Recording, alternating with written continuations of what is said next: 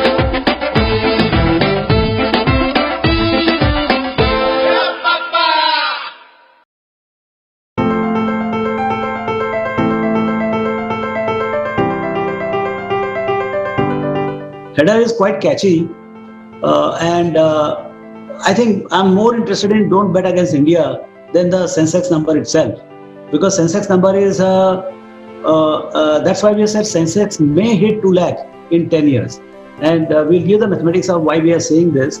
and how much belief we have. I mean, I have seen Sensex moving from 100 to 52,000 now in last 40 years. So it's not that I have not seen this happening in every 10 years. It has happened. But the only thing is it doesn't go in a straight line. There are corrections, there are crashes, and then finally it reaches. It's like going from Mumbai to Pune. I mean, you don't go straight at 50 km speed. Sometimes you take a break, sometimes you slow down. But in 3.5 hours, you definitely reach Pune. So it's like that. I mean, the Sensex is moving at a particular speed. There could be a slowdown, there could be speed. But in 10, 11 years, maybe 8 years, depending on a lot of things we'll discuss, it can make it to 2 lakhs. And that's why I'm saying we Indians, we should not bet against India. It's an amazing opportunity. Let's look at this discussion. So prediction is dangerous, especially of the future. So we must not take all these things very seriously. It's just a thought process. It's a stimulating thing, but take it with pinch of salt. This guy says that I have no way of figuring out the future except for the experience of the past. So I know of no way to judge the future but by the past. So we have used a lot of extrapolation techniques, very simple ones. But let's look at how things have moved. Last 10 years. I mean, we are talking about next 10 years, but what has happened in last 10 years? That 20,000 index in March 11 has been to 50,000 now. So that it has grown only 2.5 times. So we are talking about 4 times. So somewhat more asking, but actually the 35-40 year rate is more like 13%, 13.5%. So last 10 years has been very challenging, and somehow it is less than the base rate, and hence there is reserve of growth ahead. And our sense is that we'll go back to more like 14-15% for next 10 years. And so that's the thought process here. Look at what has happened in the world. The Chinese GDP has grown at about 10% compounded in last 10-11 years. World has grown at 2% and India has grown at about 4%. So we have not done as well as China, and China is absolutely scorching pace even at this level of $14-15 trillion of GDP. What has happened to the India and China in terms of market cap? India has reached about $3 trillion market cap, whereas China has moved. The Chinese GDP has moved from 2000, which was not very much gap, has moved to 14 trillion, and we are stuck at about 3. So China today is where China was. India is today where China was in 2006. Actually, just 2-3 years back, the gap was just about 9-10 years. Now the gap has increased to 14-15 years. I think we have to do a lot of catching, and this COVID has further set us back in terms of. We have done well vis-a-vis the world, but not as good as China. So it will take a lot for us to race up to China, or at least become matching in terms of growth. So that's why when I was talking to a few government officials, the only thing they talk about is one single formula for government, one single mantra they have is growth, growth, growth. Let's see how Babus deliver, and they have their own style. You may agree, you may not disagree, but they are able to reach those targets. And India being entrepreneurial economy, a lot more private in the hands of private sector, I think we will not have a very measured kind of a growth rate. We will have a lot unevenness will be there. So sometimes you see 3-4 years of very rapid growth, maybe even 8, 9, 10%, and then suddenly it will slump. But I think overall to get 6-7% should not be very difficult. Now, this is the India, the next $1 trillion opportunity. We wrote this paper in 2007, and here I think India has this journey is quite, for any nation, this journey is very, very interesting. What took 60 years? We got independence in 47, maybe our GDP was $10 billion. $10 billion for the entire nation of about 35 crore Janta. So today, it took 60 years for it to become 1.2 trillion in 2008. And that time, $1,000 per capita, and we thought that what it will take to achieve next $1 trillion. And next $1 trillion happened in next 7 years. 7-8 years in 2015 we hit the second trillion. Third trillion, as per our calculation, should have come by more like 2021. That got delayed to 23, and so fourth trillion will happen now as per this calculation, maybe in next 2-3 years. So every trillion will come much faster. Now China incidentally became $1 trillion in 98, and today it is 15 trillion. So, and every year at 6%, they are adding almost $1 trillion every year. So I think India is in that journey. Right now it is taking 3-4 years on a 3-year base. It will take about a little longer period to achieve maybe 3 years to achieve 4 trillion. But every trillion will come at shorter and shorter period. And after 2 or 3 cycles, 6th or 7th, or maybe 6th or 7th or 8th trillion, I think 8 to 9 will come in 1 year. So this is the journey which is accelerating the entire thing. And why it is important? This is just a compounding. At a national level, compounding is much easier. So what is so special about this? The special thing is this. When when per capita GDP is $1,000, you are literally a poor country. I mean, I'm quite sure 50-60% of the population below poverty line. And discretion is only in some cities like Mumbai, Delhi, Ahmedabad. I mean, some few cities have very thin sliver of discretionary spend. When it goes from $1,000 to $2,000, which has happened, what happens is suddenly the basics remain from say 900 to 1,000, but the discretionary go from 100 to 1,000. So what is a nominal GDP growth? A doubling of per capita GDP implies 10x spend growth on the discretionary side. And that is where underlying businesses, they do extremely well. They don't know what is working for them.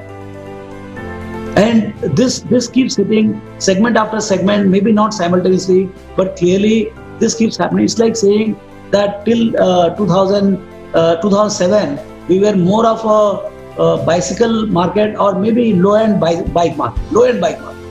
By the time it is 2014-15, we became pure bike market, and actually cycle demand started coming down.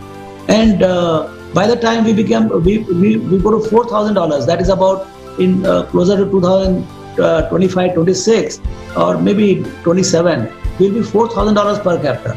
At that point of the same economy, from premium bikes and entry-level cars, it will move to mass car and maybe little mid-size cars. So that's how the journey from bicycle to motorcycle to car happens. So this is the power of discretionary spend build up, and we are going to see all sorts of this thing in various discretionary. You see the way marriages happen.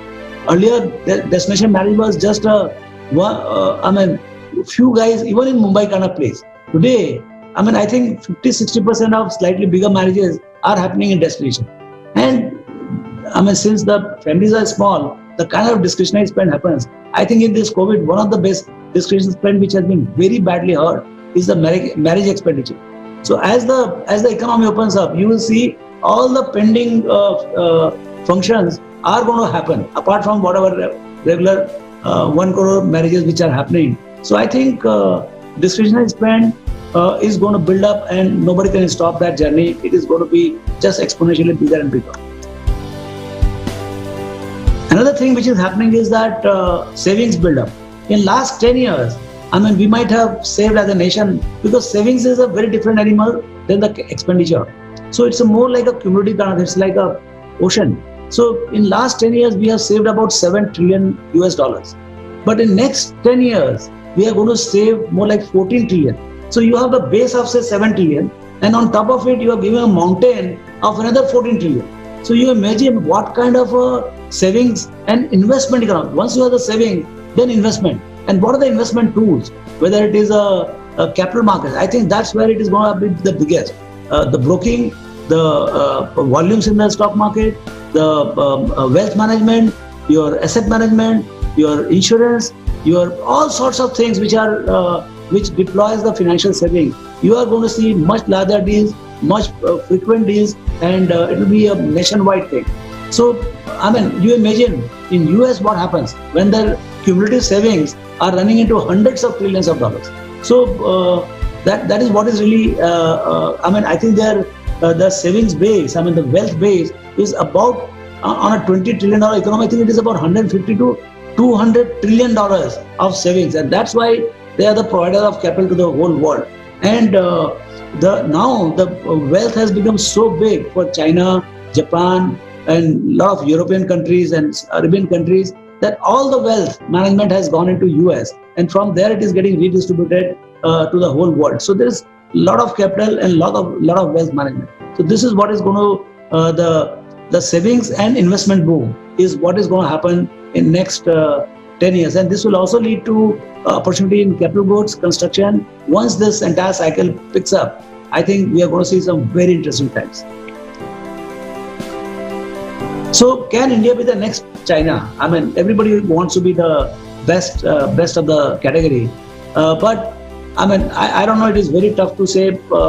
What China has done is almost impossible, but there is always a way to once they have done it in a particular way, we also know how to crack the code for growth in India.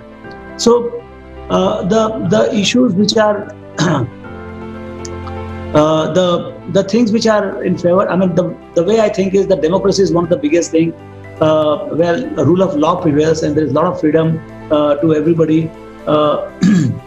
And then you have a country which is moving towards one nation idea, one unified market, one income tax, one GST, one Aadhaar, one ration card, one mobile number, one bank account. So everything is going to be one, and with one digital network, you can imagine what you are creating of 1.4 billion people in this country with a democratic framework.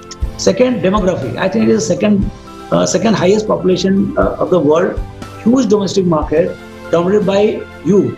40% is below 20.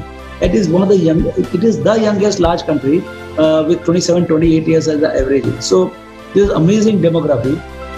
Then third is the demography, where high income and upper middle income segment is 1 out of 4 households today. You see how pyramid is shifting from a perfect pyramid in 2005, where 69% of the people were below poverty line. So from there, you have gone to only 15%. That itself is a huge achievement. Look at the top end. From 1 million household, now it has become 29 million household. So that's the thing. And 1 out of 2 households by 2030 will become middle and high income and middle segments. So, so I think the elimination of poverty and burgeoning, kind of consuming class at every level is what is going to be the situation. I think if we don't have disruptions, whether internal or external, I think this story is going to pan out very, very clearly. I think we had a lot of disruptions in the economy in the last 4-5 years. If there is no disruption for whatever reason, I think you see the private sector, the entrepreneurs and the consumers both building on each other's strength. Digitization. India's global reputation built on the back of soft. Typically an emerging market of $1,000 to $2,000, they are not in the forefront of digital technology. And digital is one thing. Digital capability and embracing the digital power is something which is, which has exponential payout in course of time as it enters every single possible industry. And then on top of it, it is a source of income for us. We are, I think, in 99-2000, Y2K happened only for India when the exports were just about $2-4 billion, and today it is upwards of $165 billion. And McKinsey NASSCOM report says in next 5-6 years we are going to hit $350-400 billion.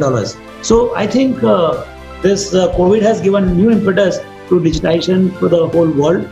Internet, 5G, speed, and India's capability to wire up for all the nations in the world. And while they're wiring up for most sophisticated clients in the world, I think the same technology is being used locally to build up. Even Aadhaar itself is such a huge achievement in terms of creating it in such a short time. So I think digital capability of India is awesome prowess, and we have not seen what all it can do in the course of time. Then you have forex balance. I think one of the things which is most rare and most difficult for any country, poor country, is a forex. Nobody gives you. It is like having your own money in the global marketplace. Having $600 billion and yet counting is one of the biggest achievements. In fact, India's story started in 91 when we had the bankruptcy of Forex. I mean, we literally had 1 or 2 weeks of import cover, and from there to achieve 18 months of import cover today is quite a story. Nobody talks about it. It is 17% compounded growth from 91 till date in terms of Forex build-up. So clearly it has come at a cost, but I think now the world will have a different kind of confidence on rupee as we go along. And in abundant, super abundant capital in the world, I think this is one of the reflections of that. But you see the bar at the end in today, how it is building up. In the last 1 year, we got 100 billion, and the way it is going, I think there could be another 100 billion in offering in next 12 months. And that is also pressurizing the interest rate, and inflation is also well under control. So this is to be seen. But I think very stable dollar will also give you a lot of confidence for the foreigners to increase the trade with India. And I think even the hedging cost will come down, and hence the interest rates can fall. But this is one subject where I think a lot is going to happen, and only time will tell how things are going to work out here. Declining crude has given a lot of help in terms of current account deficit. Now, because of $60-70 of oil in last 1 or 2 years, we have actually had a small current account surplus.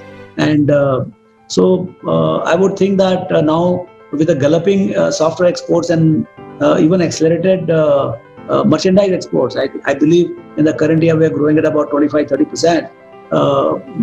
I think current account deficit is well under control, and hence rupee is going to be very, very firm. And the added advantage is the most stable government in place. I think after 30 years, this country has got a stable government, proper majority government, and that is a big thing for any country. And our suggestion is that make business as the business of India, because we are talking about job creation, and that can be done only by private sector enterprises. So entrepreneurs should be right at the front of the government agenda, and government is following. I mean, at least in their manifesto and their utterances, they're saying no business to be in business, minimum government, maximum governance, and I think kick-starting growth has been the only thing right on top of their mind. So COVID is right now, despite such bullish talk and backdrop, I think the real thing is that COVID has been quite a painful blip, and we are seeing beginning of the end. So COVID now a known base. The difference between last year and current year: last year COVID was small, but fear was big. Right now, COVID is big, but fear is small because now it is known based, and global fiscal and monetary response has been unprecedented. I mean, I think they have learned from the GFC and many other crises, and this time central bankers have done amazing job all over the world, and they flooded the market with liquidity, and governments came to support the suffering businesses and the people in the best possible fashion, and still it is on. So this has been a fantastic thing, and that's why, despite the health tragedy all over the world, more than 3 million people have died, and yet markets are at all-time high all over the world. In India, fiscal deficit of 9.5% is unthinkable, and hence the fiscal response of government is clearly visible, and RBI is making sure that despite the little heightened inflation, liquidity is sufficiently there, and even the bond prices, the yield are kept at about 6%. Vaccination has been the beginning. I mean, I think we'll be one of the fastest vaccinating country, and by end of December, I think we would create some kind of world record in terms of number of successful vaccination. I expect a K-shaped recovery because COVID has definitely hurt a lot of low and not so well managed or not financially strong companies before the COVID, and COVID has done further blow to those companies, and hence I expect to start with K-shaped recovery, and then as it gathers momentum with the help of fiscal and monetary support, I am sure even the mid and small companies or those who are not managed well, they would also come back to life.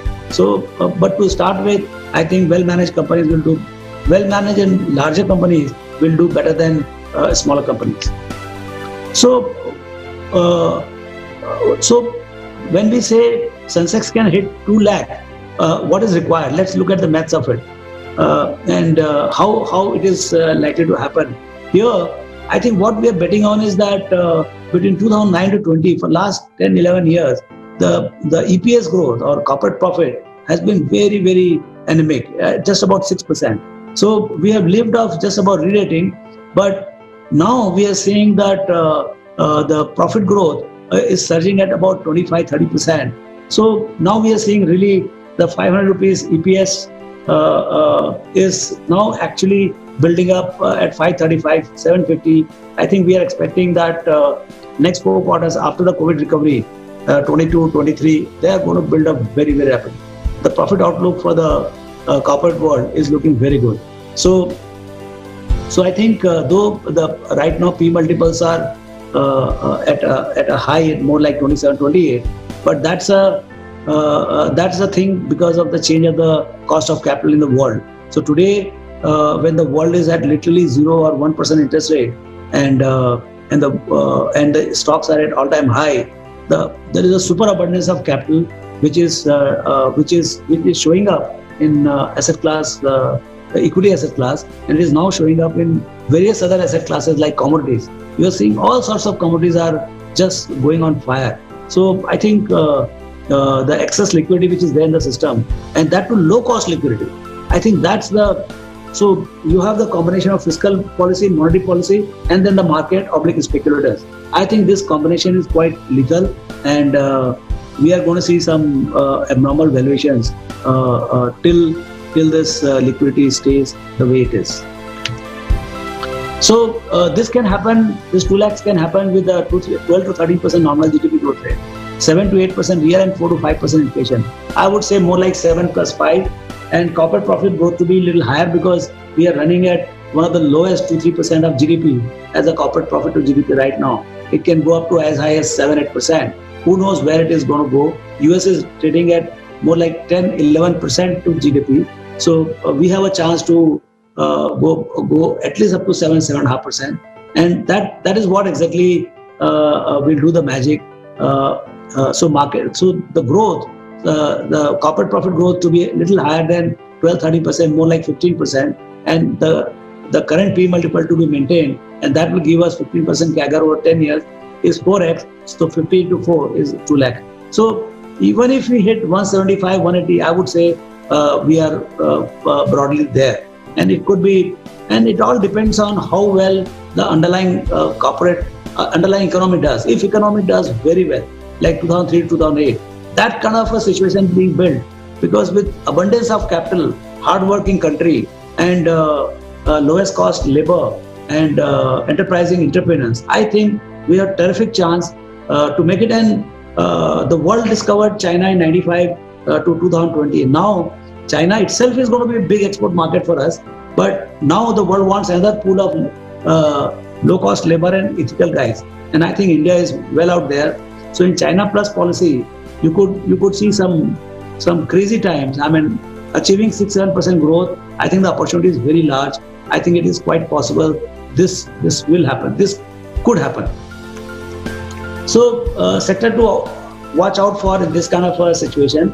I would say that, value migration has been one of the biggest themes where people have made tons of money, and now open up place will be another short-term strategy till economy normalizes. So what is value migration? Value is profit and market cap migrates from outdated business design to superior business. This is the very simplest possible thing, and this keeps happening. In telecom, we saw from wire to wireless, in IT from Boston to Bengaluru, banks from public sector to private sector, in many business from unorganized to organized, and the whole lot of things you are seeing.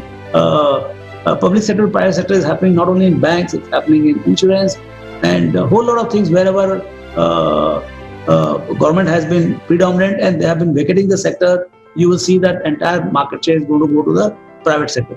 So, and then there the value is created big time.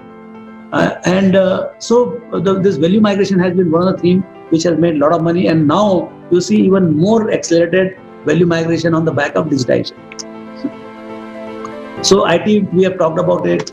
Private banking, you see what is happening. More than 100% of the market, bulk of the market cap except for SBI is with the private sector banks. So though the public sector has 60% of the business, but I think 90% of the market cap is the private sector. So the verdict is very clear, and now they are going to lose, and it is being predicted that public sector is going to lose market share very rapidly.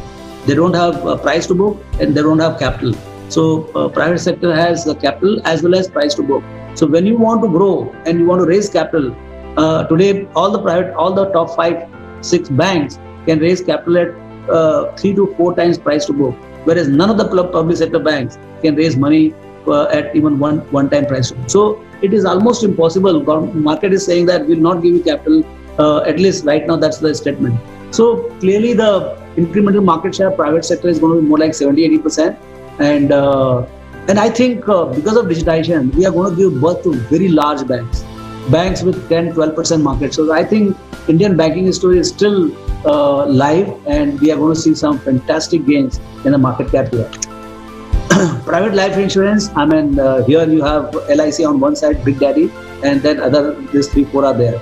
So I think this is again, first thing that there is a low penetration, so the industry itself is likely to grow very rapidly, and in that there is going to be a big guy losing market share continuously. So I think you are going to see some interesting companies coming up and creating multi-baggers in next 5-10 years.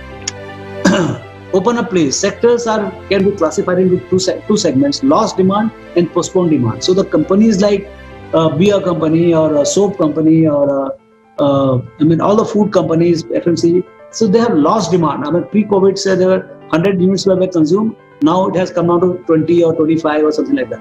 So that will go back to obviously 100. But the demand which has been forgone in last 2 years, that cannot come back. You cannot consume 300 bottles of beer because you didn't consume for last 2 years. So that is not going to come back. But postponed demand is very interesting.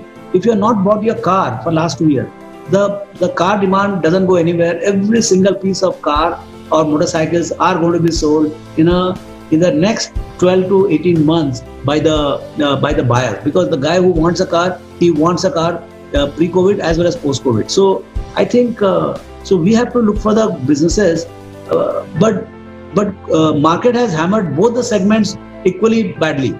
So so you have to, so like entire automotive segments or consumer durables, paints, selective industrials. So I think you have to see, there is going to be some interesting trades, because once the market is, at times it is short term in the sense that 2 or 3 or 4 quarters bad results, and then stock goes nowhere, in the sense that actually it is being hammered. And publicly, particularly in the mutual funds, the patience is very short. Institutional money has the lack of patience.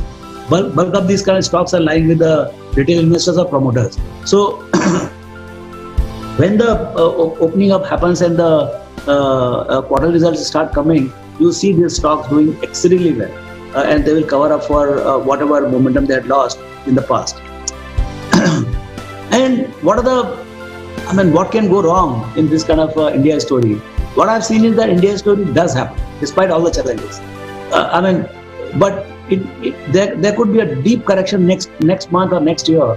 So global shocks, global financial crisis. Today we are swimming in liquidity, but this, when you see too much of anything, that scares me. There's too much of liquidity. So how it will come to haunt us? Something which is not natural is not going to be natural, in the sense that that first one, global shock, global financial crisis, or inflation. Leading to global monetary tightening to control the inflation. So that can kind of create a problem. Then completely unpredictable event, which you cannot even think, like COVID. COVID was not even thought 12 months, 14 months back. So those kind of events can come. Political risk. As I said, one of the strong points is that India has that after 30 years, very stable government. So, but then we have also seen, markets did very well when we had challenging governments, coalition governments. So I think political risk in India is low, I would say. So,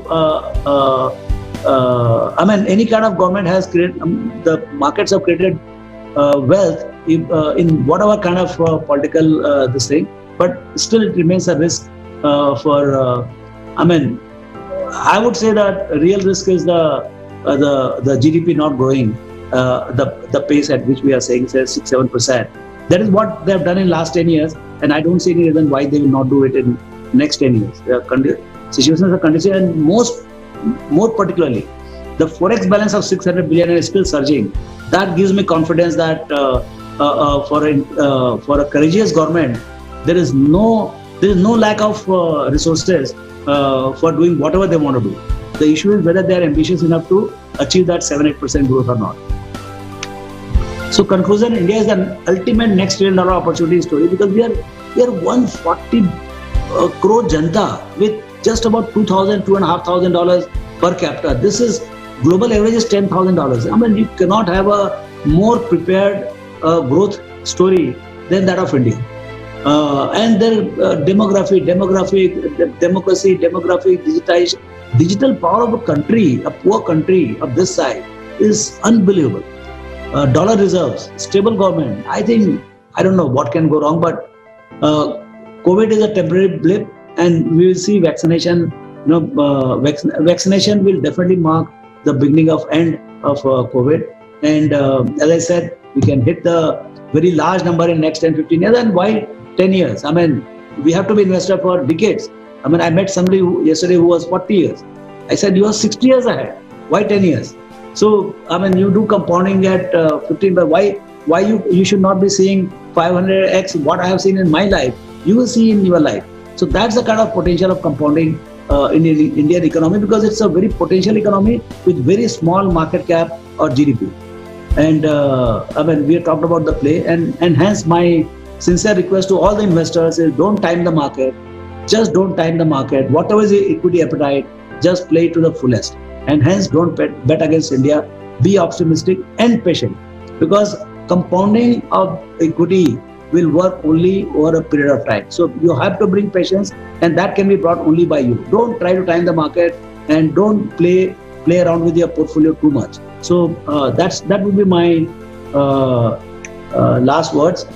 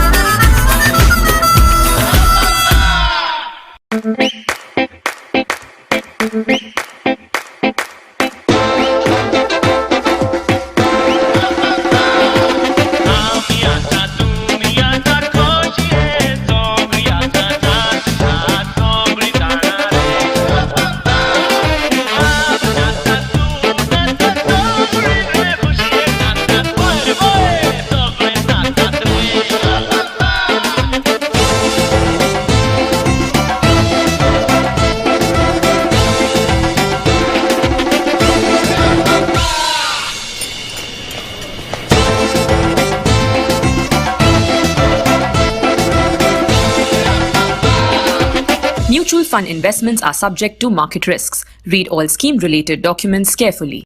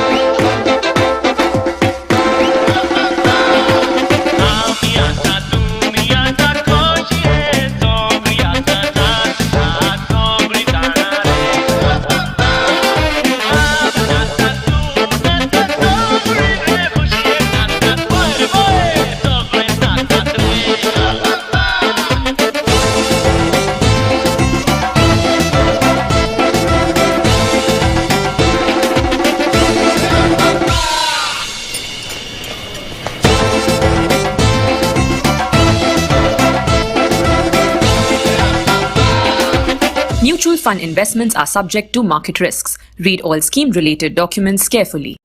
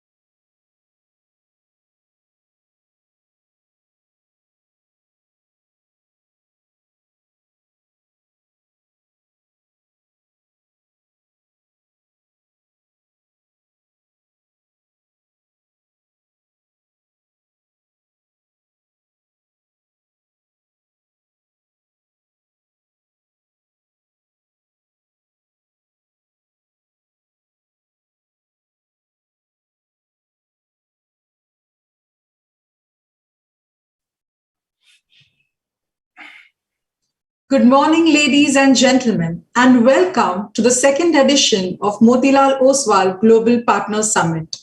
Thank you so much for joining us back on a Saturday morning.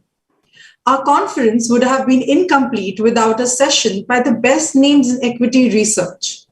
Yesterday, we discussed the when and how of India's 5 trillion USD journey. Today, we kick off the proceedings with the what and when in addition to the how. Let me introduce you to the esteemed panel for this discussion. Our first panelist is Mr. Ganeshram Jayaraman, Managing Director, Institutional Equities, Spark Capital Advisors. Mr. Jayaraman heads the Institutional Equities Division at Spark Capital. Homegrown and a highly rated banking analyst, he has over 20 years of experience in equities.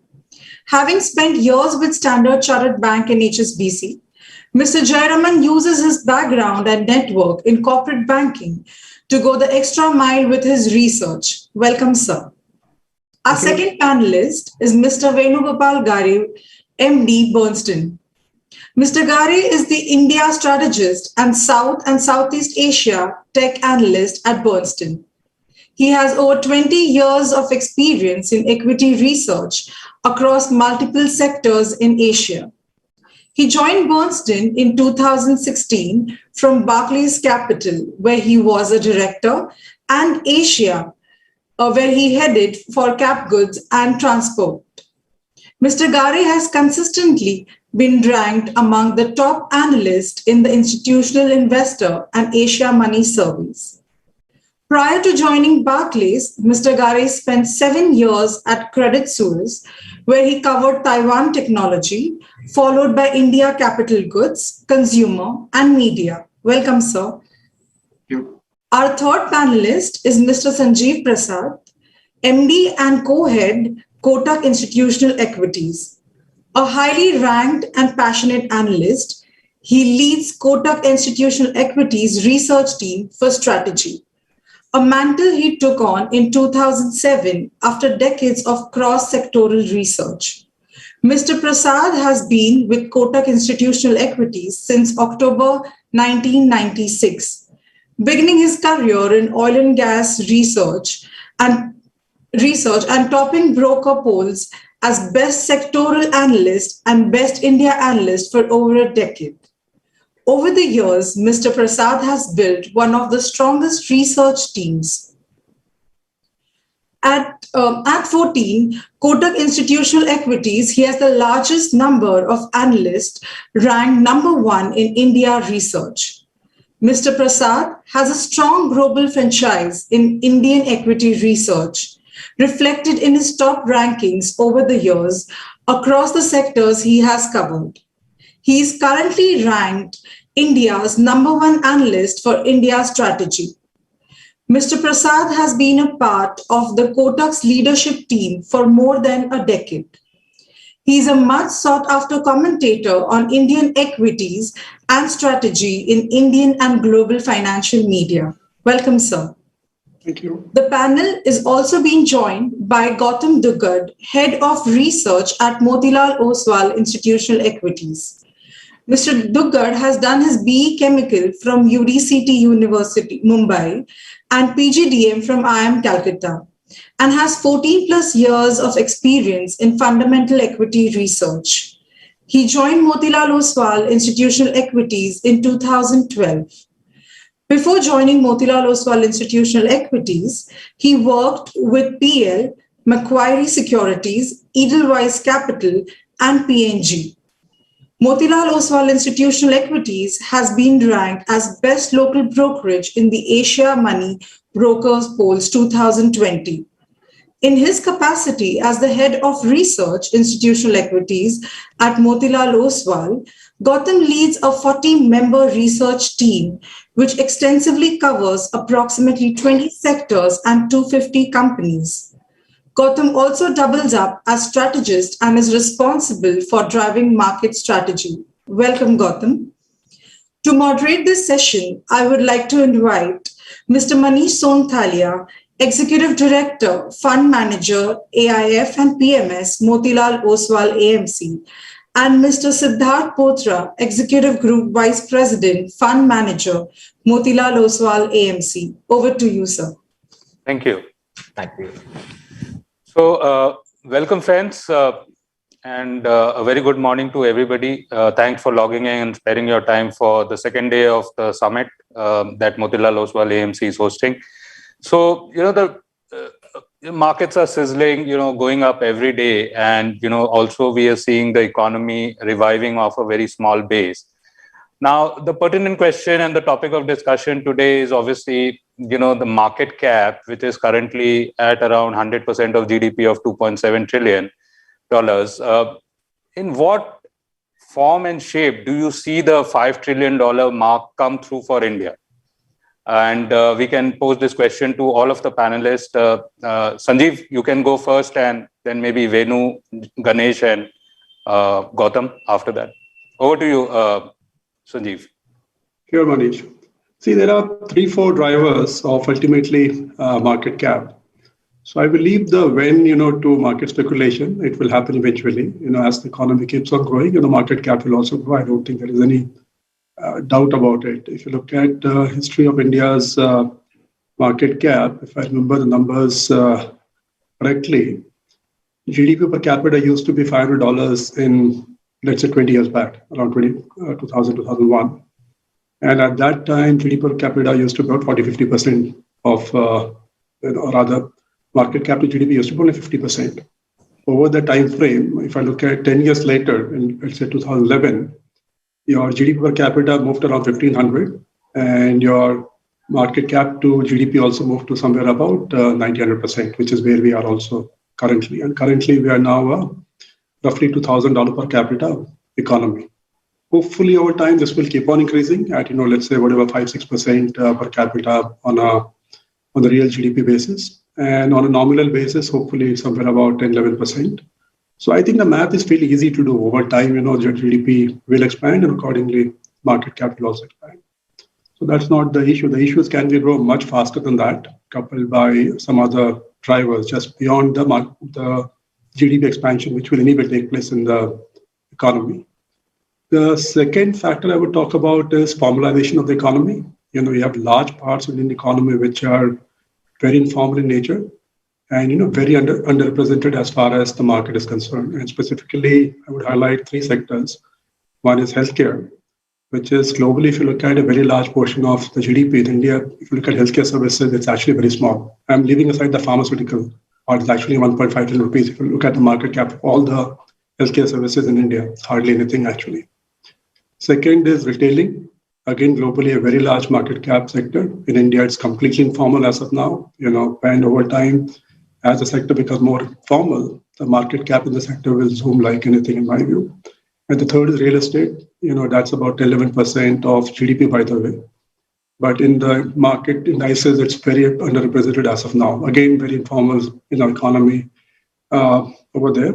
Hopefully, over time, as some of the benefits of tighter regulation seep in, which is, GST, RERA, etc., sector will become more and more formal. And we are already seeing that in at least tier 1 and the metro cities. The third big driver I would talk about is, can India have more of manufacturing and, let's say, production of energy within India itself, which are 2 big import areas currently. And here, the economic activity is not captured in India. It is captured somewhere overseas, right? And that is reflecting in the market cap of the overseas companies, not so much in India. For example, India imports 80% of oil and gas. The value of that is actually getting captured somewhere else, not in India. So hopefully, as we move towards renewables, and thankfully, India is blessed with a lot of, solar power. Hopefully, we can capture a lot of that value in India itself. Same way, we look at manufacturing, specifically of electronic goods. Again, the market cap of that activity is actually captured in Korea or Taiwan, where chips are manufactured, and we can talk about that in more detail later on. And not in India, hopefully, again, over time, some of these activities start in India, and the market cap starts reflecting in India.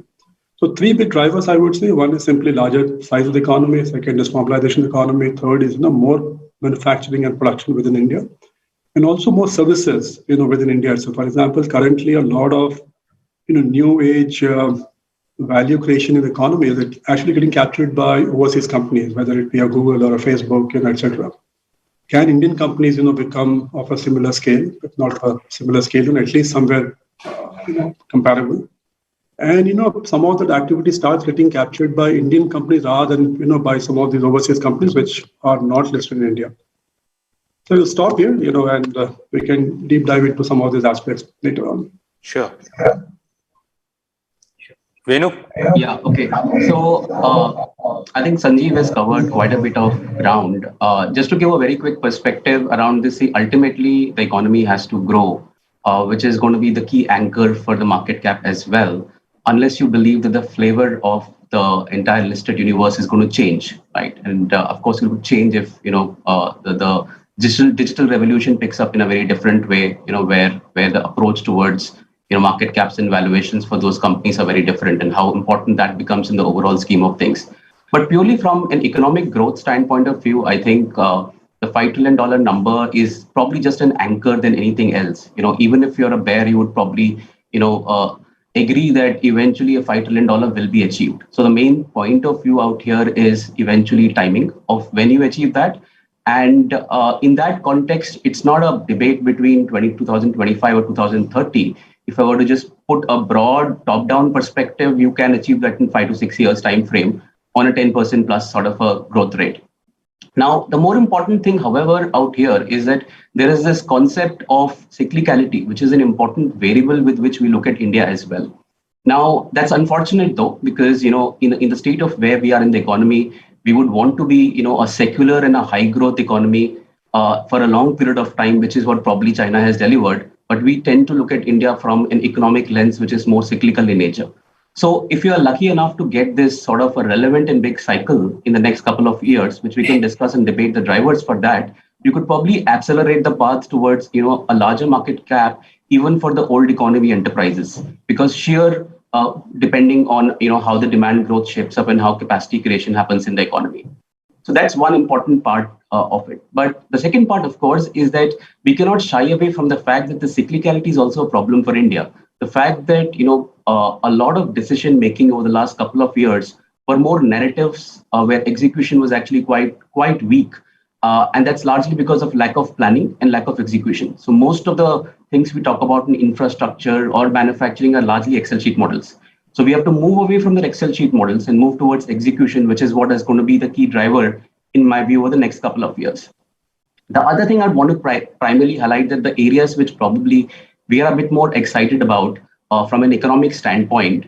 One, of course, is something which Sanjeev touched upon was the digital side of sort of things. And we believe it is more of a digital age for India. And it is fortunately so that there have been some decisions which have been taken last year, even if it has been sort of triggered by COVID, which probably is bringing some teeth to the Indian startup ecosystem. And I haven't seen this kind of excitement, back in India for almost a decade now, where the funding access to a lot of these business models is increasing tremendously. Now, it is obvious that quite a few of them may not necessarily scale up, but we don't need everyone to scale up. A bunch of them are the ones who are going to scale up and primarily create a significant amount of job creation in the service economy as well. So this is in some way also formalizing the economy through the digital revolution. It could be centered around fintech. It could be centered around retail digitization, which could be an O2O sort of a model or a B2C model, doesn't matter, or even a food delivery sort of a model, which ultimately is creating jobs at the bottom end of the pyramid as well. So digitization is going to create opportunities across the consumer pyramid, which is an important variable with which I would be looking at the economy. The second part is the manufacturing part. One of the key things I want to highlight that we have all the potential as an economy to move on to that path, but it's a debate that we need to see whether we really want to approach it, the way probably Southeast Asia and China approached it. But the second part to this is that if we were to really get into this path, we need to do two things. One is really accelerate this pace of PLI implementation. You just cannot announce something last year and say that 2 years later, I will tell you what the scheme is. And then it'll take 1 more year to figure out who are the ones who are going to participate by the time it is FY30. Right. So this is completely in the hands of, the regulators as to how they accelerate it. The reason I'm saying that is simply because we did this analysis of 75 global companies who took about 90 decisions with respect to where they're going to now shift away from China from a China plus one model perspective. 33% decided to select Vietnam. 10% was Thailand, 6%, 7% decided to move back to US and Japan. And you had, of course, 10% Thailand and 10% India as well. But we could have done and collected a bit more of, those easy shifts had been a bit more faster. But I do believe that that's an area where there would be potential opportunity. The third aspect, which is something which Sanjeev covered as well, I believe looking at how China has grown, especially on the manufacturing side and the approach towards the economy, some part of the learnings which should also implement. One being pushing Indian companies in the forefront. Now, you can make it obvious, doesn't need to be less obvious. And to give an example here, while we're pushing Tesla to come to India, we're willing to give them any possible schemes to ensure they set up manufacturing facilities here. But why not give those incentives to local Indian auto manufacturers like a Mahindra, for example, or a Tata, so that they get in a situation where they become relevant in terms of technology and implementation and they become exporters.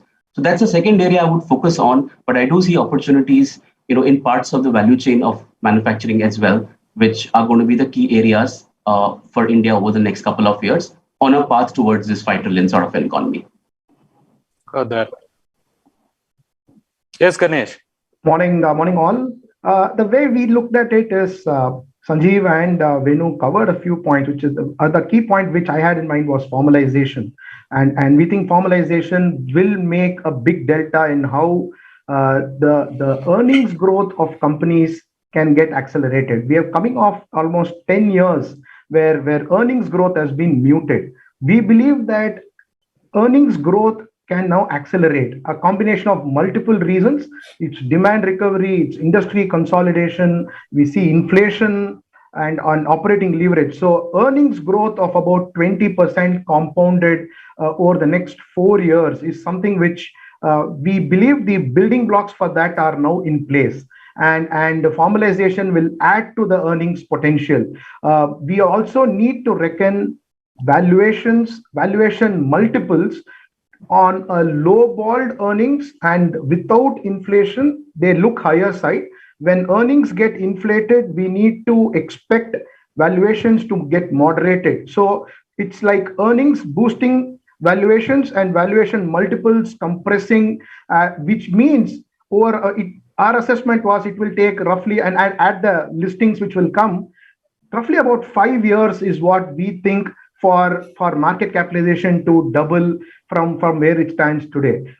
So it reckons earnings growth, it reckons a margin of safety, which we need to build in on valuations being, say, maybe 20% lesser than where we are today, and the new listings adding to this, which will possibly take us to about a doubling in a 5-year horizon. This is our broader assessment. But to specifically look at what can drive these earnings higher, this after about 20 years, we have seen these 4 variables come together. There is the drivers for earnings, demand recovery, industry consolidation, inflation, and operating leverage, and balance sheets of banks and corporates have been largely cleaned up. This last happened in 2003. We have not seen it since 2003. This all things coming during 2011 or 12, we saw inflation, but demand weakened. Last 2-3 years, we saw consolidation without demand. In between, we saw demand recover, but 2015 or 16, but no inflation. So they've come in various parts of the last 10 years, but we have not seen them come together. And we think demand consolidation, inflation is a potent combination when it comes together for pricing power to be demonstrated. And that means earnings growth eventually, given operating leverage potential. The earnings growth should be the biggest the dominant reason for market capitalization to grow from here on. And that's where our confidence is highest. Possibly in 20 years, we have not seen this construct happen. It's not going to happen in the next 6 months, all of this, but this formula for it to play out over the next 4 to 5 years, that's where our confidence is maximum. I'll stop here. Maybe we'll dive deeper as we discuss further. Sure. Yeah. Sure. Gautam, over to you. Hi. A lot of points already covered by the previous 3 panelists. I'll just take a step back. If you're looking at 5 trillion, it's going to happen. It's a milestone eventually. Someday 10 trillion may also happen. if you take a step back and see, it took 10 years for us to move from 1 trillion to 2 trillion, from May 7 to, I think, 2017 May.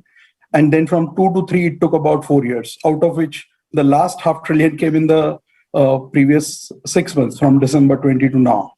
So the growth rates have not been linear, and it should not be the case either. Arithmetic is quite simple. I mean, if you are looking at the market cap, yesterday we closed at about 3.13 trillion BSE listed companies. You're talking about 5, so that's about a growth of 60%. If you think 10% dollar compounding per annum, because you're talking about $1 trillion, the currency rates will also play a role. So it should take about 5 to 6 years. The important thing, however, is a lot of drivers are changing, and as Ganesh elaborately explained, how earnings is coming together after a long, long time. I mean, the previous decade, you compounded earnings at just about 6%. Way below, I think, India's potential, given all the talk about demographics, infrastructure, and opportunities that we keep on talking every day. But the reality is, last 10 years, you've grown earnings at 6% compounded. Your Nifty has grown at about 8.5% compounded. Last year, you've seen, after many, many years, first year of double-digit earnings growth. And again, as Ganesh explained, you are looking at a good construct going forward for next couple of years at least. So seems that cycle is changing. Your financials, asset quality got cleaned up after many, many years of disappointment. The more important thing, however, is now you're talking about diversification of a lot of sectors. The economy, by and large, has been driven by consumption and financials, and so is the case when you look at even the market constructs. Large part of the index weights are concentrated heavily into these two sectors. And now you're talking about digital revolution, where many sectors are coming up, subsectors are coming up. And then you also are suddenly seeing a lot of discussion about solar and green energy. I'm hopeful that some of the companies belonging to those domains will also come and list. Then you're talking about LIC, Paytm. So, growth in market cap will be a combination of your organic growth from the companies which are already there, a bit of an earnings acceleration which should happen, as we are talking about 10 years of no growth in this economy.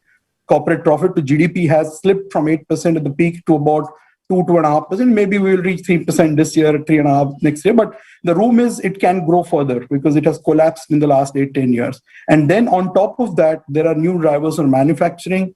There are new drivers on formalization post 5 years of GST now, though there are some elements which are still, needs to be smoothened out on GST because states and center keeps on fighting. But by and large, it's been a good reform that we have seen. And suddenly, if you look at the last 5 years of corporate India's financials, GST has helped them really cut costs, expand margins, clean out a lot of inefficiencies. So I think 5 trillion is a milestone in a very long-term journey of India. It should happen. Arithmetic tells you should be about 5 to 6 years, depending on how economy progresses, and we don't encounter any big accident along the way. So that's where I'll stop my opening comments. Sure. So that was very comprehensive as to when we are likely to see that $5 trillion market cap journey play out as. Now, Sanjeev, coming to you, typically Warren Buffett's indicator that 100% market cap to GDP, beyond that, it looks quite expensive. Now, there are certain sectors, the new age internet companies, etc. They are all a part of the GDP, but they're not reflected in the market cap currently, right? And you'll have many unicorns getting listed, a number of unicorns in the country, more than 100, evolving, will grow over a period of time. They will ultimately come into the market cap. So really that 100% market cap to GDP being an expensive number, is that really going to hold, or are we really going to toe in line with what the global indices seem to indicate, like the US at 200% market cap to GDP and so on and so forth? And the second question is basically, what is the composition of the market cap going to look like? Today, if you look at the Nifty 50, technology and financials make up more than 50% of the total market cap. 37, 38% in financials, 17% in technology, that's 52%. So how is the shape and form of the market cap of the sectors going to look like, given the disruptive forces across all sectors? And particularly, this is relevant for the fintech space as well, which is, there talks that is going to disrupt the banking sector as well. Your thoughts? Sure.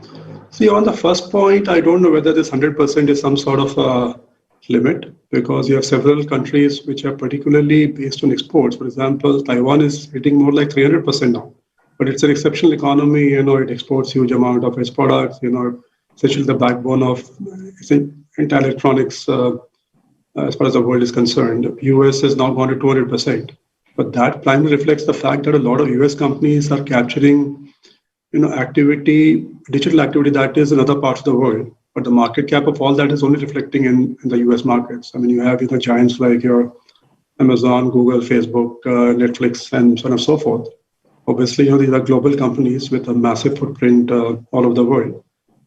Captures economic activity in just about every country on this planet, but market cap reflects in the US. Now, can India be in a similar situation? Early days, as of now, we have to first, reduce the amount of imports which are a negative drag on India's economy and also on the market cap. So that itself will, provide us some uplift as far as this, market cap to GDP equation is concerned. As Venu also talked about the fact that if we get this manufacturing part right, and I think it's a once in a maybe 20-year opportunity that we are seeing currently. There is a massive shift towards some sort of deglobalization plus diversification that we are seeing currently. And if India plays this strategy well, the China plus one strategy well, you could see a lot of manufacturing being done in India over the next decade or so. I mean, Indian companies are prepared. Also, you could see a lot of global companies setting up shop in India, and all that activity will start reflecting in India. Even if those companies don't list in India, it doesn't really matter because economic activity will be captured in India, which will reflect in consumption, investment, and so on and so forth in other areas, which will get captured in other parts of the listed space. So I don't think this 100% is some sort of a cap as far as India is concerned. Second point is, as some of India's homegrown tech companies scale up over time, they would probably start clawing back some of the economic activity have lost to the, to the global majors. If you look at, I'm just looking at the data for the top 15, 20 unicorns now. Based on last quarterly round, the valuation is already more than $100 billion now. Some of them may not list in India, but even if they prepare to list in India, that itself will add significantly to India's market cap. And these companies will grow like crazy, I would think, over the next few years. The market opportunity which these companies have on the digital side is enormous. So they can scale up dramatically over time. And what we're also seeing is a bunch of very interesting smaller companies in the pipeline who will get listed. I mean, I'm not talking about, the unicorns or decacorns. I'm talking about even smaller companies like $500 million, $300 million market cap kind of, or other value kind of companies who are in, interesting space like SaaS, etc. And these companies are not restricted to India, by the way. They are global companies now. If you look at the list of clients, they have hardly any business in India. Actually, they are very similar to what the IT companies are actually. Most of their customers or revenue is actually coming from overseas. And you have this interesting companies are also now scaling up quite nicely with fantastic growth rates. So I see, a lot of clawback taking place of economic activity that India has surrendered to other countries, especially on energy and manufacturing. Both can be done in India. I don't think there is any rocket science behind, at least low-tech manufacturing, assembly operations, labor-intensive manufacturing. What's the big deal? I'm sure we can do it quite easily. And thankfully, over the last 2 years, we have seen a government that is very keen to drive manufacturing in India. Starting with the corporate tax cut in September 2019, or the labor reforms and the PLI schemes. Although the PLI schemes still haven't been optionalized to the extent they should have been, unfortunately because of COVID, I assume. Hopefully, that should also be a big driver going forward. So all said and done, I am actually quite positive that it could be the start of a multi-year investment cycle on the private capex side. And other thing which we didn't talk about that much is, you could actually see a big multi-year household capex on the real estate residential side. All the ingredients are in place over here. And this sector is so underrepresented in the index, it's not even funny. If you look at actually household physical saving as a proportion GDP or household physical investment, whichever you want to look at it, that's about 11% GDP. Look at the market cap of all the real estate companies and the cement companies put together, that's only 5 trillion rupees. That is 1/4 of the GDP activity that takes place in real estate, by the way. And do keep in mind the fact that 40% cement is actually used in infrastructure, not even in housing. So I am very positive on housing, and the reasons are fairly straightforward. Last 10 years, if you see the data for real estate, let's say the 5 major metro markets, the volume numbers are similar actually. What was the peak in 2012-13 we are reaching now after 8-9 years of significant expansion in GDP. Second point is, since middle of 2015 prices haven't gone anywhere, which means in real terms prices have gone down or availability has gone up significantly. And the third point is interest rates are also down. If I remember correctly, FY15 used to be 10-odd%, currently below 7%, which itself means somewhere about 17-18% drop in your EMI. So between much higher affordability and lower interest rates, I think all the ingredients are in place. And more importantly, there is a deep desire for everybody to upgrade their housing stock. After COVID, people have realized that their houses are not of good enough quality.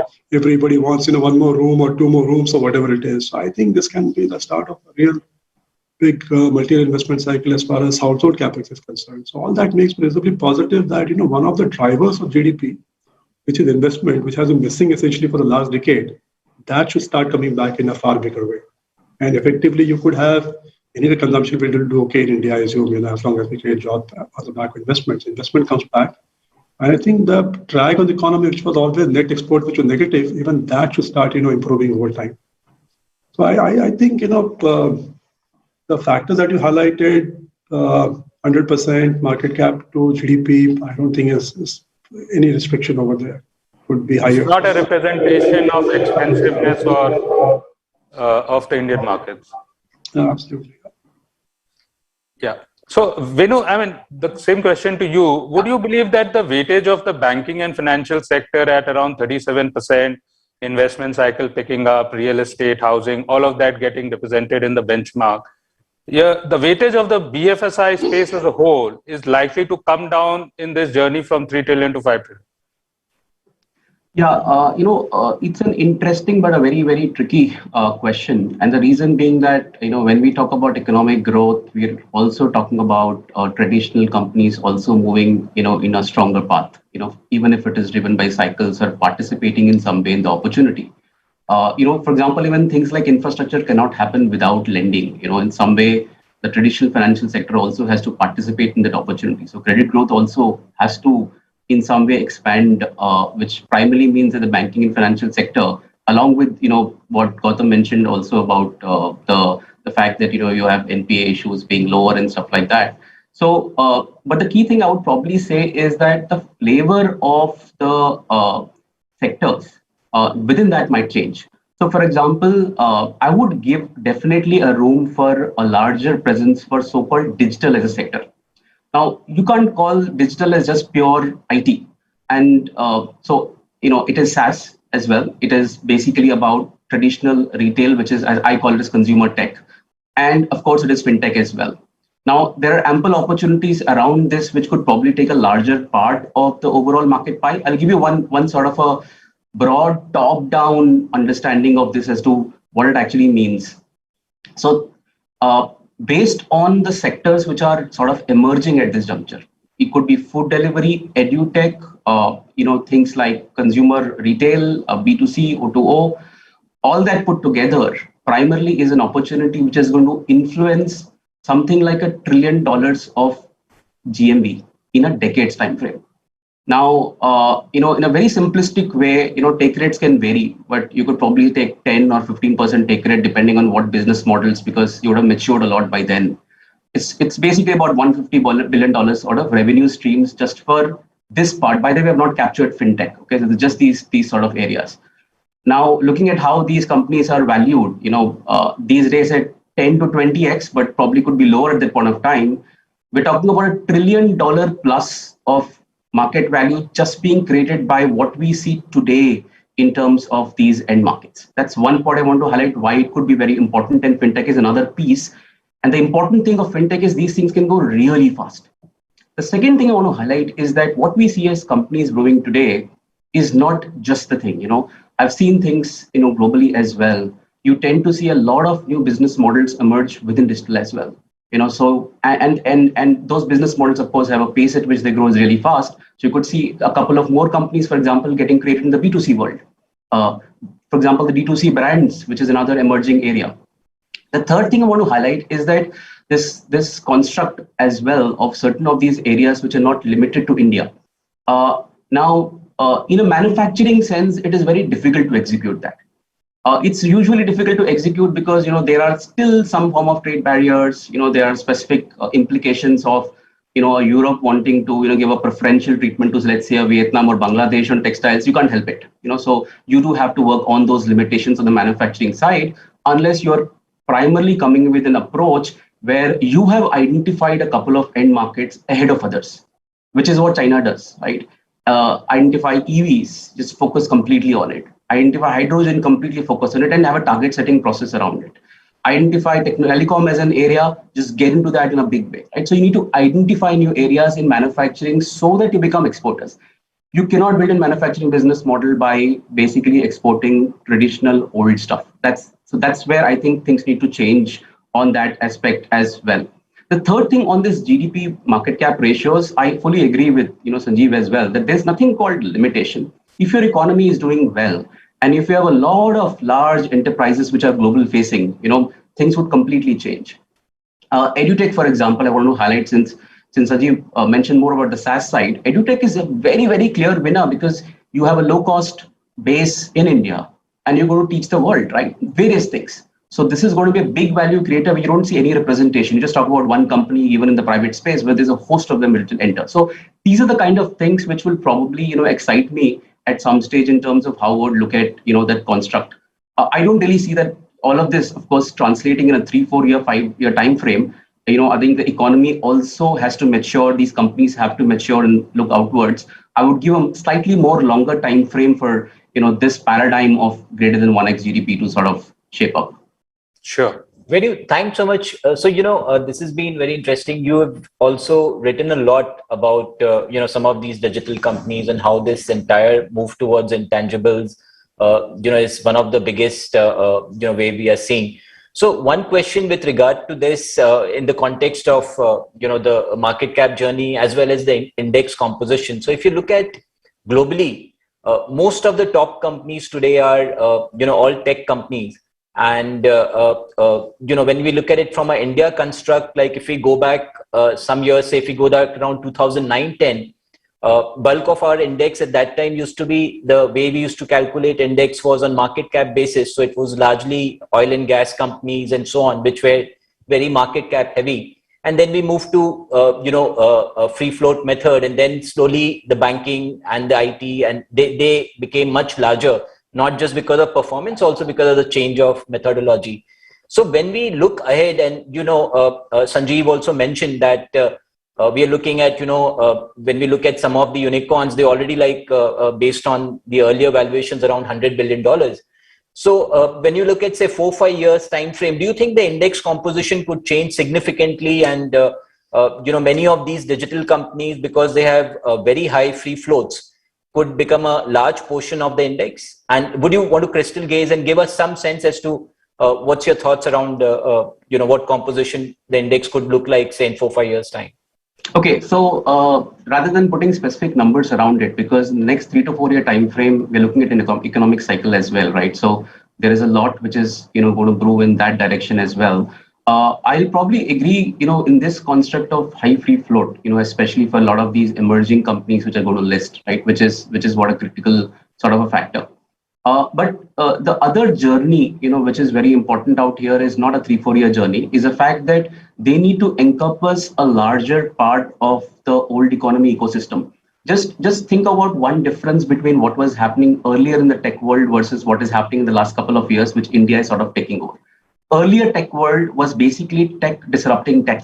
Okay, so it was basically disruption on the product side of things. Telecom, for example, you getting into smartphones, and things like the software side of things, where we were sort of enhancing the value of old economy business models by doing that, right? Or even search engines and stuff like that. It's a completely new enterprise business that was getting created. What you are seeing right now in India as a creation is primarily business models which are driving in some way formalization of the economy using digital. And rather than formalizing through being an enabler, they are actually participating in the entire GMV process. Now that takes slightly longer. So even if you take the case of Reliance as well, we are super excited about the O2 opportunity they are in. but are they going to create enough O2O GMV in 3 years? Definitely not. So in a 3 to 4 year time frame, I would probably say you would have a bunch of listed companies which are probably in the 300, 400 aggregate billion market cap range. So you'd have a Flipkart, which is probably going to dominate out there, and some of the fintech companies and edutech companies. So that's a max. 300 to 400 billion is what I'm looking at the next couple of years in terms of their contribution towards the index weightage. Yeah, so that would be significant. That could be a major shift that we could see. Yes. So, thanks, Venu. So, if I may come in for a minute, yes, see, the best way to look at it is, how overrepresented or underrepresented the economy is, or parts of the economy are in the index, and then take a view. Because as I was explaining earlier, healthcare, retailing, real estate are very underrepresented in the market. But these are very large parts of the economy, actually. So over time, naturally, that share of these sectors will grow. Yeah. Whereas financials, which are probably overrepresented, may go down over time. So I think somewhere the economy and the market cap have to start, following each other in a way, I would say. Obviously, economy comes first, market cap comes next. Sanjeev, in this context, when we are talking about many of these digital age economies getting represented in the index, how would you look at valuation? Because portion of the index, when these digital age companies come into them in the index, will be valued as a multiple of sales, right?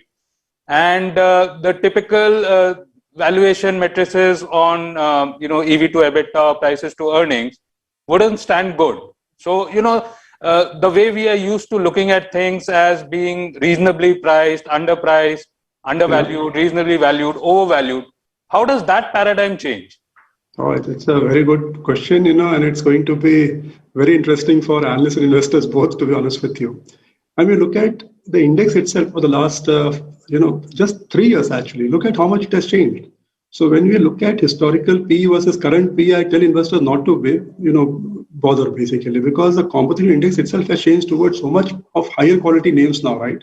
Because 10 years back, the index was dominated by, oil and gas, infrastructure, which are natural, or metal mining, which are naturally low PE companies. Whereas now, if you look at the index, it's dominated more by high quality banks. I mean, PSU banks are largely out of the index, actually, barring SBI. There's nothing in the Nifty also, by the way, now. And if you look at so many of the consumer staple discretionary companies are now coming, which are much, much higher P compared to your traditional, metal mining, oil and gas companies. So now if you're saying index is 22P on a, let's say, March 22 basis versus, 15, which was average for the last 20 years, I mean, you're comparing apples and oranges, to be honest with you. True. But going forward, apples and oranges and pineapples, I don't know what it will become, to be honest with you. No jokes, but, I think the composition will look very different, by the way, in 5 years' time. And in a lighter way, you will have 4 of Reliance, by the way, in 3 years' time. So that itself will change the composition index quite dramatically. You have Reliance Holding Company and the 3, O2C, Reliance Retail, Reliance Jio, everything will be there. And each of them will be $60 billion. I mean, as of now, probably much bigger, over a period of time. So index will change dramatically. There's no question about it. Clearly. Ganesh, over to you. I mean, we understand how FY22 is going to look like, how FY23 is going to look like. Can you give us some peek into how FY24 would look like in terms of earnings at this given point in time? See, the point which I wanted to highlight on that is, see, when we tend to underestimate the importance of real estate and inflation in many things. For example, the NPA cycle of banks. See, what I've generally noticed is NPAs and commodity inflation and real estate inflation tend to go together in some form. That's why real estate is part of financials. Okay, because for most loans, the underlying security is real estate. And when real estate inflation, which has been absent for almost a decade now, right? When that goes higher, the ability of banks to fund that growth and ability of banks to see lesser NPAs because of that has a profound impact on the return on assets. And we think over the next 3 years, I saw it in 2004 and 5 when the commodity inflation and when real estate inflation catches up, the impact of that on lesser NPAs for banks actually makes a material impact on banks' profitability. and ability to grow also. Okay. Now, what we are seeing in banks now is an exact opposite of what we saw 10 years, opposite of what we saw 10 years back, which is banks are over provisioned and over capitalized. Okay. So you have two variables in the one in the P&L, one in the balance sheet, which is completely skewing the return on equity. And as a result, the valuations of banks. Okay. Now, what we should see going forward is a combination of both getting addressed. It will not happen. It's a 3 to 4 year journey where this plays out. The ROE expansion of banks of coming off a low base on earnings and or capitalization. This is one of my. If we look into 24, we think this is an important point. The second was when I started talking of consolidation, right? Now, I'll tell you there are about 25 sectors in India where the top few players have disproportionately gained market share in the last few years. Okay. It starts with banks. There are 6 banks who are taking away about 67 to 70% of the incremental growth in the last 3 years. The same story is in housing finance after a few of the other NBFCs folded up or slowed down materially. It's happening in cement, in steel, in telecom, in aviation, actually. It's happening even in passenger cars. Maruti and Hyundai have taken away 75% of the growth. Look at the long list of companies who are just willing to give up growth. It's Ford, it's General Motors, Honda, Toyota, Nissan, Renault, Volkswagen to an extent. So the number of the impact of this consolidation should have profound impact on pricing power. We are yet to see it. I mean, that's what it's always meant to be, right? Consolidation should be great for pricing power. We have not even seen the benefit, and P&Ls have been stretched on costs in the last 10 years. Lack of demand, volume growth, and not much inflation and where operating costs have gone up. When you see the demand recovery come along with inflation and consolidation, the impact of operating leverage is actually very, very high for a simple reason. And I'll give you an example. In Maruti's case, right, we assess that for a 4% price hike, their earnings can potentially grow 25%. I'm saying just delta, okay, because the costs don't grow as much, and this has huge potential impact. Their margins are down from 15% to 7.5%. So how will 24? All this won't happen in 22 for sure. Okay, markets will smell this in 23. The whole impact will play out in 24 only, actually. And then add to the point which Sanjeev started, investment cycle, right? Investment cycle has been absent for 10 years, almost, and all 4 parts of investment cycle, which is corporate capex, household capex, government capex, and global capex, meaning exports. All 4 have been weakened over the last 10 years, and it will not happen overnight. See, if the initial part of capex by corporates will maybe show up in 12 months, and by the time they put up capacities, it's going to be 24. Actually, fiscal 24, not calendar 24. I think that's when. So this whole story that we are talking now of things recovering will actually get visible action on the ground in fiscal 24 only. 23 is when markets should, look at it and start discounting it and start seeing orders flows and financial closures and some of these begin to play out. But it's really a 24 story and possibly, hopefully beyond. Now look at companies like, say, cement or steel, right? Now, just 5 players are today disproportionate market share, and their capacity utilization is heading towards 85+%.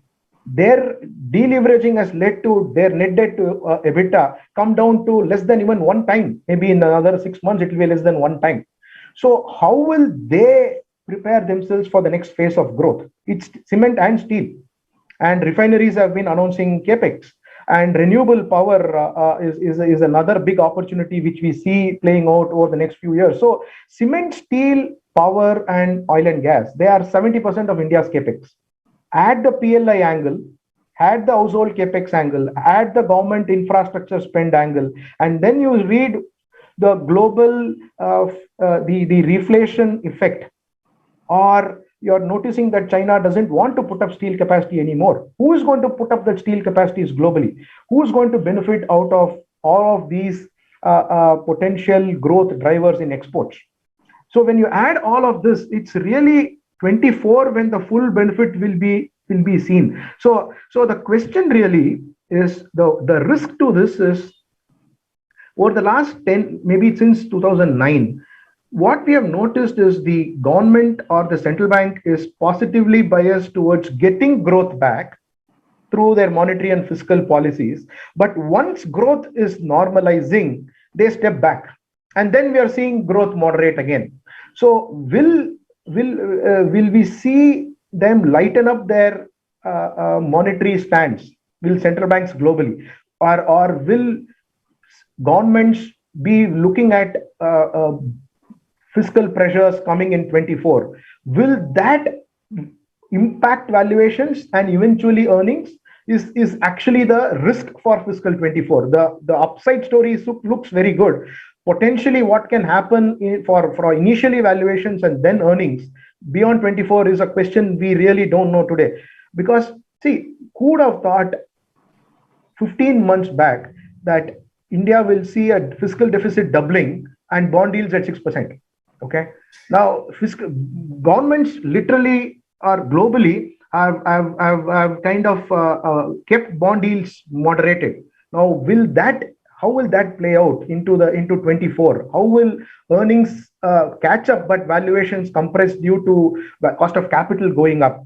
Those are all the question marks which we need to answer as we go into 24. Sure. Yeah, Ganesh. So I think one point which you mentioned in your initial remarks also is that the key risk you see is with regard to valuations, where you think valuations could come down 20%. But I'm just trying to so other than the taper tantrum part or the monetary what central banks will do, if you leave that aside as a systematic risk. But then, if I were to kind of summarize it across all, four of you, almost there seems to be a consensus that not only the existing sectors, but, some of the sectors which have been ignored for so long, whether it is real estate, housing related, even on the power side, everyone seems to have a very bullish view across all this. And on top of that, there is a sense that, that all the new digital age companies which will come in, there's a very, very bullish view there. So, almost there's a consensus that, across the market, there are so many things which are looking attractive. So in this respect, like if I were to take what, initially Sanjeev mentioned and even Venu mentioned with regard to valuation, like Sanjeev was like, don't look at the past valuations because, it's not reflective. The entire thing is changing. The growth trajectory is changing. The kind of companies which we are looking at is changing. I think Venu had similar views with regard to market cap to GDP along with you, that, it's not something, which is cast in stone. So in that regard, how would you think about the valuation risk? Because if we are looking at 2-3 years of, growth galloping and, new businesses coming in, existing business, increase their profitability, their ROEs, and overall the new businesses which are coming are extremely asset light. So in that regard, do you think the valuation angle could play a party pooper, or, it's something, which can be ignored and not going to be a major deterrent in the wealth creation journey that we are looking at from here? I'll take that question. I think markets are not going to think at it sequentially. Initially, the buoyancy in earnings will get markets excited, and valuations will not compress when earnings growth is still healthy. So, but we need to pencil in that risk potentially happening. It will play out after earnings pick up. It's not going to play out before earnings pick up. So first earnings growth, and then there should be a moderation in valuation multiples as inflation also will rise along with earnings. And then the central banks and the government will want to moderate it and take some action, which will bring valuation multiples at risk. But that's still at least 18 to 24 months away before we wake up to that risk. The next 2 years are about recovery, earnings growth, recovery, and listings, which will be more represented in the indices. I just want to add one thing here is that ultimately top down, what I have always struggled with is index valuations is a very tricky affair. because as you rightly said, the composition keeps changing, nature of companies keep changing. The second thing to also remember is that end of the day, a lot of these sectors trade at lofty multiples, primarily because of lack of opportunities as well for funds, in terms of the flow of money. So as more and more opportunities get created, for example, in the consumer world through technology companies, how does it actually impact the valuations of the traditional sort of consumption names is another thing we need to sort of, put that into picture. So which is by meaning that what I actually intend to say is that, look, one should not assume a significantly large global liquidity environment to last forever, right? So in that world, how does one look at valuations as purely a test of how companies are essentially doing? So on the earnings front or in terms of own business models and how they sustain that. So in the interest of time, we'll have one question for Gautam. Gautam, how do you see flows? And look at capital market intermediaries, record flows coming in through retail participation. Going forward in this journey from 3 trillion to 5 trillion market cap, inflation being put in an angle, and negative interest real rates. Do you see this sort of a retail participation happening along with foreign institutional and domestic institution participation, or you see a large part of savings moving to the physical asset market and financialization of savings in a real interest rate negative scenario is likely to create a hiccup? Gautam, over to you. Manish, you've just seen the beginning of financialization of savings journey. All of us are excited that last 12 months have seen record opening of demat accounts. But one statistic that we have to also see is how many are yet to be opened, right? We are saying 1.5, 2 million, 3 million, 4 million. I don't know what is the number on a run rate basis now. But there is a whole lot of population which is yet to test the equity culture in India yet. And given the way rates are today, you mentioned about negative real rates. Property prices have been stagnant for almost a decade, which Ganesh explained beautifully. So the room for a retail investor, so to say, when it comes to financial savings, it's quite obvious. You have to go to the equities given the long-term return trajectory. And this time around, if you see the granularity of the retail investments over the last 15, 16 months, this is not a typical retail euphoria where only the subpar stocks have done well. Retail has done really well. They've invested in good quality stocks.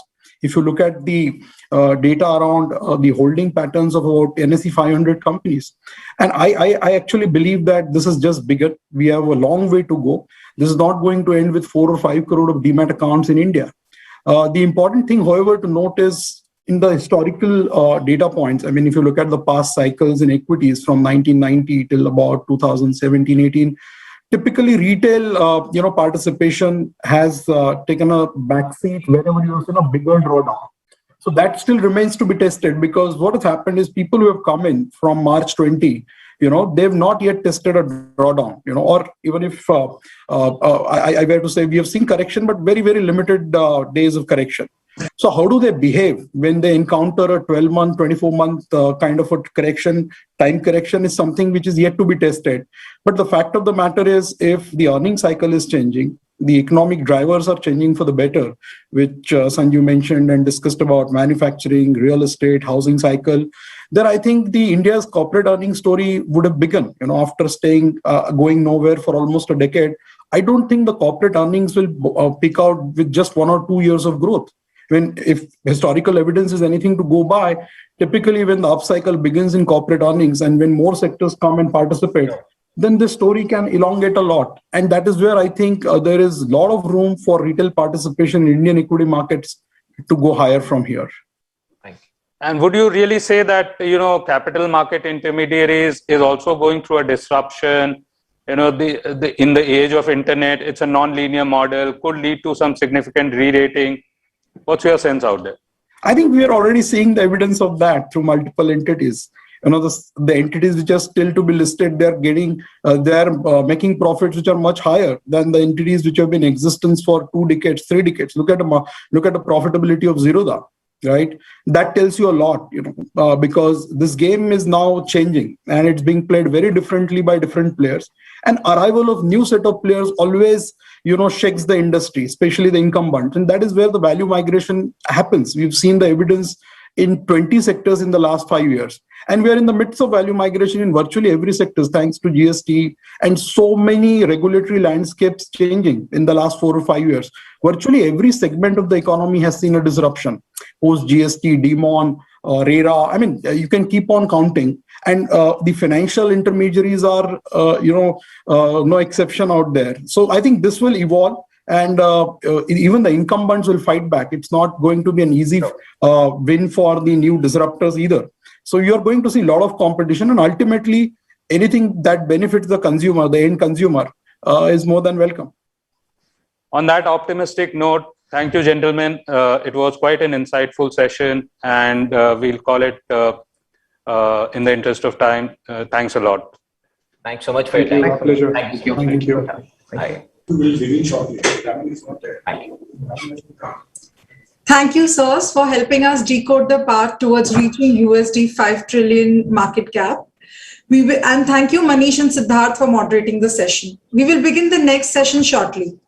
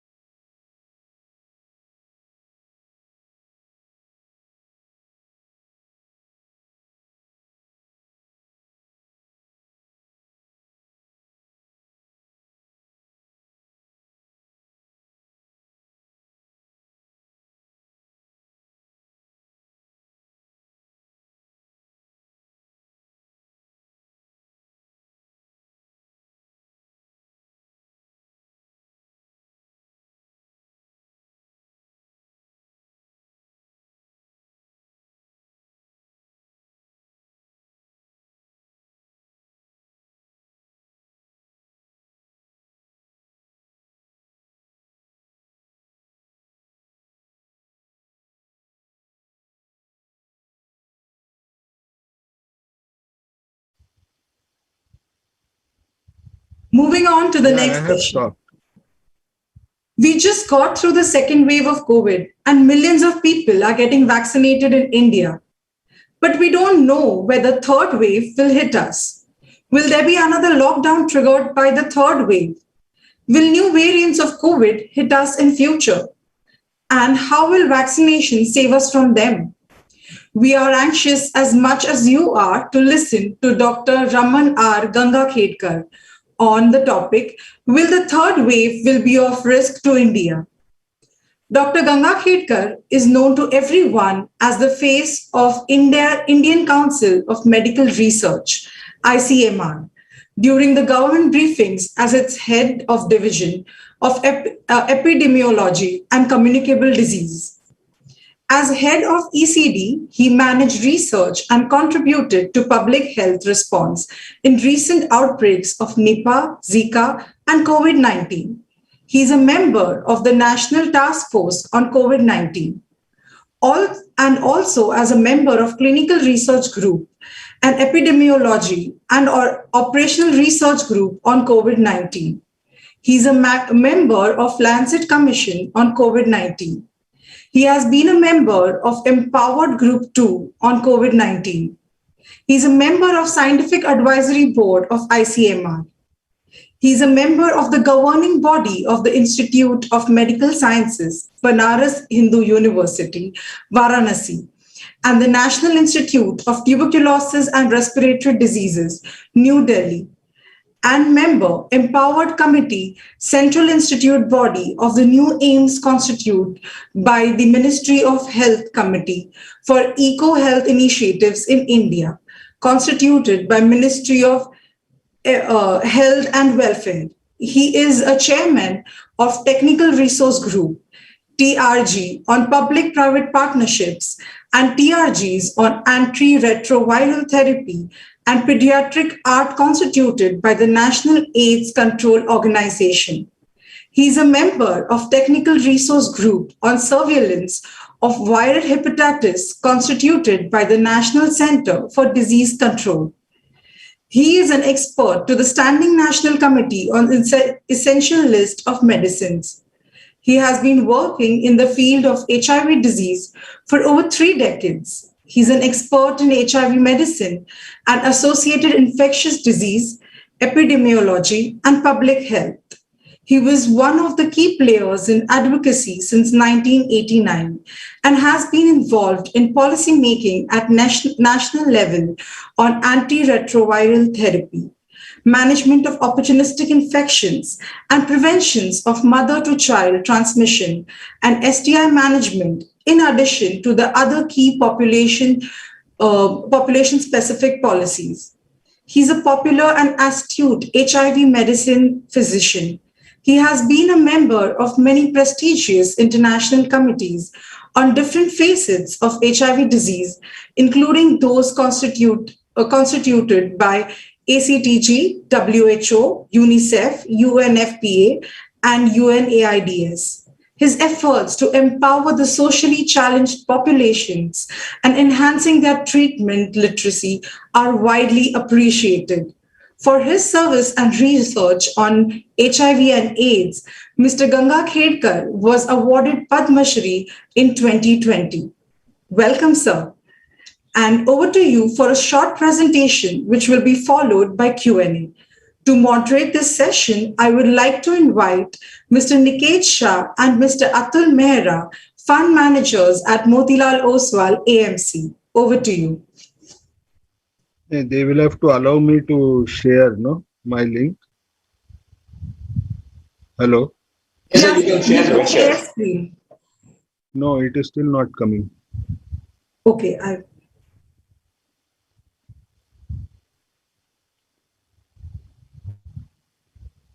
Sir, you can share. Try now, sir. No, I'm not able to see my screen.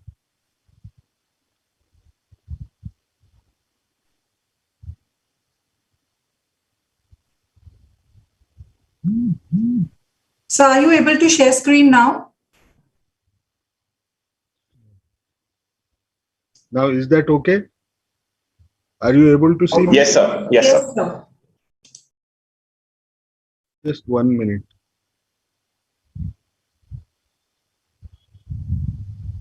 Now, is this seen? Yes. Yeah. So what I will do, in the interest of time, perhaps I will run little more rapidly. I thought I would also try and explain about the determinants so that people understand how it is going to impact, but I'll try to be little faster on this issue. One thing which I must say that these are my personal views. The virus is a smart virus and newer evidences may change the findings as such. All of us know that the asymmetric warfare began in 2020. It was a guerrilla warfare. You have a respiratory route. Most of the people who get infected are largely asymptomatic, and it was killing weak and old. And the drivers for the vulnerability were population density, mobility and migration, and inter-country travels then. Now, if you look at the risk of hospitalization and risk of death, they keep on increasing as the age group tends to increase, and risk of death tends to increase disproportionately compared to risk of hospitalization as you grow older. 80% of the secondary infections, that is from one person to another person, they tend to occur 2 days before and 2 days after development of symptoms. That makes the challenging task as to how would you control the transmission per se. And of all the people, 2% tend to spread 90% of the infections, but you cannot recognize them. It left very few options for all of us. What we had to do essentially was test those who have symptoms, try to isolate them, trace their contacts, and try and ensure that everybody adheres to COVID appropriate behavior. And therefore, this was a very humongous kind of a task for a large population size like ours and a very rapidly spreading respiratory infections. And most often what we were hearing then was non-pharmacological interventions being successful across in Far East Asia. And the result was very much known to all of us. We went for a lockdown. Lockdown is not without risk because you tend to have a balanced approach for health outcomes and economic impact as well. Now, when we started lockdown, one of the things which we have to realize, it was started at the earliest because that was a time, 24th March, was a time when only 562 people were infected and 9 deaths had been recorded. But as you see, we went on relaxing subsequently. The numbers also started increasing rapidly. Lockdown, unfortunately, could not prevent the establishment of this infection in India. Given the in-country mobility that we have, it actually established itself across all states in India. And then we all know, Jan 2021, we were rejoicing. The entire world was saying that we have perhaps handled this wave really well. And the first wave, which was postponed by almost 4 to 5 months because of lockdown by itself, was essentially used to prepare for certain things, learn the lessons that the entire other world was learning at that juncture. One of the things, if you look at the drugs, it was a saga of dropping ineffective drugs throughout in the first wave, including those like specific antivirals that we were talking about, other than those non-specific drugs. Actually, what was understood best was you need to practice what you know the best, give a quality supportive care along with anticoagulants, and perhaps that makes a lot of change in terms of the outcomes that you see. What came as a pleasant surprise was the early interim results of vaccine trials, which were completely unexpected.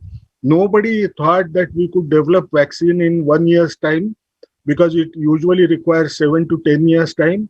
And nobody in the world was expecting that they would have very high protective efficacy.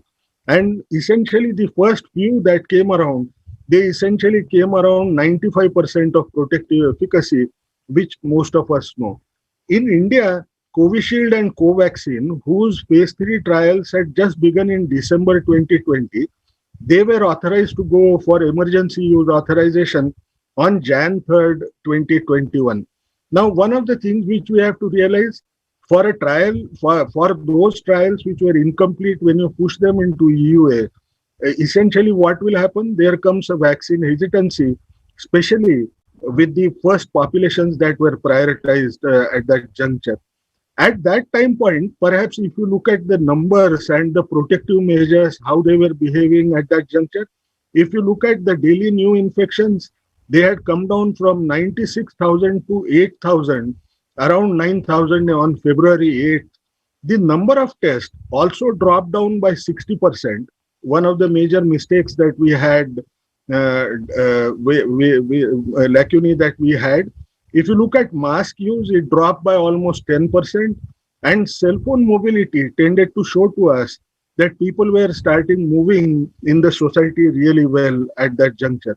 Then classical thing happened, that is descent of complacency. Don't worry, the states that are reporting higher numbers are not my state, so I don't need to bother. But every few days, we were adding new state to the list where resurgence was being seen. And the history is very well known now. Now we know that on February 8th, we had about 9,000 odd people who were found to be infected on that particular day. And we so rapidly moved towards the peak. On May 6th, it was around 4 lakh people who were actually having, were reported to have these new infections then. And it led to an unprecedented challenge. Now, we had issues related to oxygen, issues related to hospitalization, we had issues related to even the medicines that we had to provide. Can we attribute this resurgence of the second wave that we saw to the lower adherence to COVID appropriate behavior and low coverage of the vaccines? Perhaps, one needs to remember, in addition to these two, a third factor also played a major role. Now, generally, human beings and organisms, they are into a major battle royal. No, the virus doesn't want to kill us. It actually it knows one thing, that if you kill the host, then perhaps it's also a death sentence to them. So they would like to develop a symbiotic relationship, reduce its own virulence so that it doesn't kill the human being, but increase the transmission efficiency so that it is able to survive in many bodies, human bodies, as much as possible. Now, in order to fight for that, what it does, it keeps on mutating. And when we say mutation, what happens is there are certain genetic changes that tend to occur which reflect on the outer cover of the virus. And you tend to develop escape mutants which do not respect the antibodies which were potent earlier, or which may be due to natural infection, or which may be due to even vaccination that you tend to provide. An additional thing which was perhaps we never thought that this would happen. Virus tended to surprise. The virus is low mutating virus, but despite that, the virus changed, and that it changed so dramatically that it tends to now give one mutation every 2 weeks at the population level that can add to fitness of the virus so that the virus can survive better. And the sole reason is the virus has enzymes which it uses during reproduction, which are error prone, and therefore its progeny is different from that was there for the parent. How did it surprise us? It surprised perhaps because of our use. We know there were no specific antivirals, but repeated use of convalescent plasma, the survival that tends to increase among immunocompromised hosts because the virus otherwise has 15 days life in human body, and large pools of infection that occurred provided an opportunity for this virus to keep on replicating more often and accumulate mutations, because the more it replicates, the more mutations it can acquire. But at the same time, one must remember that all the mutations that tend to occur may not be helpful for the virus. Majority are deleterious. It only accumulates one mutation which could be helpful for its own survival every 15 days. What is the impact of such mutants? It can enhance the transmission efficiency. It can impact the disease severity. It can affect the diagnostic test. It can also impact protection from natural infection or vaccines.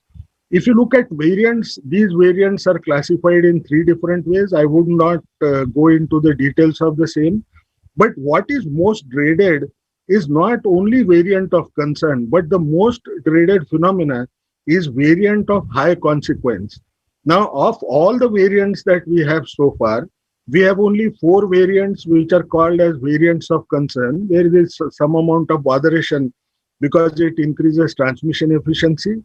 But there are no variants so far in the world which are of high consequence.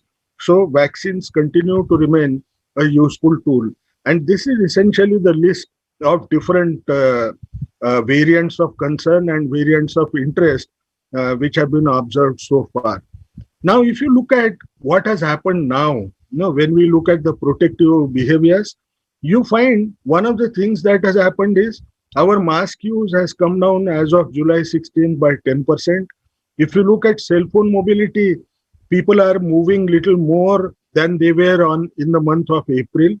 But what is a redeeming feature? This time we learned a lesson, and the number of tests that we have done, even at the peak, if you compare that what we are doing today, you are almost doing still more additional tests compared to that particular period, so that you can detect new infections, isolate people, and try to make efforts to control this infection.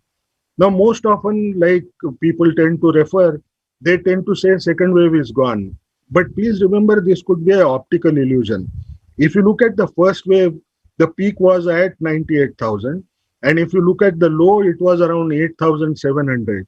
If you look at the second wave, we have achieved a peak of 4,11,000 then. And then today, if you look at the number, it's close to about 39,000. So what does it essentially mean? If you compare two lows, the 8,700 was the first time and 39,000 today, perhaps there is a fear that perhaps this may be completely an illusion because the numbers were very high in the second wave. If you ask me a question, I would say the second wave may not yet be over. No, this time the outbreak has been more severe in the rural areas where access to testing and hospitalization is comparatively lower. And what is also important for us to remember that there is a lower coverage that brings in for vaccines, which brings in a lot of vulnerability. But some people may argue the other way. They might say, even if there is a resurgence, I would call that resurgence as a third wave after a little bit of plateauing that you might see. So second wave and third wave are semantics. But the only fear that all of us have, will there be dreaded surges that could perhaps strain our hospital infrastructure, add to deaths, and impact livelihood through lockdowns? Now, there are certain things which I must remember. Now, if you today look at one of the major states where there is small amount of worry as of now, and that is Kerala. In Kerala, if you actually look at the graph, of recent, you are seeing a surge. There is a consistent surge that you are seeing on 7 days moving average. Now, if you actually look at Kerala, it's one of the best states in terms of every healthcare effort that is being launched. Why is it that you tend to see a larger curve here? The reason is it is perhaps a reflection of smaller first wave because the lockdown was applied really well. They went for community-based approaches to control, and therefore first wave had very low exposure to population of this particular virus, and so the vulnerable population in the second wave is considerably higher. This second and or third wave, whichever you might think about, will perhaps be larger in areas which were spared in the first wave and also probably in rural areas. And why am I stating that? If you look at Northeast continues to be a botheration as of now, like Kerala, where the numbers are increasing. And that is mainly because Northeast was relatively spared in the first wave that occurred there. In absence of any curative intervention, can we essentially control this particular virus? Yes, you can. If you look at adherence to COVID appropriate behavior, by itself can reduce the risk of acquiring infection by 85%. If you look at protection derived from natural infection, that adds up significantly when it is together. Vaccines become important for elimination because there is 95% over 95% protection if somebody takes these vaccines against the severe development of severe disease or death at any given point in time. So what is it that we should be thinking about when we think about third wave? We need to understand a little bit about herd immunity. Now, what is herd immunity? If you look at a population size of, let's say, 100, there are two ways in which these people either develop protection or remain vulnerable, and that is natural infection and vaccines. If you actually look at how does it impact us, because the probability for the virus to find a body which does not have antibodies, whether it is vaccine induced or natural infection induced, suddenly starts increasing dramatically as the number of people who may be having natural infection and vaccines that have been administered starts increasing in the population. And that is essentially what is called as herd immunity. In different countries, when they made calculations, they found that it could range between about 60 to 74%.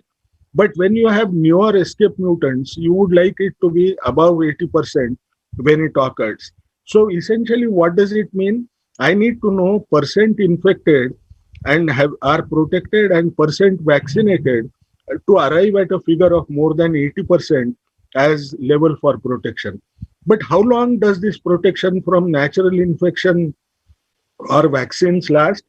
Now it's only 1.5 years since the infection has been detected. So natural infection, now what we understand is it takes about 8 to 12 months for sure that you would remain protected. Vaccines perhaps last longer in terms of protection than what you see in natural infection. Some people may question, why should I believe this data? You must remember that if a person who's naturally infected again acquires infection, we call it as reinfection. Now, if you look at the reinfection rate in a very large study that has been done in UK, you find it is only 0.4%. So essentially, what we also need to remember all the time, that natural infection induced protection is also very, very strong than we would like to think about. When it comes to breakthrough infections are those where I provide vaccine to an individual, the person may develop infection despite the fact that he has been vaccinated per se. What is the figure that we look at? The breakthrough infections that have been largely observed in a huge rollout that has taken place in US, you find when 11 crore people have already received vaccine, only 10,000 odd people developed breakthrough infection. So vaccines are as powerful. What is most important is, even if they develop such an infection, most often it is mild. It is less likely to be transmitted to another person within the same household. And more often than not, even it may come out as asymptomatic. When we talk of 10,000 people, it essentially talks about symptomatic population, those who had any kind of mild symptoms of COVID disease. But these numbers may be larger if they do not affect daily activities per se. How do they impact when the mutations tend to occur? You find that for vaccines, we have said that there is more than 95% protection against development of disease or death.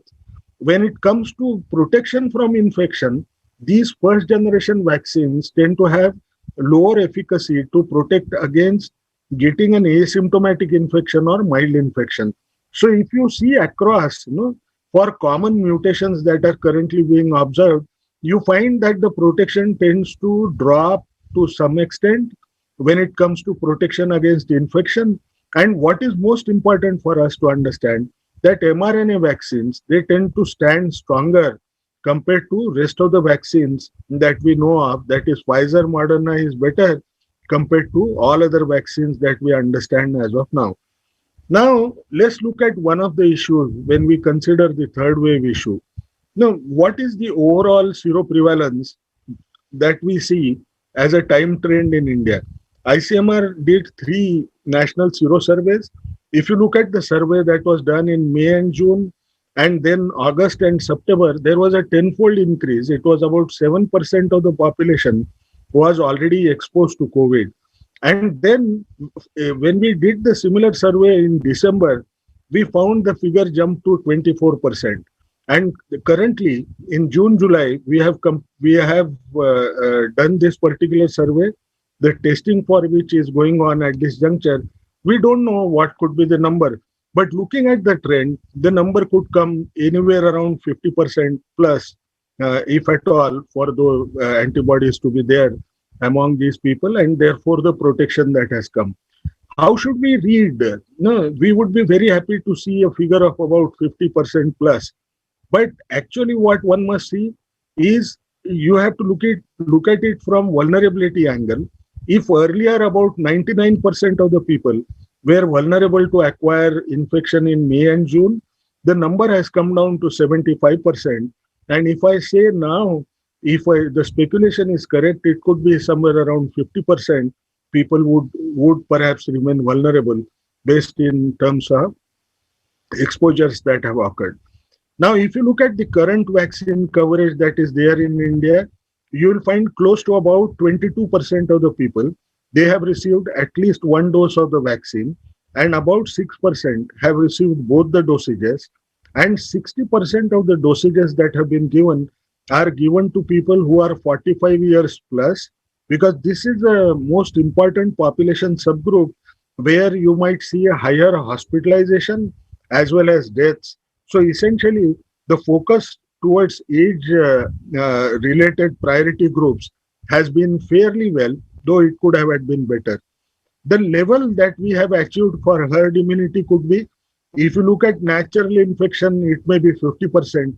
And if I assume that if the prevalence, if the vaccines have been provided to 22% of the people, and assume that they could have been even naturally infected, you might come out with a figure of about 60% people today in India may have been either exposed to natural infection or have vaccines, and therefore they may develop asymptomatic infection or mild infection. Their breakthrough infections are going to be low, reinfection rates are going to be low, and they will continue to remain protected fairly for a period of about 1 year. That's something which we have to keep at the back of mind. But you must also remember that about 40% of the population will continue to remain vulnerable. Now, what is the answer?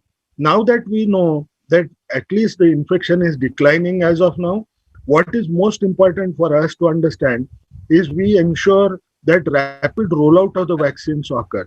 And even if you give one dose of AstraZeneca vaccine, it will perhaps provide.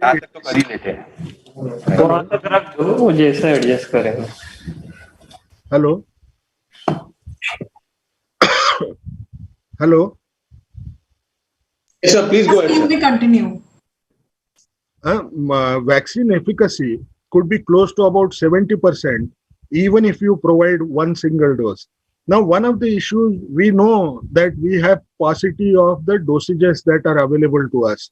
Now, at this juncture, even if they become available, let's say at the end of July or perhaps beginning of first week of August, is a rapid rollout possible, which perhaps we can ensure to try and cover all the 18 years plus population? Yes, you can do it. If you actually look at China, China has immunized close to about given 125 crore dosages within April 15 to July 15. If China can do it, our healthcare infrastructure is as strong as China's in terms of primary healthcare networks that we tend to have. The only issue perhaps could be whether people would be willing to take, all those many people would be willing to take the vaccine. But it's a feasible goal that we could still cover the population up to December, those who are above 18 years of age. If third wave comes, will it affect children more? It is unlikely. The reason is, we must also remember with the new Delta variant that came, adults and children appear to have got infected equally. So if in a household, if there is an adult who had Delta infection, the child is also having infection. And if I say that about 50% of the people may have are already exposed to the infection among adults, a similar figure would perhaps be seen in children, which we will know once the survey findings are released sometime at the end of July. What is also important is children tend to have high level of innate immunity. Innate immunity is the first protection against viruses or any infection. which we tend to lose as we grow older. So essentially, you don't expect much of issues with respect to children on this particular disease, and children generally have a milder illness. Now, what are the possible scenarios with respect to third wave? No, you could have extended second wave and a highly localized outbreaks could occur. There could be longer interval of about 4 to 6 months time between second and third wave. And to my mind, that's one opportunity that we have to go for rapid rollout of vaccines. And if we can do that, perhaps we may at its worst have a very short third wave, localized outbreaks that can lead to endemicity. And when endemicity will occur, the disease will be as good as a common cold that we by and large see. But this will require about a year's time. But if a new variant that can defy infection and vaccine-induced immunity develops in some other part of the world, world is now a global village, you might find a dangerous third wave may come, which may try to hunt for older and people who have chronic morbidity and try to create an adverse outcome among them. These fears have increased little more as of now when CureVac, a vaccine that Merck was developing, it got shelved. The reason why it was shelved was the efficacy was only 47% compared to look at those like 90-95% figures that we looked earlier. And when Merck probed into this issue, they came to know that majority of those people were getting infections on variants of concern or variants of interest, and the result is perhaps the protection did not come mainly because the vaccine was slightly different and it could not protect them. Now the issue is, can this be true that we might perhaps see some kind of a difficult strain coming? It essentially depends on how rapidly a new mutation can replace the existent strains. And now what is it? Delta variant, all of us know, has been seen in India, and now it is almost widely spread across the world.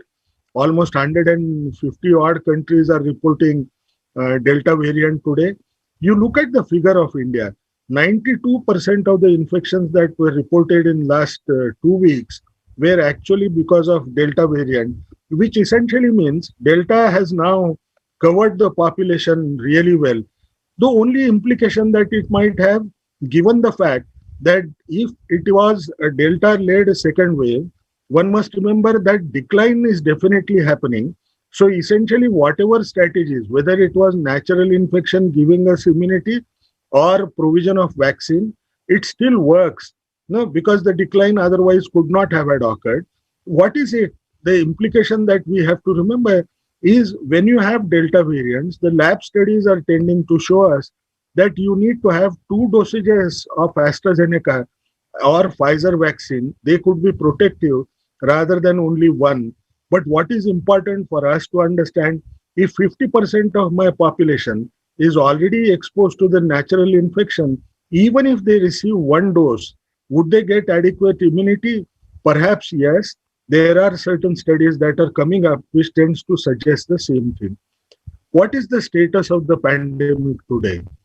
If you look across in the world, you will find that the second wave that was grossly visible in the world, you find that there is a emergence of a small third wave that is happening as of now.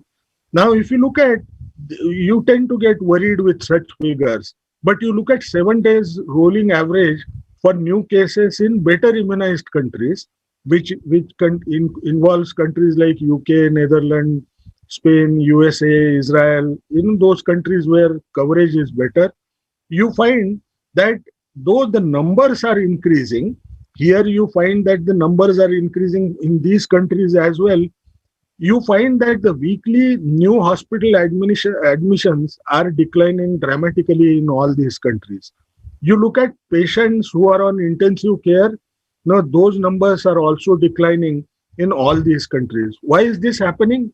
Because once you immunize, you won't develop severe COVID disease and death, but you can still have mild or asymptomatic infection that could be detected in these people. So one thing which is a important issue that we have to remember when we analyze these numbers is wherever vaccine coverage is high or at a particular level of about 50%, you find hospitalization and deaths, they tend to get reduced significantly. Though, the number of new daily cases may continue to remain higher, one doesn't have to pay attention to these daily numbers that you by and large see of new infection. Counting daily new infections makes sense in an unimmunized and naive population, but now on, it should be daily hospitalization and daily deaths that we should be counting to monitor the situation. Now, one of the issues which perhaps is something where we may have to reflect. If I look at one of my slides, which I had presented in the month of June, I found that the focus on June 13th was moving more towards African population.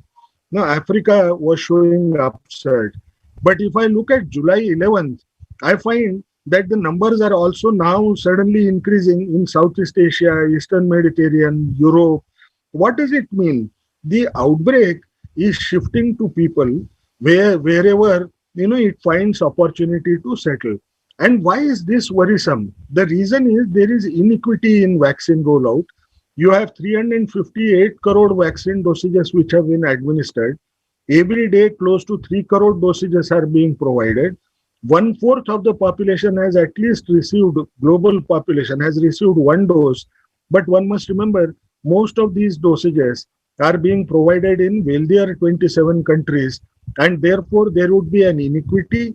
If you look at even national figures, there is inequity between urban over rural and men over women. Now this can play certain issues little more, make the certain issues little more difficult. We may have to keep a closer watch from where would the new escape mutant could come. It may come from either Brazil, European bloc, UK or USA to my mind. If when it comes to transmission efficient mutant, which will only increase the transmission efficiency, you might have 3 different countries where large outbreaks can occur, and that is India, Russia and Indonesia. One needs to continue to worry about availability of vaccine dosages. And that's a practical reality which we cannot disregard. I'm not talking only of our own country as such. 3 vaccine manufacturers had to give up the vaccine trials midway. That is Sanofi, GSK and Merck. All were 3 giants per se.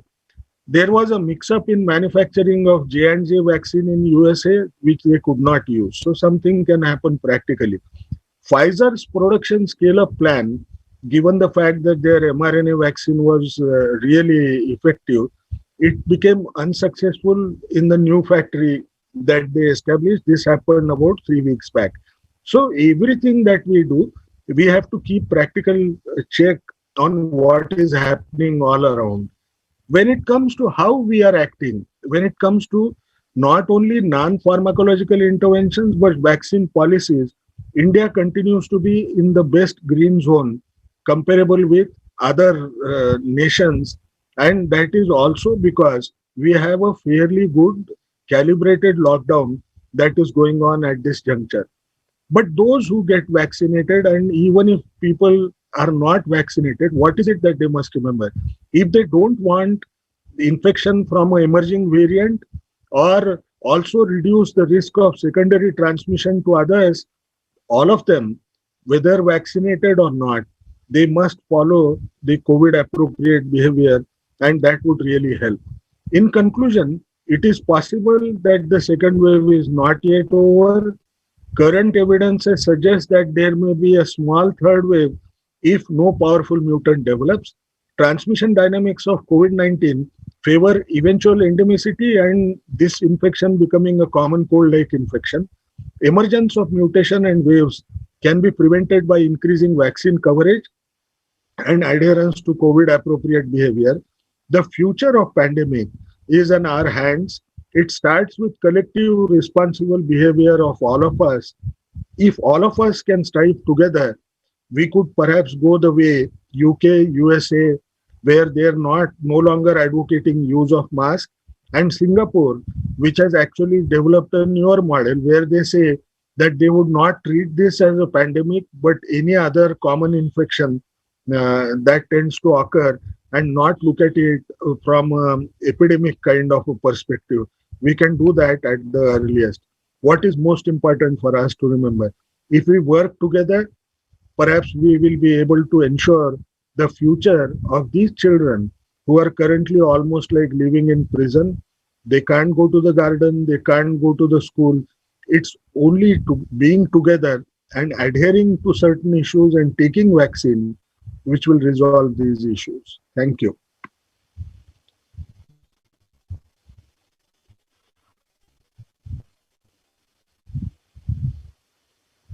Thank you, sir, for the very insightful presentation. It was very detailed and very, very comprehensive. So thank you so much for the insight, sir. So one of the questions, I think the last slide that you said, we are almost like those kids. We want to all get out of our homes and get back to normalcy in terms of life as soon as possible. And in your opinion, when do we really see the end of this pandemic, at least from, say, as a country, India perspective? When do we, in terms of get back to life as it used to be pre-pandemic? Yeah, I think that's a very difficult question to answer. For one simple reason, you cannot consider India as a country in isolation. This is a global village. Unless everybody is safe, we will never be safe. No? If there is any emergence of new mutation which can defy vaccine or natural infection-induced immunity, the scare will continue to be there. But if you realistically look, what might eventually happen if you take a worst-case scenario? Perhaps, the use of mask and such issues, COVID-appropriate behavior, should, in a worst-case scenario kind of a painting, you might look at, sometime around December 2022, most of us would almost be okay. But if it comes to going around for work, I don't see it as a problem. Perhaps in next 3 to 4 months' time, people should be attending their offices fully. Right. And so just one follow-up here. Do you believe that we might need vaccinations at an annual interval? Or do you think this is like, if it's done with now, we are done with it completely? So is this going to be a recurring exercise, and is it going to be a long-term thing? No, it's very difficult to say that as of now, when it is only 1.5 years old infection. No? Right. Because even the trial participants, they have completed hardly around a year's time, even if you take phase 1 trial patients also, where they got enrolled for Pfizer and Moderna and completed their initial follow-up by July. So what does it essentially tell you? As of now, we know that you could, even if there is natural infection or or vaccine-induced immune response, you are still better off after 1 year. No. Now the question is, can it be at a frequency of every 2 years? It all depends on how it pans out. If I was to answer it in one way, one thing which we have to remember, that today's calculations are largely based on reduction in antibody titers, whereas there is a memory response to the fight that the body tends to give to any new organism, which is retained in the body. It is in T cells, and I trust that T cell responses would be good. Annual dosages, or every 2 years or 3 years, perhaps would be required to those people who are older, more than 65 years of age, because their T cell responses tend to be little weaker. But for rest of the population, I don't see it would be just like influenza, that we retain it for old people. Sure, sir. Sir, in the earlier times, what we've seen is, in the earlier pandemics, typically, all the human beings tend to get herd immunity over a period of time. So maybe after 18 months onwards, they tend to get herd immunity. This time, we are seeing different variants of virus kind of coming through. Do you think any timelines you would like to share in terms of when do you think the herd immunity will really be there amongst people at large on a global scale? On a global scale, it's very difficult to comment, because I must say one thing, that those wealthy countries like USA and UK and perhaps even France, they are already talking of adding a third dose from a different platform of the vaccine. Now it has a different implication for rest of the world because you have limited facilities to produce. So number of dosages that you can produce is less. And therefore, if you want to immunize everybody, there will be another competition for receiving third dose. So they will not, their whole receipt of vaccines will be delayed. So I think that will all depend on how evidences pan out. But if I was to put it, when should at least 2 dosages of vaccine be provided across the world? Perhaps that should be around December 2020, 22, that everybody in the world should have received 2 dosages or prescribed dosages. If you add a dose, then it's a problem, which we can't foresee as of now. Sure, right. And so one other thing is in terms of the people who have been infected with COVID. So how do we, at this point in time, ascertain the long-term health effects that COVID-infected people would have? Because this is something which has been very novel. So how do we really think about that? No, so far, whatever evidences we know of, we call that as long COVID. Correct. We find that any person who has, there are different ways people tend to define. But what I would essentially say is most of the symptoms based on which this has been diagnosed, post-COVID has been diagnosed, tend to stop at 6 months. Most of them. Mm-hmm. However, we do not know the long-term effects in terms of certain unmasking of chronic morbidities that might occur. Like somebody who was likely to, I'm giving a crude example, somebody who was likely to develop diabetes, let's say at the age of 50 or 60, his family history suggests that perhaps he may develop it earlier because of this particular infection. So post-COVID, I would not think there would be damaging kind of effects, but there could be certain unforeseen impacts on metabolic disorders that we cannot talk of as of now. Right. Sure, sir. Got it. So, sir, post the first wave, we've seen a very significant and a very strong second wave. And obviously there are talks of the third wave, which you did allude in your presentation. How prepared are we as a nation now for the third wave, given the fact that we've seen in the second wave, there was significant amount of shortages on various counts because it came as a surprise as a nation to everyone as a nation. So how well are we prepared on the third wave side as far as medical infrastructure is concerned? I think currently we are best placed in terms of medical infrastructure, in terms of preparations that they are doing. If I can put it this way, my expectation as an individual is, if I was to express what I think about it, I think they are over prepared as of now. Perhaps we may be putting in more energy, time and money into preparations. But the reality of life is health was underinvested area. So whatever might happen, it will augur good times in the long run. Right. Sir, just one other thing was when we look at, especially when the COVID hit, we were seeing some of these old videos that people like Bill Gates had on TED Talk and so on, where he almost predicted that a pandemic could hit the world somewhere down the line. And in hindsight, it seems like it was a remarkable thing that he had spotted. So we've already gone through this crazy pandemic for the last 18 months. As we look at it from the future perspective, from this pandemic has hit us, say, after 100 years, after the Spanish flu in 1918 and so on. So how, as a society, humanity, what have we learned from this pandemic? And hopefully there is no other pandemic for the next 100 years. But if there were one to hit, so what are the lessons and how do we really be better prepared for such a large devastation that we've gone through for the last 18 months' time? See, look at the positive side, how we have handled. Mm-hmm. You have compressed 7 to 10 years time for vaccine development, which was actually conservative, to 1 year's time.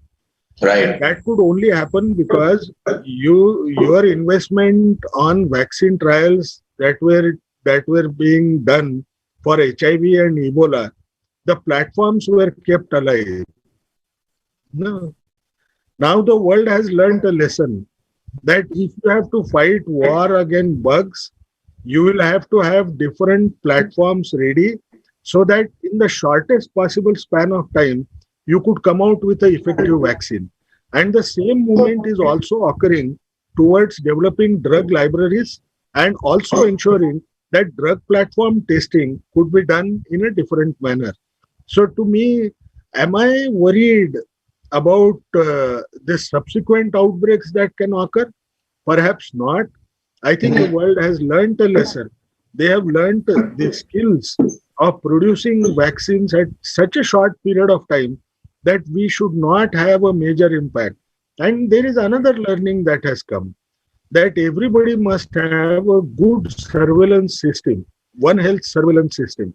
By one health, we mean the organisms that can jump from animal species to human being, and we call it as one health surveillance that we have to do, which we were planning to begin with Nipah. It is unfortunate that COVID struck us and the entire effort got halfway stuck. But this will happen. So I am not as pessimistic as one may be. To me, if India has mRNA vaccines, like some of the companies are currently planning, mRNA vaccine technology is going to help not only infectious diseases, but the malignancy related issues dramatically than one can imagine. So I think it is going to change the landscape in health. Right. Very interesting. Sir, most of the vaccines today that we have are either injectables, maybe 1 dose or 2 dose vaccines, largely 2 dose vaccines. What is your view on the nasal dose vaccines? Do you think that will be a very important milestone for us in terms of preventing the transmission itself at the first place? Absolutely. Nasal vaccine, or there is one company which is also developing oral vaccine. Now, if any of them strikes well, it will also give you mucosal immunity, that is immunity that protects you from getting infected by itself, because they are administered from the same route, and they will be easy to scale up, because you don't require injections, you can provide it to anybody, and you don't expect serious kind of side effects occurring when it comes to oral vaccines as such, oral or nasal. Right. Great, sir. Thank you so much for your time, for your insights, and once again, from all of us, a very, very big thank you to you, and take care of yourself. And we all hope that all this pandemic is a thing of the past, and we all get back to our daily lives like it used to be. So, thank you so much, sir, for this. Thank you. Thank you so much for your time, sir. Thank you. Thank you, Dr. Gangakhedkar, for clarifying many queries related to COVID and enlightening our audience on a subject which has very less understanding. Thank you, Atul and Niket, for moderating the session. We will begin the next session shortly.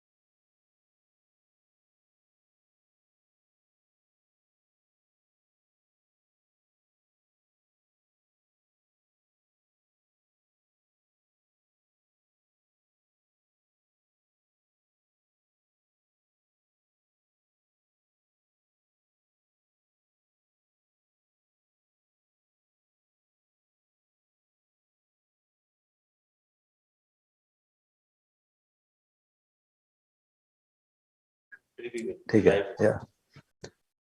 Moving on to our next session.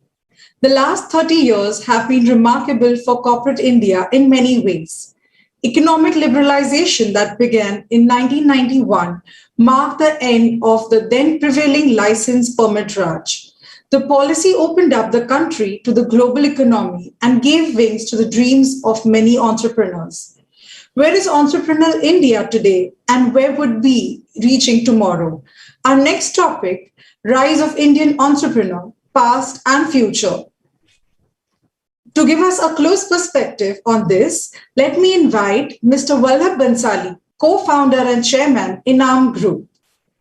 Mr. Bhansali is a well-known thought leader, devoted worker in the social and spiritual fields, and a businessman. He has served the economy and capital markets of India with great distinction as the co-founder of ENAM Securities, a reputed investment banking and investment group. ENAM played a significant role in the development of India's capital markets with its reputation for ethical dealings, research, and market expansion capabilities. ENAM played a big role in the growth of leading business houses such as Infosys, Reliance, Sterlite, Zee, Inox, Jindal, Thermax, to name a few.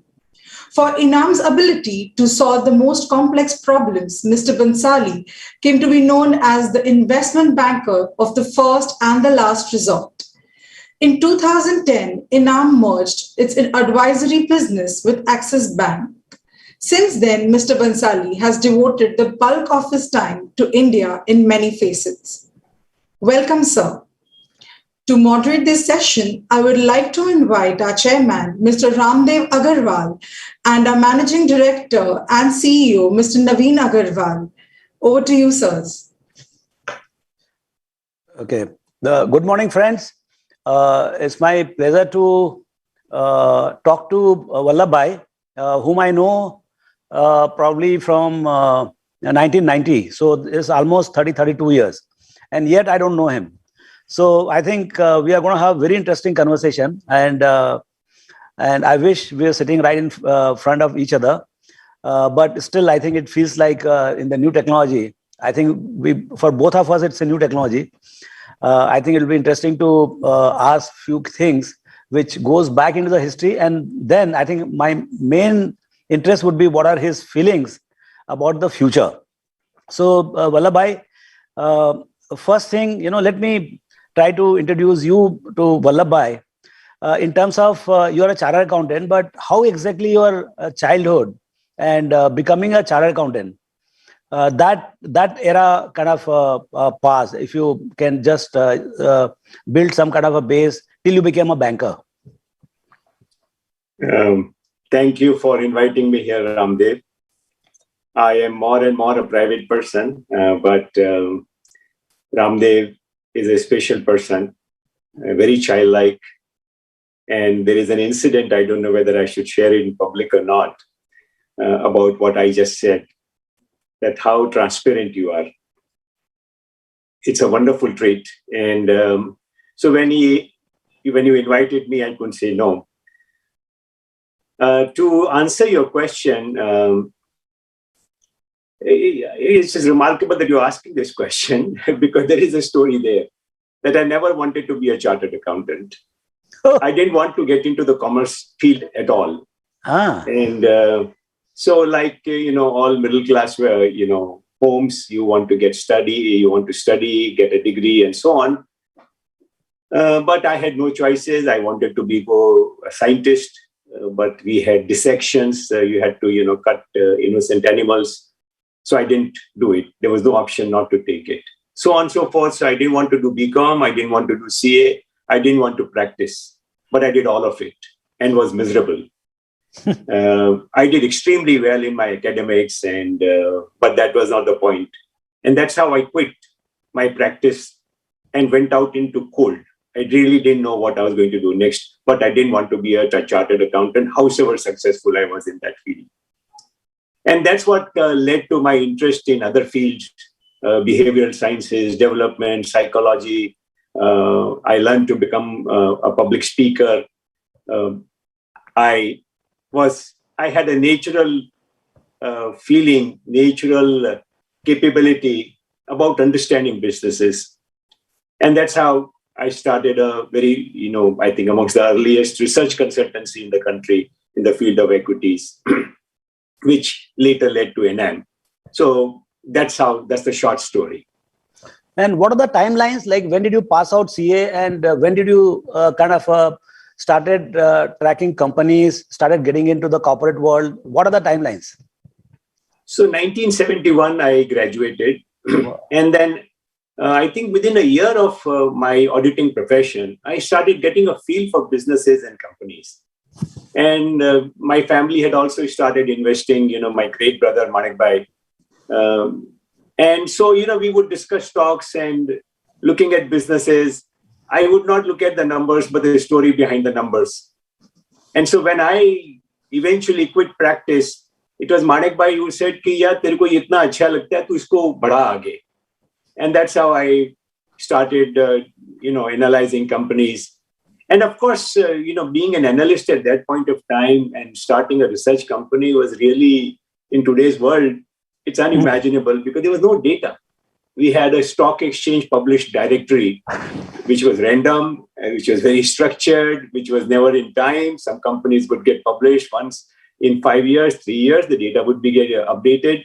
Economic Times had probably half page of business news. The rest was all this planning commission and, stories about that.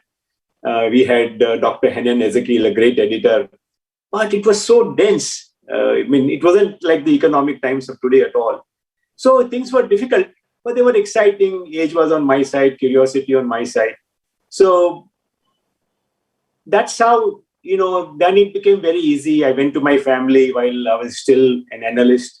And I said, "You give me 1 lakh of rupees and I guarantee I'll double it in 2 years and I'll pay you 18%.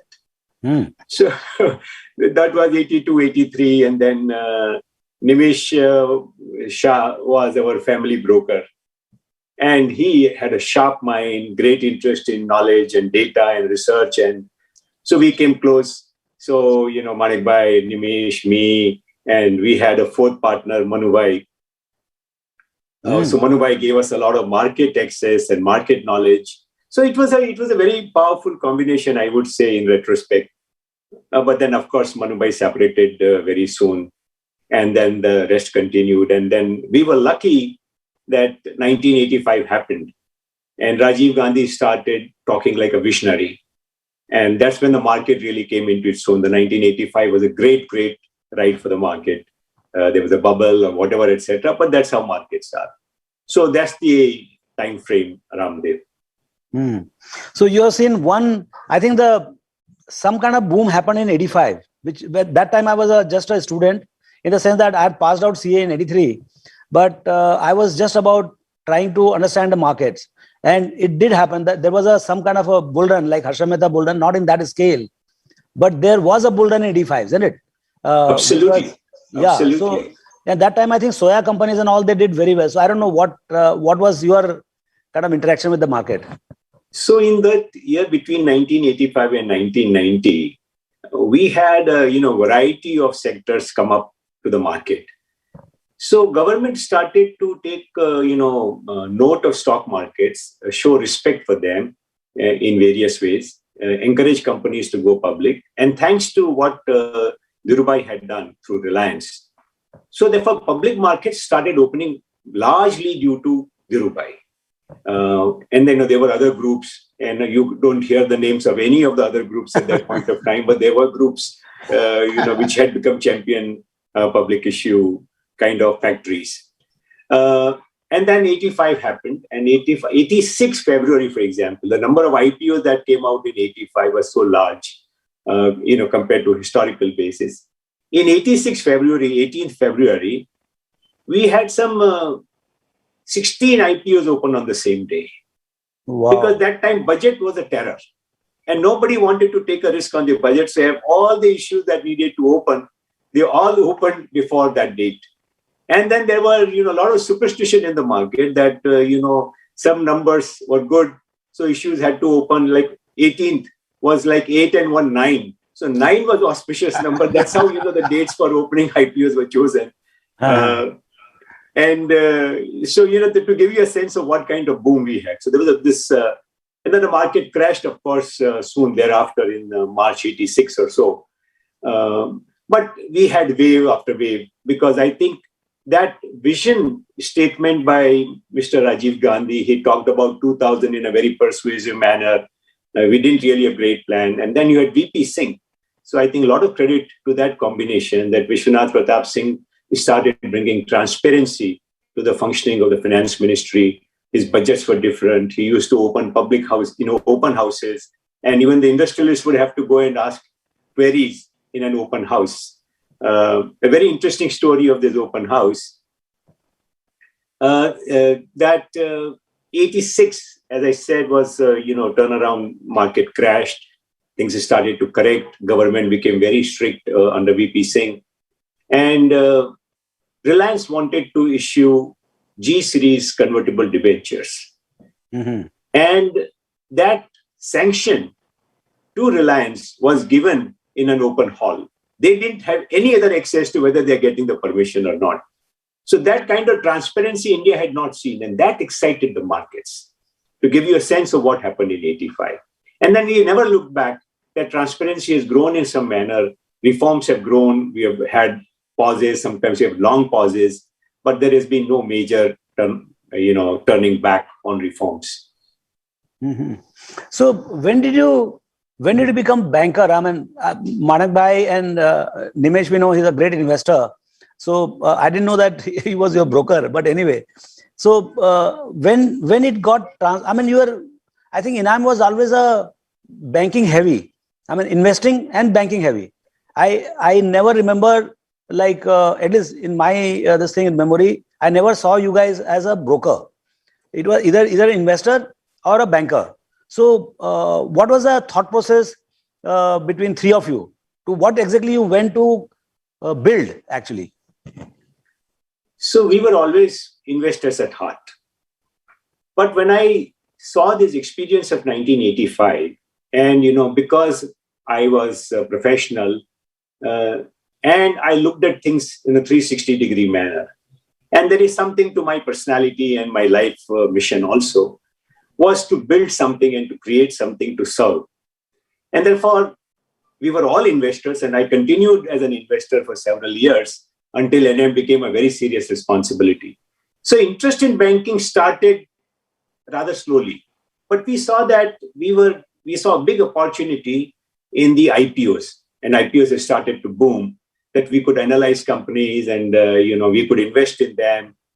And therefore we saw an advantage. So within no time, because of this ability to analyze companies better, and then the ethical practices that we started, I talked to my partners. I said that, we will make money, I have no doubt, but we must also build a reputation.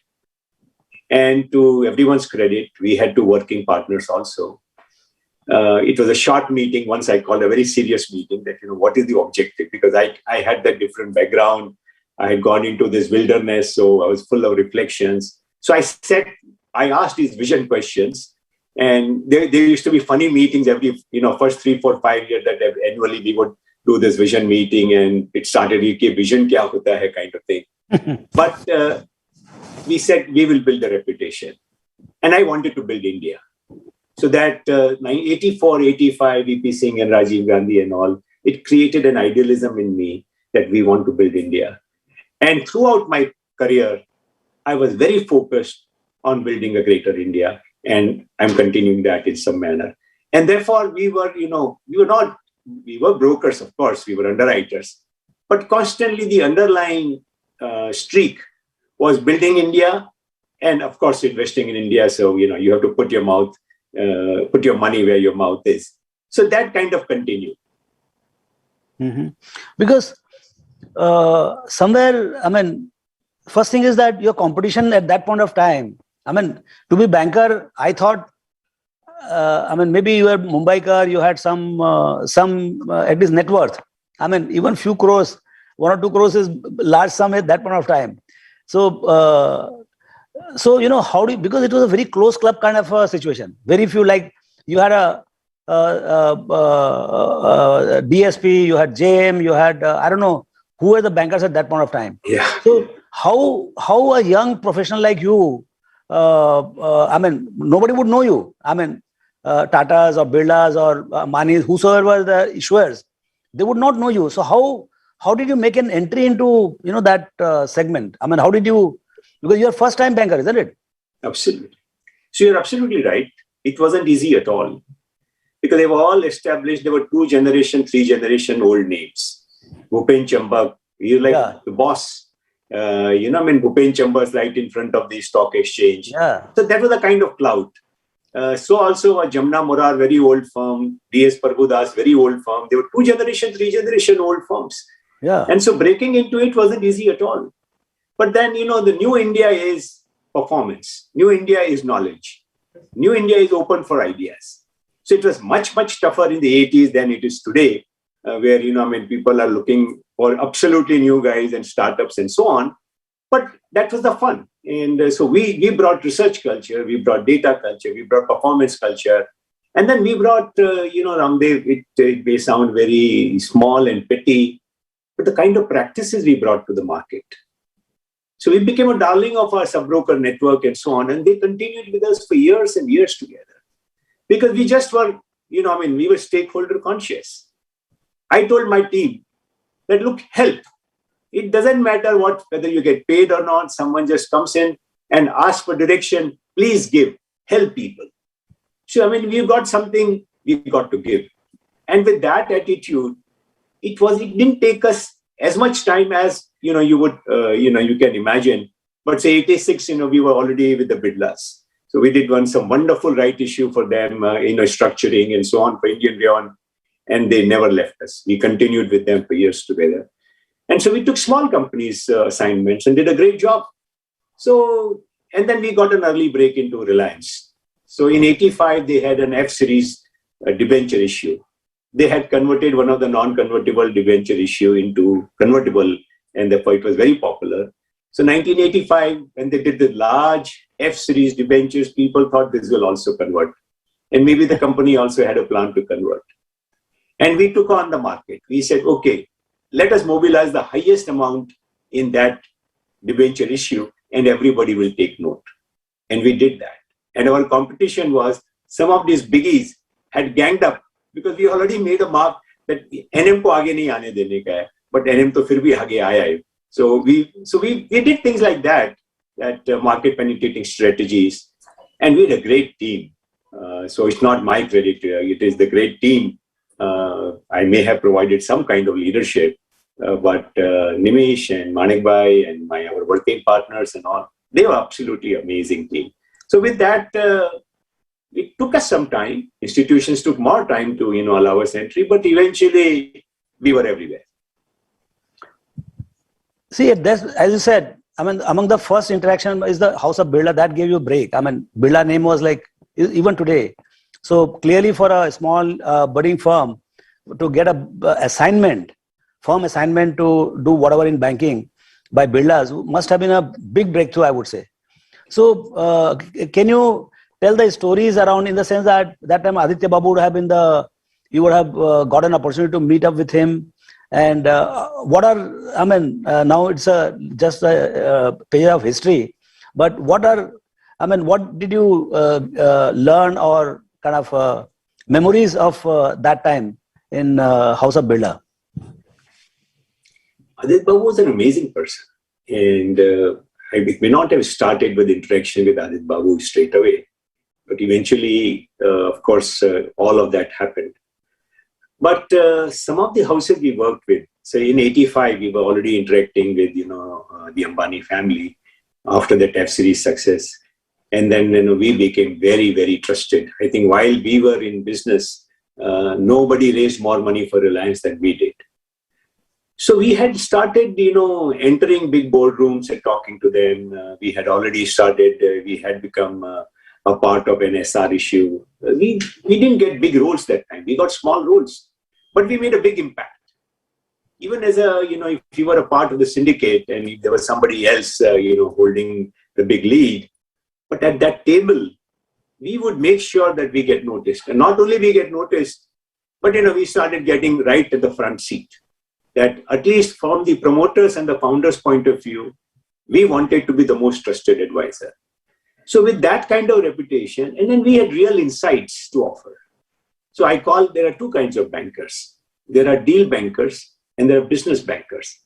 We didn't want to be deal bankers. We want to be business bankers who talk business much more than, कि ये time में ऐसा कर देंगे, वैसा कर देंगे, etc. So when we started doing IPOs on our own small companies, I mean, we wanted to write the prospectus, we wanted to talk to brokers differently. And so we always had that streak. And therefore, we wrote amongst the first research reports, we held the first 6 analyst meets in the country. So this confidence in knowledge, the desire to work hard in an innovative manner, and leading the team in a very motivated manner. So I think all of those things helped. It may sound more difficult now. You're making me sweat by making me think of that period, but it wasn't easy. I think we were also, it was such a great team, and we were all excited to do the right thing and knowledgeable thing. So, you're one of the most iconic houses which got built between 80 and say 2020 is House of Ambani's. I mean, I remember that time Tata Birlas, Mafatlas, Modis, they were all very traditional kind of a housing list. I mean, in first 10. And then very ambitious and fast rising house was House of Ambani's. And of course, Dhirubhai was one of the most iconic person at that point of time and loved and darling of the market. So you must have had a lot of interaction with him as you became more serious banker. So can you tell some, because he was not a normal, I mean, he was a very people's person. So any stories which you still remember about him? No, he was an absolute maverick. He thought very differently. And so, one story, I may not be able to recall period-wise story, but one of the most extraordinary story I heard was, so he said, ये तुम्हारा expert मुझे समझ में नहीं आता है. ये middle east में इतना ऑयल है, ये बाजू में बर्मा में ऑयल है, आसाम में ऑयल है, तो उसके बीच में क्या ऑयल नहीं होएगा? That's how they got into Bombay High. So he had such amazing insights about things. और पैसा कमाता है कि नहीं कमाता है, कि खाली ये ऐसे ही काम करेगा. और his understanding that at the end of the day, people are led by needs. So I would have this great experience, Dhirubhai's room, which continues in the Maker 4 office till date, is, there are waiting rooms. And if I wore a tie, they would pull my tie. Ye kya lagaya hai? Because as you see, Anil, Mukesh, nobody wears a tie ever, except when they are, of course, wearing a formal suit. So it's a 2 cup se tie wala ho gaya hai. And so, I would speak in Gujarati. And then, this specter of, all these highly qualified people, sometimes, you would share a waiting room. They would be sweating. They would be so eager to meet Dhirubhai. And the kind of comfort he had in talking with them. And I was an insider. So I saw that, some of these qualities combined, that confidence based on what you know, how that matters most than all the finish and the degrees. I didn't lack any of that. But to me also, they were not important. That's why I quit all of that to do more intuitive and more entrepreneurial things. So I think it massive reinforcement. And one other story I heard from him is, कि भाई मैं broker को मेरे बाजू में बिठाता हूँ. क्यों बिठाता हूँ? छोटा आदमी नहीं है. ये रोटी अपने आप कमाता है. मैं उसको बराबरी का आदमी समझता हूँ. I mean, look at the man. Is there somebody who may be a big professional, whatever, etc., comes from a big institution with the backing of an institution? We have to respect it. But this man, I will treat him with par. वो मुझे 2 गाली भी बोलेगा कि धीरूभाई तुमने ये काम गलत किया है, मैं सुन लूँगा. That's how his love for the market, love for brokers, because he loved that entrepreneurial spirit, encouraged it all the time. Mm-hmm. For a number of years, Dhirubhai had made it a practice to invite someone budding for dinner or for lunch, to encourage all those young people, promising people. And you can imagine someone, is doing well in any field. and you get an invitation to have lunch or dinner with Dhirubhai, what it would do to him. So I think he's a great man in terms of, this whole sense of entrepreneurship and promoting it. What I remember, I saw it from outside as an investor or as a small broker or whatever, analyst. What I saw was the vision. And vision is nothing to do with the academics. What I saw in Dhirubhai's, what he wanted to do in the next 5, 10 years, 15 years, that was way ahead of time. He could see future way beyond anybody could see. And that's how I think they could plan. And of course, execution was, I think the execution machine was fantastic. And that's how from nothing or very modest in late 70s to today, number one company of this country. So what are the traits of Reliance you saw even then? Today, of course, a lot of it is written in research reports. But at that time also you could see that, yes, this particular house, this particular person, this particular team is going to make it big. Could you see that? So yes, now that you're saying it, in 1984 or I think early 85, amongst the first research circular, we didn't have a report that time, and it would be just 1 page or 1.5 page kind of commentary on stocks, which I just was very fond of writing. That this, because there were a lot of anti-lobby in the market about Reliance. This is a bubble, this is a bubble. And that title was, this is not a bubble, it will become an ocean. And my confidence in that came as much from Dhirubhai as from Mukesh. I think Mukesh was a precautious person. So in 1982, when they were putting up a polyester plant at Patal Ganga, they brought the top technology from DuPont and whatever, and the way they were implementing the project, but the capacity they went for. So, Century Enka, JK Synthetics, Orke, they were ruling the roost for polyester, the shiny material and so on. But they had huge capacity. You had licensing, but they had created a flexible plant which could be scaled up, which was kind of adding up to 80% of the capacity of every other player. And then this confidence. So Dhirubhai had this great confidence that India mein to maal khapega, khapega aur khapega. And then Mukesh's calculation of technology. I haven't met a person like Mukesh Ambani. I think, so there were 2 eras of Reliance. As Dhirubhai's era ended, kind of in his style of doing business and so on, that F-series did not convert and they ran into serious difficulty. And then Mukesh had come into the scene and became more prominent. In 1986, when the VP Singh rule was there, and the perception was that they didn't get along and they had a lot of difficulties. And they indeed had, because, I remember that period, the first 6 months, from June onwards when we had planned the issue to December when we eventually did the issue, the company was in great difficulty. Dhirubhai suffered a paralytic stroke toward the end of 85. Rizikbhai Meswani was their Delhi person. Great magician, great charming person, Nikhil Meswani's father. What a man he was. And for the times that they were, licensing times and so on. So this was a double blow to them. And then, G-series took a lot of time coming.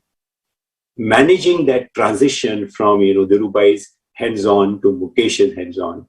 And then how he took that period from 86 to 91, when the new government came under Narasimha Rao, was an extraordinary period of consolidating, learning, changing the whole management, changing the whole team. And 91, then, we did the next round of funding. And we did, he put up the gas cracker at Hazira. Now, a lot of people take risks in India that time. Either you were risk takers, the Dhirubhai wanted to break into the club, so obviously you had to take many risks in many areas. But you take calculated risk. So bringing this calculation, bringing predictability, bringing certainty, bringing modernity, all of those things have been done by Mukesh, and to what extent? I don't know a more knowledgeable person than Mukesh Ambani. He will tell you what is the number of schools in this country, how many primary, how many secondary, how many in government. He's not in education. Field after field, he will just absolutely bamboozle you with his depth of knowledge. Way back in 90s, he would talk about entertainment, about telecom, what not. It's even today. If I meet Mukesh Ambani, I feel I'm not afraid to meet most people in life. But you meet Mukesh Ambani, say, Pata nahi Mukesh bhai kya puchenge abhi, kya bolenge, what response he wants on what. And he kind of, gives that respect to people. So I think the inventiveness that he has shown. Say, for example, take this. When you're putting up a gas cracker, and India didn't have facility, we didn't have raw material, we had to import, hazardous EDC, etc. And then they had to put up what is called an SBM, the submerged mooring, outside into the ocean, and then, ship can, because Indian ports were not good enough to bring those kind of containers, those kind of ships. He studied that technology. The world thought, kaisa ho jayega, waisa ho jayega. But, the rest is history. That Hazira plant is a huge complex, and Jamnagar is an even bigger complex. There's a Jamnagar, how can you put, Pakistan is next door. First thing, they will come and bomb you. And he created the largest refinery in the world there. It does not come from Mukesh Bhai does not take blind risk. It is so calculated, and he'll bring the technology. He had to bring all the teams. Such teams were not available in India to build, those kind of projects.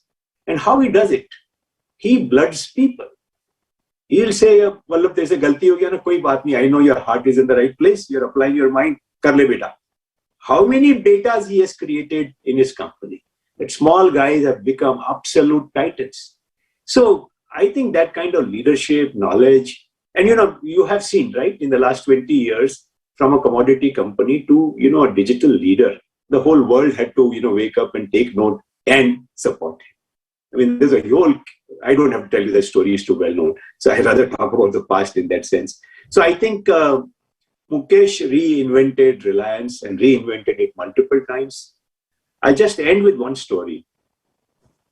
I think in 2004 or 5, that we did the Reliance Petroleum issue.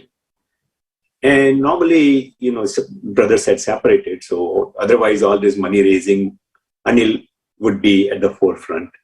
So this was Mukesh's turn because they had separated.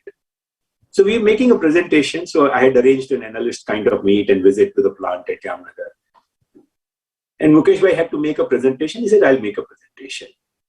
The kind of preparation he did for that, I think it was such a primer for most people that, what would be the 30-year scenario for refining, for fuel, for energy, for electric power, electric cars, what all he covered. I mean, the issue was sold. We would have sold the issue irrespective. But the kind of knowledge, kind of effort, the kind of risk-taking or risk analysis he does was stunning, absolutely stunning. So moving forward, I mean, we can keep talking about these stories, but the news, I mean, what I saw, was one of the SMS you sent in 93, 94 after the Infosys story. I don't know when you met NRN or how did you get in touch? Because at least I was in 95, 96, I didn't know difference between software and hardware. That was my knowledge of industry. I don't know, when did you come to know about power of Infosys, and when did you meet their promoters? How old was your relationship? But clearly that is one of the most iconic introduction to the market of any company by ENAM. So I'm sure the relationship was managed by you to start with. So, life is as strategic. There's great value to strategic, but one should never forget that, many or most of the important things happen in a stray manner. So to say, but, I don't know whether our conversation will get there, but how these things, how serendipity works. So when in 91, we started to expand our setup. A new colleague was Mr. Puranik. Mr. Puranik had come from Bangalore, he left SBI and joined us. He had this introduction to these wonderful promoters. And so he said, look, they want to go public, and I think we should go and meet them. That's how I went to meet Mr. Murthy and his partners. And it was fabulous. I think someone which was a small company in a sector which others didn't understand, and they wanted to do things very differently. But the kind of confidence, clarity, values that we could all... Purani, of course, had some experience that how hardworking, honest, and, a wonderfully combined team they are. But I got a sense of it. So first couple of meetings only, we kind of, we were at each other, Mr. Murthy and me, trying to assess each other. Because he did not think of himself as a helpless person. He thought of himself, he was so bold, he was so courageous. For example, I was late. He was ready to point out, Vallabh, you are late. I mean, I was a dada for him. But it didn't prevent him from, stating that, look, values and discipline matter here. So it was very easy for us to understand that here is an extraordinary person and a team. And therefore, it was, our confidence was that, look, these people are going to do something dramatic. Then the prospectus we wrote. He says, I can't write barring unforeseen circumstances, company hopes to declare dividend in, foreseen feature, etc. This was the language that prospectuses used to write. So we said, no, we will declare a dividend. We will have so much growth. We will have so much margin in the next 3 years. He said, how can I ask anybody to buy shares if I don't tell them what I'm going to do? So that's the kind of prospectus we wrote in Infosys, for Infosys. So when you have people like that, obviously we were all knowledge workers. We were trying to be as value-based as possible. And therefore, this was fantastic marriage. So we had no doubt that this company is going to do something dramatic. Mr. Murthy's whole career, that he was amongst the most capable IT persons in the country. With that, and then, brilliant people. And more than that, Raamdeo, in my 40, 50 years of business life, I see 3 kinds of people. I see people who are, what we call in India, jugadu. That is not a bad word. If you can go beyond. Unfortunately, from being tactical, exploiting tactical advantage, if I have, developed the ability to swim this village stream, I can swim the Pacific. So that kind of thinking. Unfortunately, large number of entrepreneurs I had to work, lot of them had great promise and they failed for what I would call, avoidable reasons. The second set of people I worked with were strategic thinkers. And there were some amazing, I think Harsh Mariwala I would put amongst the topmost of strategic thinkers. And then there were some people who went beyond. So, what is enterprise? Enterprise is, nature provides 2 things. It provides a challenge because everything is changing and unpredictable. And there are constants and predictable things in nature if you can find them. There are constants. What are constant? Values are constant. So those who can understand this. So Mr. Murthy was a finest example of this ability that, it doesn't matter, these uncertainties and all will happen. But I can see what is abiding in nature. I will build my company based on this. That means if I ask someone to invest, what am I telling? What am I promising? Someone can get away with it. I am not getting away with it. I'll make myself responsible. And to tell you something, that how you can distinguish great companies.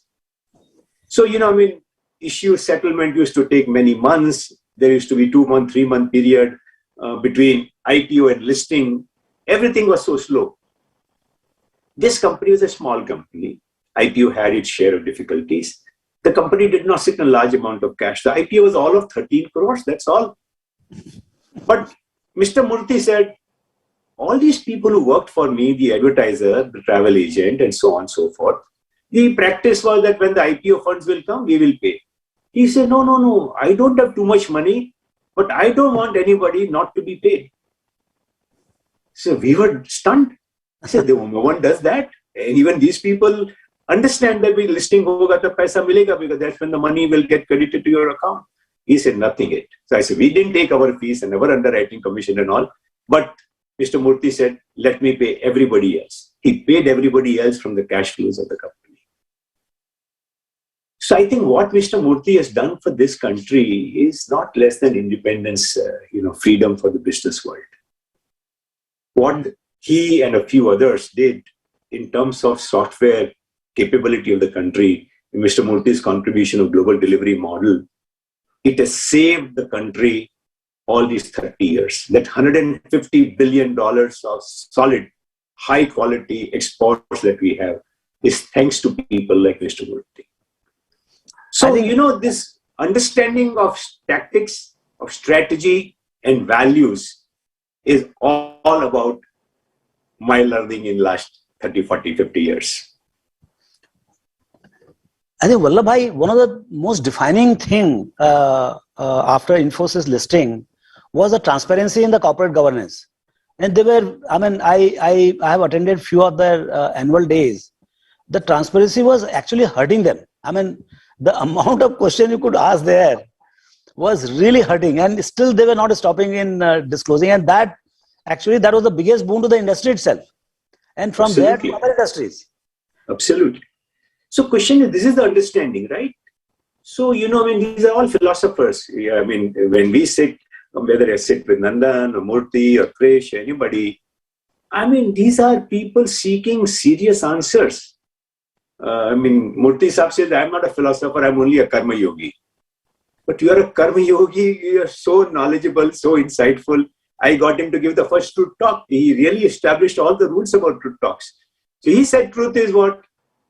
Truth is, to answer your question on transparency, he says, truth is honesty. So honesty is, of course, telling the things as they are. But they are transparency. That means I go beyond what I need to tell. Because people may be making assumptions. I don't want them to make assumptions. And third is integrity, is acting out of, the truth. So if I want to be trusted, it's a question we all want to be big. So I call there is a whole journey from being self-serving to serving. Mr. Murthy and all people are like that, from self-serving to serving. So they don't think of in terms of, being hurt, because they are there for serving.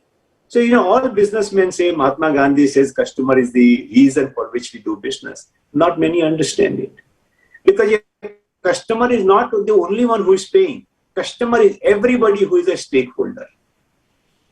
So, great companies, I think there are two houses in the country who have practiced this amazingly, is Infosys and Tata. That's why, if you understand this, that employee is also my customer, that's when your employee will give his life if he needs to. And that's what we saw in Touch.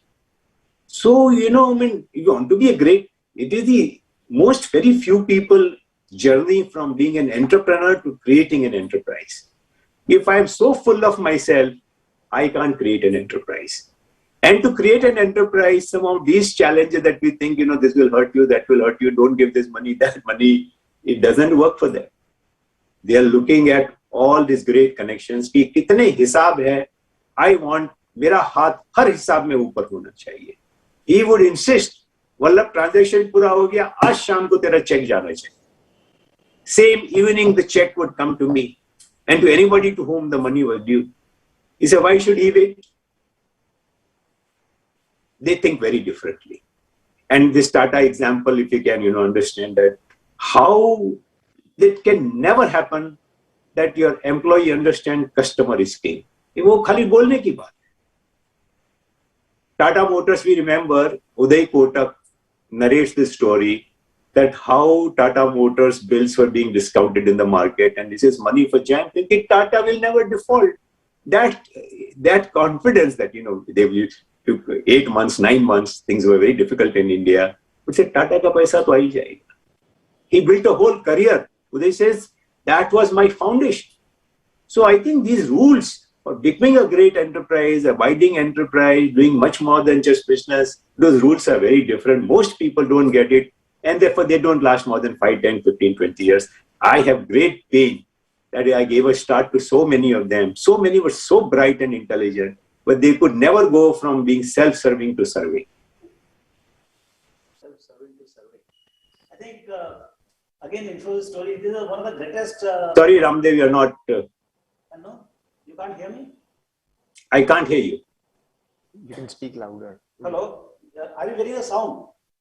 No, it's still faint. Can you bring the microphone closer to your mouth? Yeah. Can you hear me now? No, something has changed, Raamdeo. Something is... Just one second.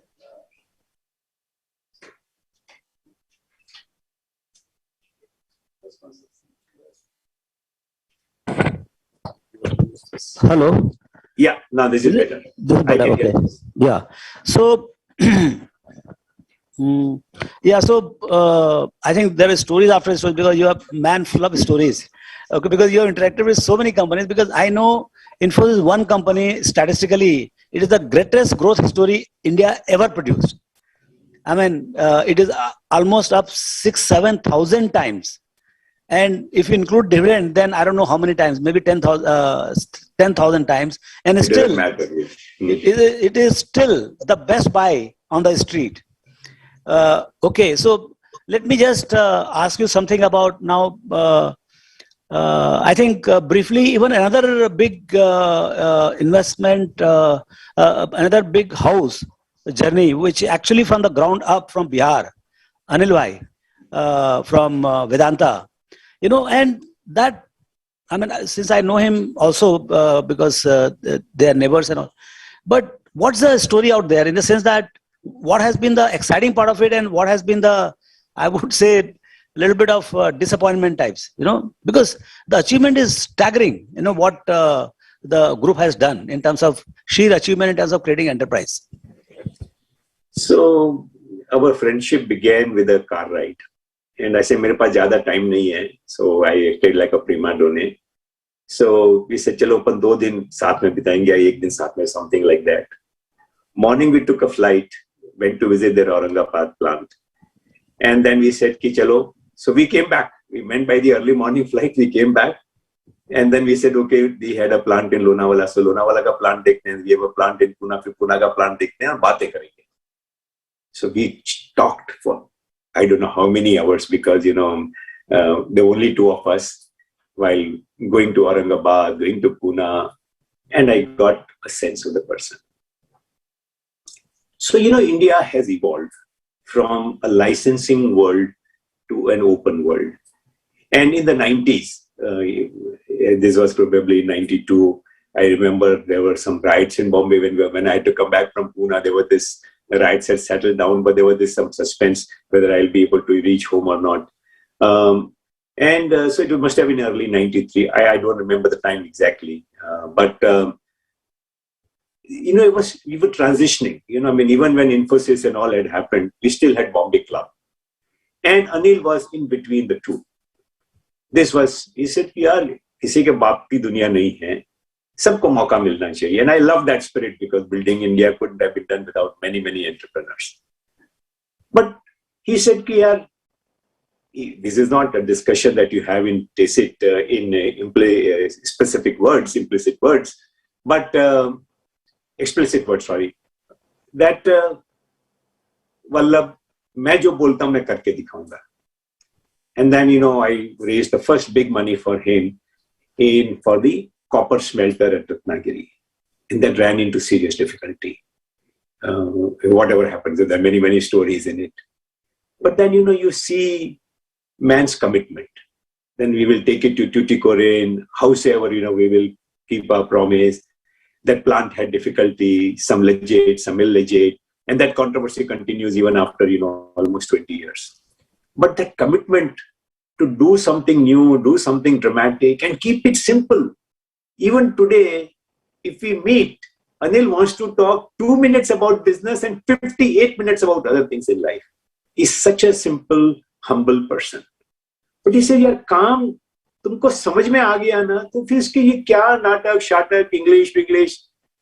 So I think I haven't seen many people in this country, maybe these are unmatched, that kind of humility and that kind of toughness. Actually, to be really tough, you have to be humble. That you're not bossing over others, you can take all the nonsense. So what he has suffered in terms of Orissa, you know, if you have 50,000 crores of investment, and then people going back on their word. Is basically, whosoever is ganged up. I don't want to say this in a public forum, but I have seen, what he's made of, what challenges he has taken. There are failures. You talked about, not so exciting things. But look at his delisting, right? I mean, you couldn't get 24-hour extension when everything was there and whatever happened. But he still said, all right, I'll find another way. So he survived the Ratnagiri smelter issue. He survived the Orissa issue. Now this whole Thames threat. And, to come into resource business, used to say, yaar, ki Vallabh bhai, ye dharti mein itna sona pada hua hai. Ye jo desh amir ho gaye, they all exploited Africa, this, that, etc., looted that. And, why we can't exploit? So you will always find, whenever he is on a public forum, policy forum, he'll talk about the resources on the ground. And to build a huge resource company with a plan in India is not easy. So, and to buy 2 PSUs. So I think the simplicity, that humility, the toughness, even if I don't have the sophistication and finish and all of that, I have few brilliant people with me. And today he lives in London. He has all these Goras work for him. It's an amazing story, but his belief in God, his humility, his amazing sharpness as a businessman, and keeping it very simple, keeping it extremely simple. He reduces everything to mere paas so very good table, but you'll never find any paper on his table. That's the kind of simplicity he wants to carry in his mind. So he's always a solution founder. First day, Avrastani. That's how we moved from India to, we did that takeover attempt on Indian aluminium. And, here is Deshi, Bihari, to all these MNC Babus of Kolkata. It was a great experience. But I saw my friend stand like a rock, face all the challenges. Theek hai, lekin karna hai. And I think he's today also a young person, karna hai. So I think this humility of Anil and simplicity are 2 amazing qualities. Well, by moving forward to slightly futuristic type, because if you don't see your vision of India or entrepreneurship or private sector, I think we have wasted everything. So one statistic I'll give you, till about 2004-05, in the stock market at least, 50% of wealth was created, net wealth was created by multinationals and public sector companies. Come 2005, something changed. Post 2003-04, something changed. And now almost 85-90% of the wealth is created by private sector. This is a super story of rise of private sector from various fields, whether it is technology, whether it is private sector banks, whether it is pharmaceutical companies, even Bajaj Finance kind of companies. There are a whole lot of rise of a lakh crore companies from nowhere. And that's now the next era is starting, which is digital. It reminds me of a rise of Infosys in 90s. That reminds me of, now digital companies finally rising out of Bangalore and in India.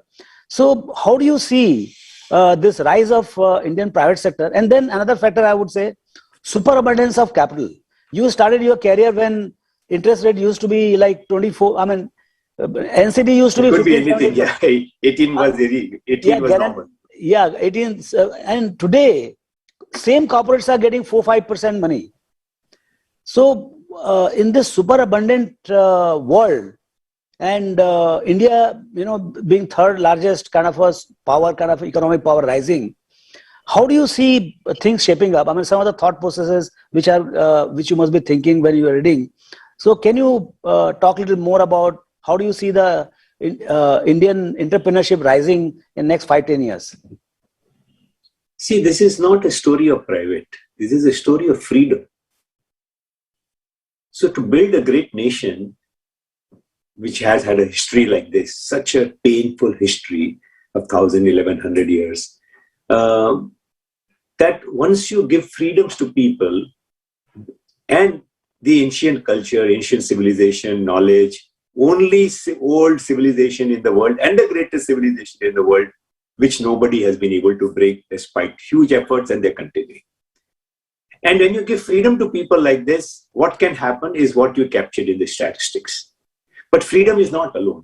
Why we are, I think I don't like this statistics of being the third or the fourth largest. I think what would matter is that when I have $10,000 of per capita income, at least somewhere between $5,000 to $10,000 per capita, that's what matters. Then we may be the number one in the world. That's okay. We are not a rich country, forget stats. So coming back, so from freedom, we need to go to efficiency. I think that's what has happened. What happened in that 2004-5 period is that during that Vajpayee regime, we started doing PSU divestment. So in 1985, when you said that, government has to support private sector and blah, blah, in 91, they allowed it and they did some PSU divestment, which was not real divestment. Real divestment of PSUs happened in period of during Mr. Arun Shuri's and Mr. Vajpayee's time. And I remember, I think we did 5 issues within 7 weeks. At that time, the money never used to, circulate the way it can circulate today. And we had to do global road shows and so on and, PSUs. But still, they were so determined that we did 5 issues in 7 days. And I think we were part of 3 issues of them. So I think that giving this message, and obviously Infosys had happened as a great exemplar. So what happens with freedoms is, so freedom, efficiency, facility, dignity, and then, you will get justice and whatever, etc. So in that process, when we moved forward in that 2002-3, when India Shining and all happened, private sector felt all this is here to stay. And that process is continuing. Now we are adding efficiency. Efficiency with all the GST, Aadhaar is just bringing efficiency to the system. Now we are bringing facility, Nalka, Jal, power, digital India, so on and so forth. These are facilities which people can use. And a dignity. I think some of these Ayushman Bharat and, we need to do a lot more to give people dignity. Once you've done that, at every stage what you will find, something phenomenal happen. In Mr. Narasimha Rao's time, had Mr. Narayan Murthy not become a role model, we would not have known Bombay Club ban jata वापस से. ये Bombay Club है, liberalization है, लेकिन Bombay Club है. We would have been a disaster. But role models come up. So Mr. Murthy created 50 next role models. Now 500 role models are being created. Once this facility and dignity come, there will be 5,000, 50,000 role models. And if we can get bureaucracy reforms and judicial reforms in a hurry, there is no looking back. I think all these trends are firmly established. I think last 6-7 years, we have seen extraordinary movement on this, that somebody is thinking of the dignity of a Bharatiya. So Bharat ko koi nahi rok sakta hai. I am absolutely certain that if, despite changes in so many governments and policies, apparently, if we have not looked back on our reforms, we are not looking back. There may be periods of fast progress, slow progress, etc. But as you will see, we go from efficiency to facility, things will change dramatically. You will find ये startups तो होने लग गए, 500 का 5,000 हो जाएगा, 50,000 हो जाएगा. I think I see absolutely very, very bright future for India, and bright future for me, India, for Bharat, for me, is really $10,000 per capita income. So how you are going to, now in this journey, how you are going to contribute in India Build? Of course, you are going to be helping everyone, whosoever comes in interaction with you. But in terms of effort, what exactly you are going to do to really contribute your all the wisdom and experience? And my sense is I hope you are being listened in Delhi. So you have you are actually living legend on the history of Indian corporate and businesses. So what do you see? What do you hear when you interact with the people who matter? Not so much in terms of insider or anything like that, but what's the sense you are getting? You agree with, they concur with your thought process about the more and more freedom, not so much of help to the private sector, but more and more freedom to the entrepreneurs so that they can fly, because this country had its own natural, bounce or momentum, which can take it forward if you don't stop it. Do you get that sense? So, politics is very difficult. In a country like India, it's very, very difficult. And I, hand it to the, political leaders that making progress, reforms, etc. requires huge determination, which is what this government has shown. And what else can you expect from a prime minister? Kya Babu plane udayega? I think he said it all. Yeah. I think 2 days back, I think the finance secretary made a statement that everyone should be assured that we will sell we do not want to keep any PSU that we need not keep. Wow. Aur kya chahiye? So I do not see, question is things are complex in India. And because we are Excel sheet people and we are click button dabane se hamare paise ban jate hain, hum maal bech dete hain. Physical world, real world, political world, legislation and all are definitely going to be much slower. But I think the determination that you are seeing, I think doesn't leave much for me to desire. I think only things that I desire really are thinking out of the box about, how to bring the whole bureaucracy up. There are great bureaucracy, that's why this country is functioning. But we need some formula where this alignment can be, established clearly. And our judiciary. I think judicial reforms haven't happened at all. I mean, there is a lot of disappointment on that front. That because justice delayed is justice denied. Right, yeah. And without that justice, my freedom is not complete. Whether it be personal, judicial issues or business judicial issues, property issues, whatever, etc. How do we expedite this by 10 times? So till then, our freedoms are not complete. And I'm talking all of this in the context of freedom. So this government's determination to use technology, I think what else can one want? I think this GST, I hope that 1st August number is going to be a spectacular number.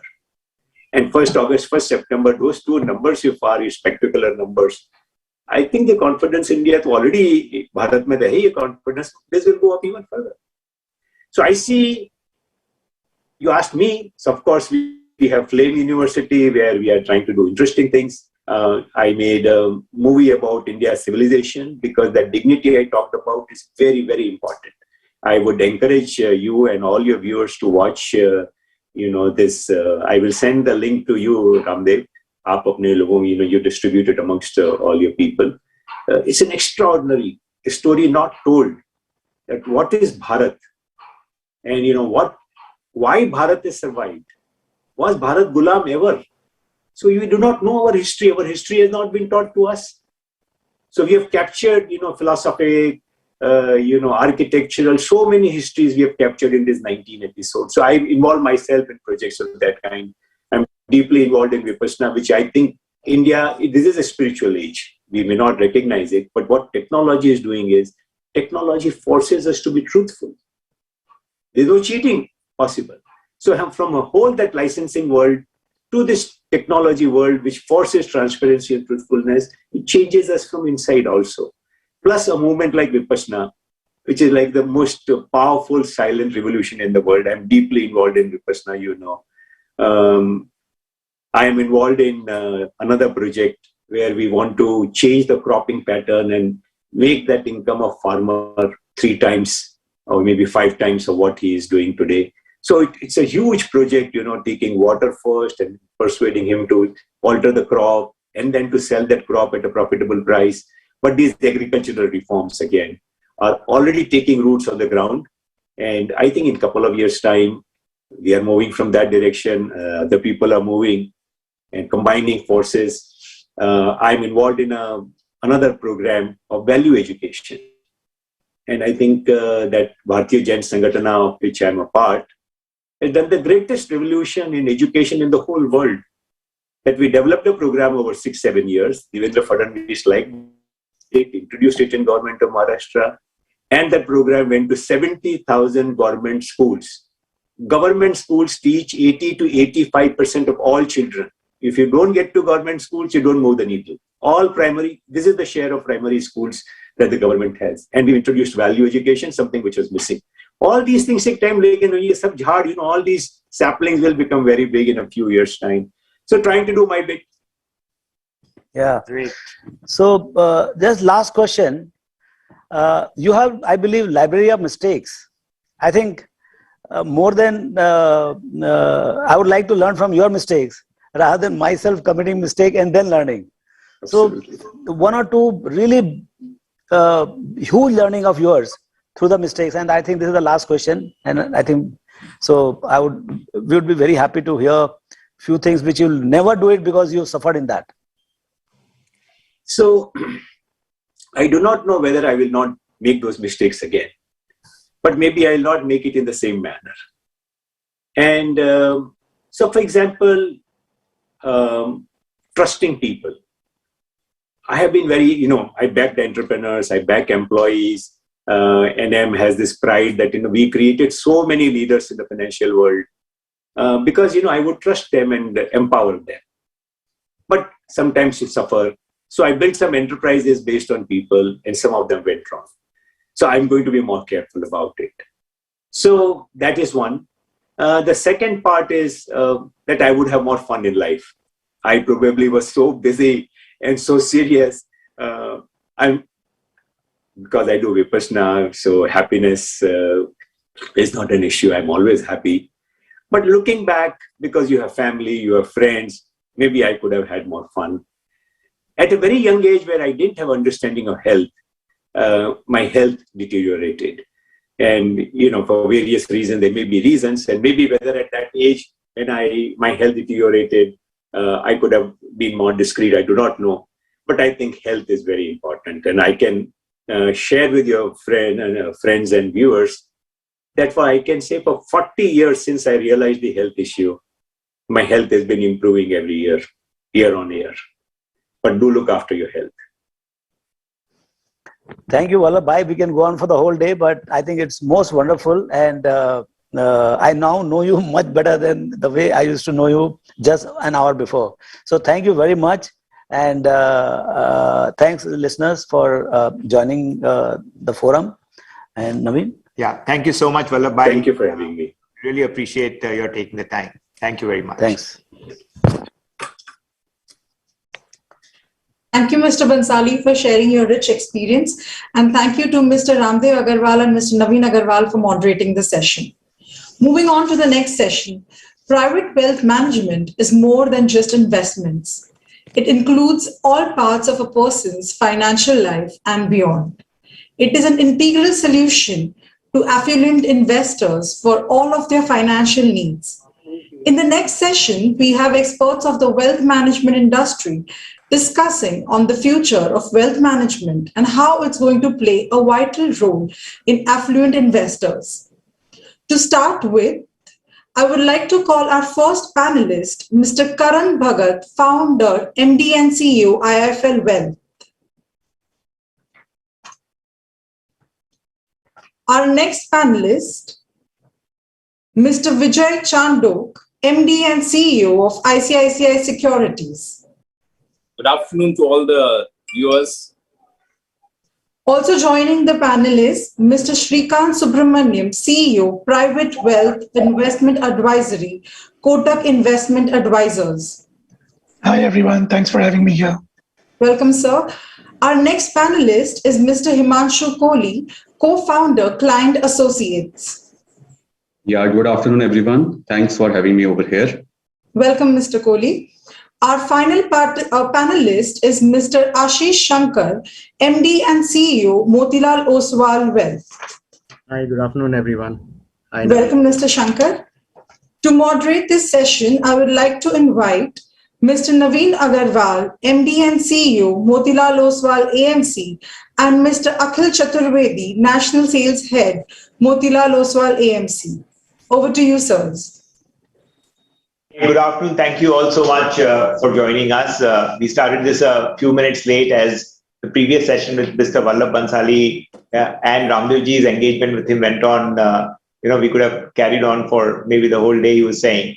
So let me start with, the biggest development that has happened. And I think it has changed a lot of things globally, India, and all businesses, I think.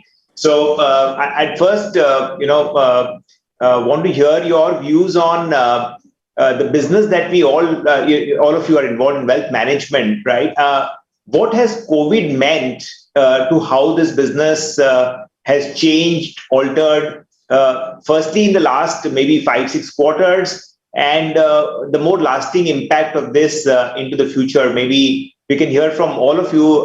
Karan, if you want to just kick off, and then we can move on to Shrikant, Himanshu, all of you to kind of share your thoughts on this. Over to you, Karan. Thank you. So maybe Navin, I can start. Yes, Karan. Yeah. So no, I think from a COVID perspective, obviously, the best thing is that we've been blessed to be in an industry where I think things have gone on normal pretty much every day for the last 18 to 20 months. So I think in that sense, we are all fortunate. But I think 2-3 things have kind of helped the industry overall. I think an incremental amount of liquidity, especially due to the entire central banks' policies across the world, has obviously fueled the general savings environment with all our clients. And secondly, I think a low interest rate environment across the world, and even in India, you've seen a fairly benign interest rate environment for the last 18 to 24 months. And that has also directionally led to a shift towards, not for the lack of a better word, slightly riskier assets, whether you want to call it equities or alternates. And thirdly, I think generally speaking, with the newer wealth coming in, awareness is much more. So I think all these three things to a certain extent have led to much higher flows, generally speaking, in the industry. And obviously the fact that returns have been consistent and less volatile have helped to the growth kind of proportionately. So overall, I think the macros have really supported well. And fortunately, from a business perspective, companies have also done well. So I think overall, the environment has been fairly supportive during this entire COVID phase. And honestly, it may end up setting up a good platform for time to come. Right. I think Karan summed up in terms of the overall investment climate. But I think outside of the investment climate, Navin, a couple of interesting things. Wealth management per se is a very high physical touch model, right? I mean, we never thought as an industry, there would be days that we will all be meeting virtually, not just this panel, but even with clients. But I think so that the overall industry dealt with the whole thing very maturely. I think clients were okay with the new form of dispensation of the advice meted out.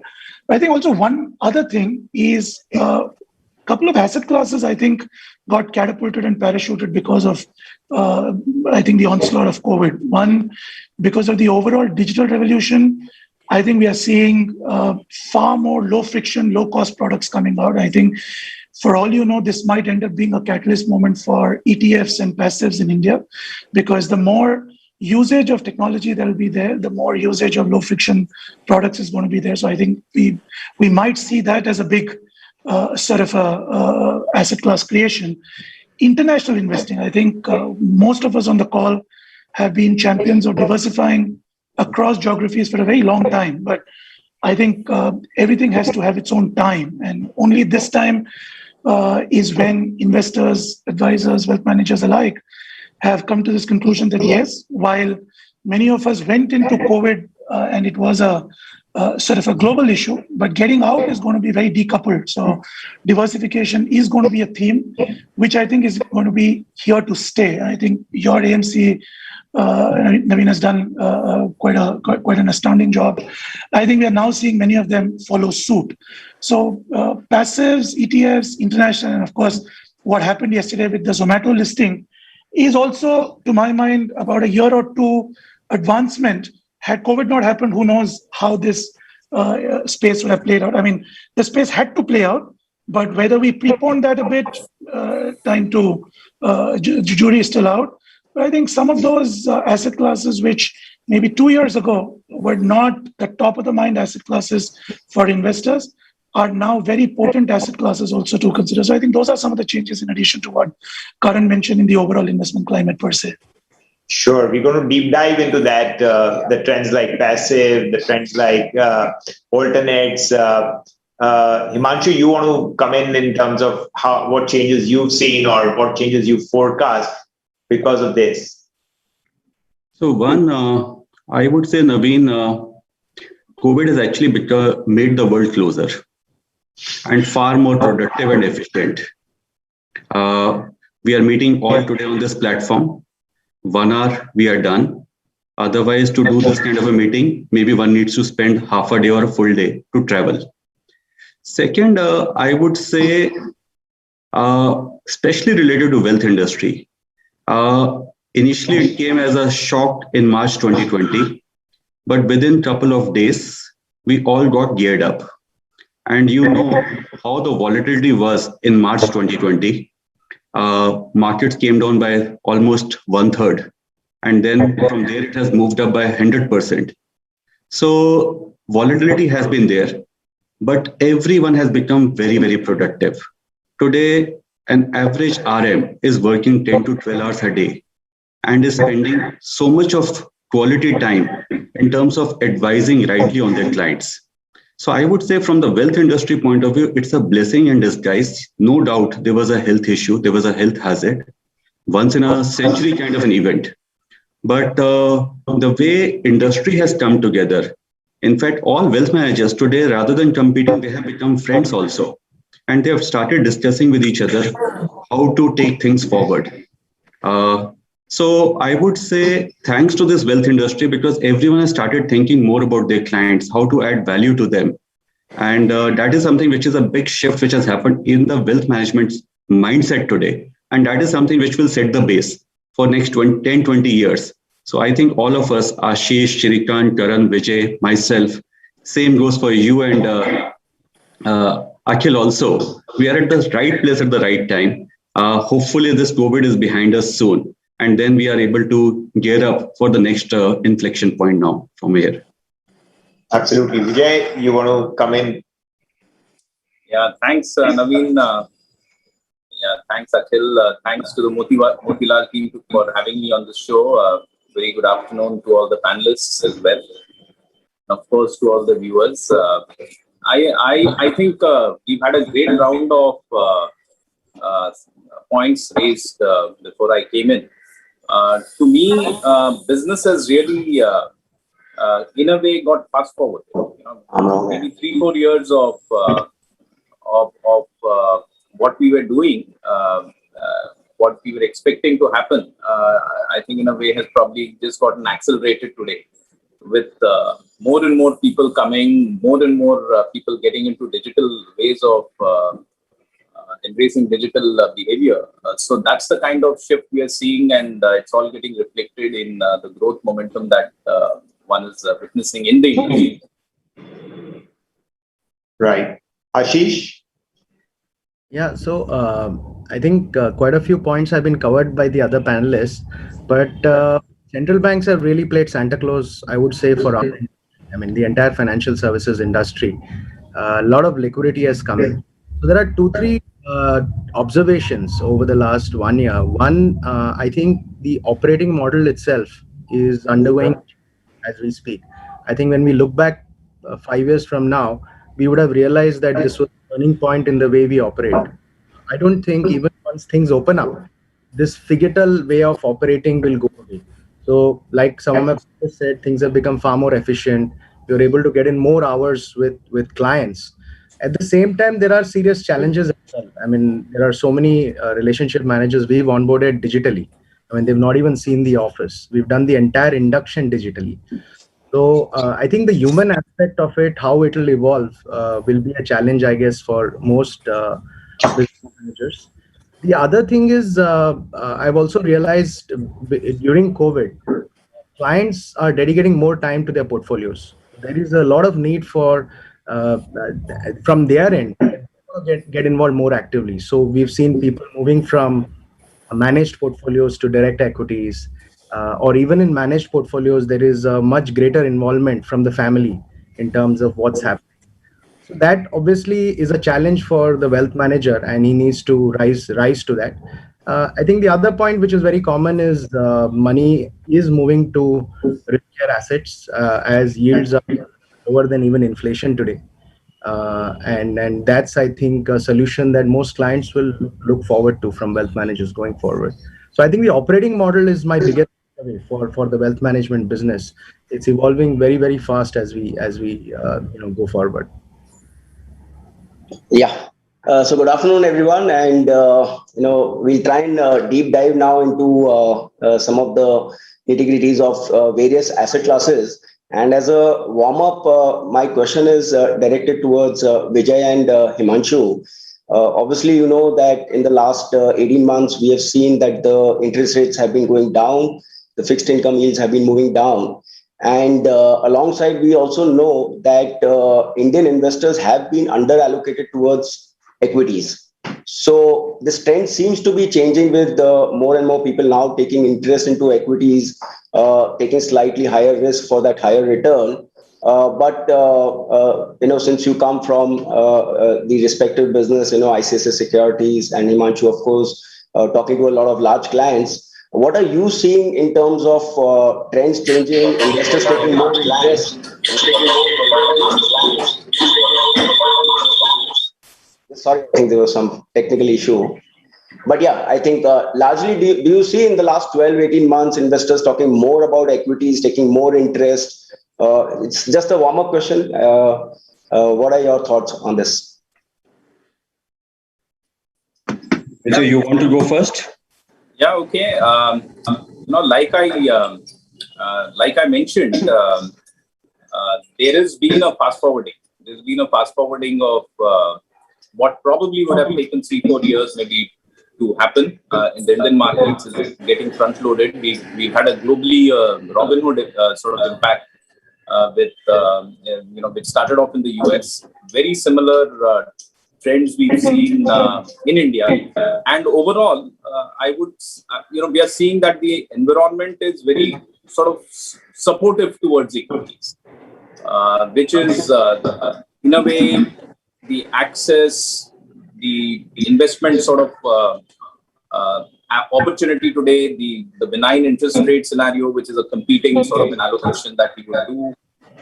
At least some time back, some tepid performance from the fund industry, all these which are, in a sense, competing sector has sort of propelled more money into direct equities. And, the fact that we've always felt that India is underpenetrated and it is waiting to happen. I think probably we are at an early stage of that waiting to happen, actually beginning to happen. So that's the kind of play out which seems to be happening just now. Again, when you look at retail participation as a percentage or in the houses on a daily basis, you're seeing more and more sort of percentage of money getting allocated on a daily basis by equity investors. So indeed, right now the retail interest is very, very high. Certainly. Himanshu? Yeah, so Atul, your question was around fixed income and money moving into equities. Now, one of the biggest things which we have observed is the mindset of people. Earlier people used to have money for long term, but their thinking was short term. So if it could be a 20, 30, 40 years money, they will always think about 3 to 5 years. Today, that mindset has changed. And that coupled with fixed income today, if you today in a fixed income, decent quality papers can compound your money at 6%. One, you are hardly able to beat inflation on a post or on a post-tax basis. So real rate of return is not coming in fixed income. And if you have to double your money, it will take 12 years to double your money at 6% compounded. Similarly, if you give 12 years, equities, if they grow at 14% per annum, they can make it 4.5 to 5 times. That kind of a return, they can compound it. So if people are thinking today of 10 years, 15 years, they say might as well go through the volatility, but can compound the money at 4.5 to 5 times. Or even if one standard deviation is applied, it can make it 3 to 7 times. Or even if 2 standard deviations are applied, it can be 2 to 10 times. So I have a potential of fixed income making it double. Over here, I can on an average go up to 5 times, but the range could be 2 to 10 times. So that long-term shift thought process has actually changed the trends. And that is where you see today very sophisticated clients, which we call as family offices. their allocation towards volatile asset classes is increasing, whether it is equities or alternate asset classes, that is going up. And that is what all the data is also being shown over wherever you see. And fixed income as a percentage is coming down because of the sheer change in mindset of people. Sure. India has traditionally been a very, alpha-seeking market, and the markets have also provided that alpha to investors. Karan, do you see this change to passive, and how do you see it? How big do you see it? Globally, obviously, it's become a force to reckon with. How do you see this playing out in India? So I think, Navin, different clients will do it differently. I don't think so. It's going to be a binary kind of approach. I think on large cap and on fixed income largely, there will be a trend towards passive, and maybe also international equities, because the ability to easily generate alpha will not be there.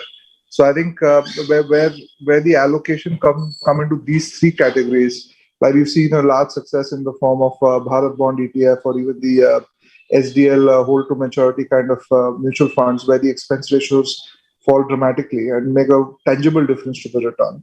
Similarly, on the large cap side, I think people will find it much easier to maybe allocate to passives rather than invest into 4 or 5 funds and arrive at a average return which is broadly equal to passive. So I think from a portfolio construct perspective, there will be a certain segments which will move into passive, but overall, I think there will be, for the lack of a better word, there will be a satellite component of every portfolio, which will either find its way to maybe multi-cap PMSs, which have the ability to be a little more concentrated than a large cap mutual fund, or at the very extreme mid-capish kind of closed-ended AIF, or also even to a small extent alternates which can generate alpha but come with the compromise of a lot of illiquidity. So I think overall, it's going to be difficult to define the right percentage, but I think passives both on debt and equity for a large high net worth individual might range between the 25 to 40% level eventually. And as you go down the value chain, I think for retail investors, it might end up being a slightly larger portion. So that's really the way I would look at it. But I think alpha generating ideas across the spectrum will always continue to have a lot of interest from high net worth individuals. Sure. Shrikant, you spoke about this as well in your opening remarks in terms of the rising role of passive. You want to elaborate on that a little bit more?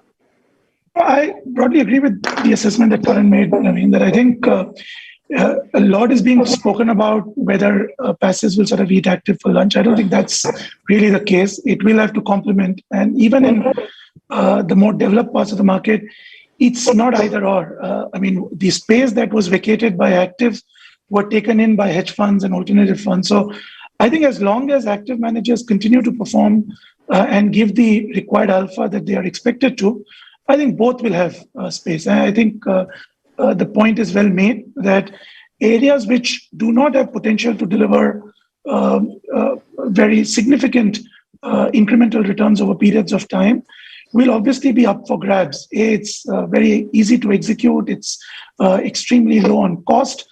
There usually are no exit loads. So the writing is on the wall that unless and until there is incremental returns, some of the macro shifts of next year, Navin, most likely your panel will not look like this. Your panel will have 2-3 fintech company wealth managers sitting on top. So I think those changes will also going to push how some of the ecosystems going to change, right? So I think passives are here to stay. We ourselves currently have a 1/3 allocation to passives, but I think I would broadly agree to what Karan mentioned. Our 1/3 allocation is largely on the fixed income side of the portfolio, which otherwise would have been the hold to maturity category, or on the large cap, slight amount of multi-cap. But I think the mid-cap thematic alpha generating ideas, there is still reasonable value to be ascribed to by managers like yourselves and others in the market. And I think that space will be here to stay. So Navin, if I may jump in here, I just thought, I'll add a little bit of a color more from a fund house point of view. Last 1 year, we've seen, overall the industry grow quite smartly. About a year ago, passives used to constitute just about 7% or thereabouts of the total net AUM. 1 year down, today it's in the ballpark of about 10%. Next 3-4 years, I would believe, and I would quite agree with the views expressed, that there is going to be probably growth in both the industries. I think particularly given both the sides of the industry, particularly given the point at which India is today. So many more issuances are coming into the market. There is scope for alpha generation ideas which will not be captured by the passives. So there is a scope, certainly a scope for growth. So growth is certainly going to be there across. But perhaps next few years, the pace of growth in the passives would far outweigh. Some of the challenges that passives have been facing, I think, are gradually getting addressed. The fintech point that was made, more and more innovation around that space is clearly beginning to happen, which is going to probably drive growth in this industry. Education is improving, customer awareness, investor awareness is improving. More tools are coming, digital tools are coming to just simply make it easier for investors to understand, access, and allocate money there. So lots of stuff is happening as we speak. So next few years, from a fund house perspective, I think one should put a sharp focus on that, because otherwise there'll be a left out field. Sure, right. So this question... sorry, if I can just quickly make a rejoinder to that. I think a lot is made on passives as being oversimplistic. I think that's just one part of it, right? I mean, we talk of passive and we speak of Nifty, or we speak of a gold bees, or we speak of a Bharat bond, I think, which is fair.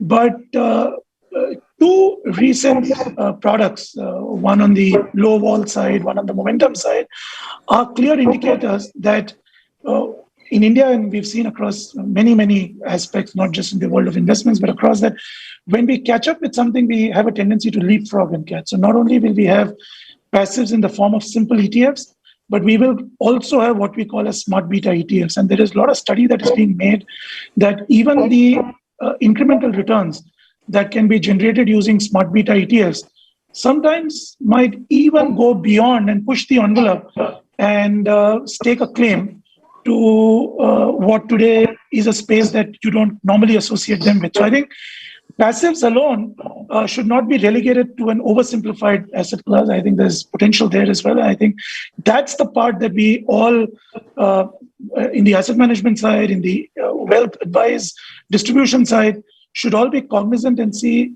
how do we give investors an experience where we can give an experience of superior returns, lower volatility, and do not be close to any idea and look at all options available and make that seamless experience to the investor.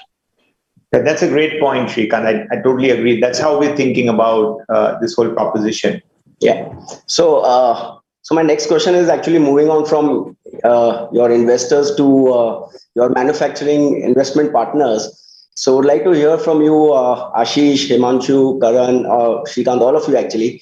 What are some of the key factors you look into before deciding on to which manufacturing partner you want to partner with for a variety of products? So what are some of the things which go in to shortlist your investment partners?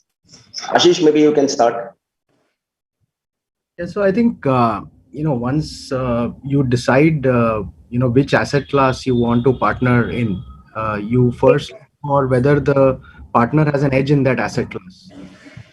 Today, there's the rise of alternatives, and there are people who are specialized in startups. There are people who are specialized in private equity. Similarly, when it comes to asset allocation within equities, I mean, we just spoke about passives as well as smart beta, right? So the portfolio will also get sharply divided, I guess, in the future between index and alpha. So even there, I think you will have to look for managers who are clearly alpha oriented and differentiated.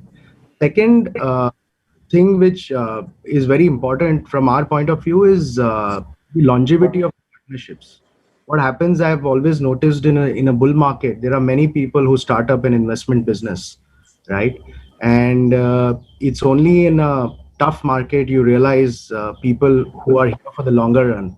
So if you're looking for a partnership, you want to partner with institutions or partners who are here in it for the long run. And the third point, which we've been constantly stressing for investors as well, it's not just about the near-term returns, but about a philosophy. I mean, can you partner with investment managers who have different philosophies, but at the same time are consistent in the application of their philosophy? So you can't expect every investment manager to deliver superior alpha all the time. So if you have a partnership with maybe 5-6 investment managers in every asset class, and these investment managers are clearly differentiated in terms of the style, approach, and are consistent in applying that style, I think that's what you look for. And of course, the softer aspects of whether the partnership can result in certain bespoke ideas for clients. Can the partnership result in value addition from an engagement point of view? So I guess these are the primary factors that I guess we would look for when I think, Ashish, you have also created the 4C framework, right? Yeah. So that's compliance. Maybe in a line you want to explain that? No, the number one is clarity of philosophy. So whenever we go in and evaluate an investment manager, the first thing we look for is how the philosophy has been applied for over years and how it has evolved. And then, of course, we look at consistency of performance as over near term 1-3 years. And I think there is a slide which has been doing the rounds in the industry. And we update it every quarter, and it's very clear that the top 25 in terms of ranks funds, they tend to underperform in the subsequent 3 years. I mean, this mean reversion is a very, very powerful concept. So I think these are a few of the things that we keep evaluating and educating our customers as well on an ongoing basis. Yeah, we'll talk on the mean reversion part. Karan, maybe you want to make a few points? No, so I think for us, I think consistency is the most important. We typically see clients being able to hold on for a longer time period only if returns are broadly consistent, because volatility never really helps. So even a great manager who's at periods of up and down may not end up being the best partner, because clients may not end up surviving the entire journey. So for us, I think consistency is a big point. Second, I think senior management involvement and commitment to the partnership is very important for us, because a lot of things around compliance, innovation, ability to come up with new ideas, deal with unknown variables. All of that kind of gets packaged into finally commitment to the relationship, and that can only happen if the right set of people within the firm are kind of engaged.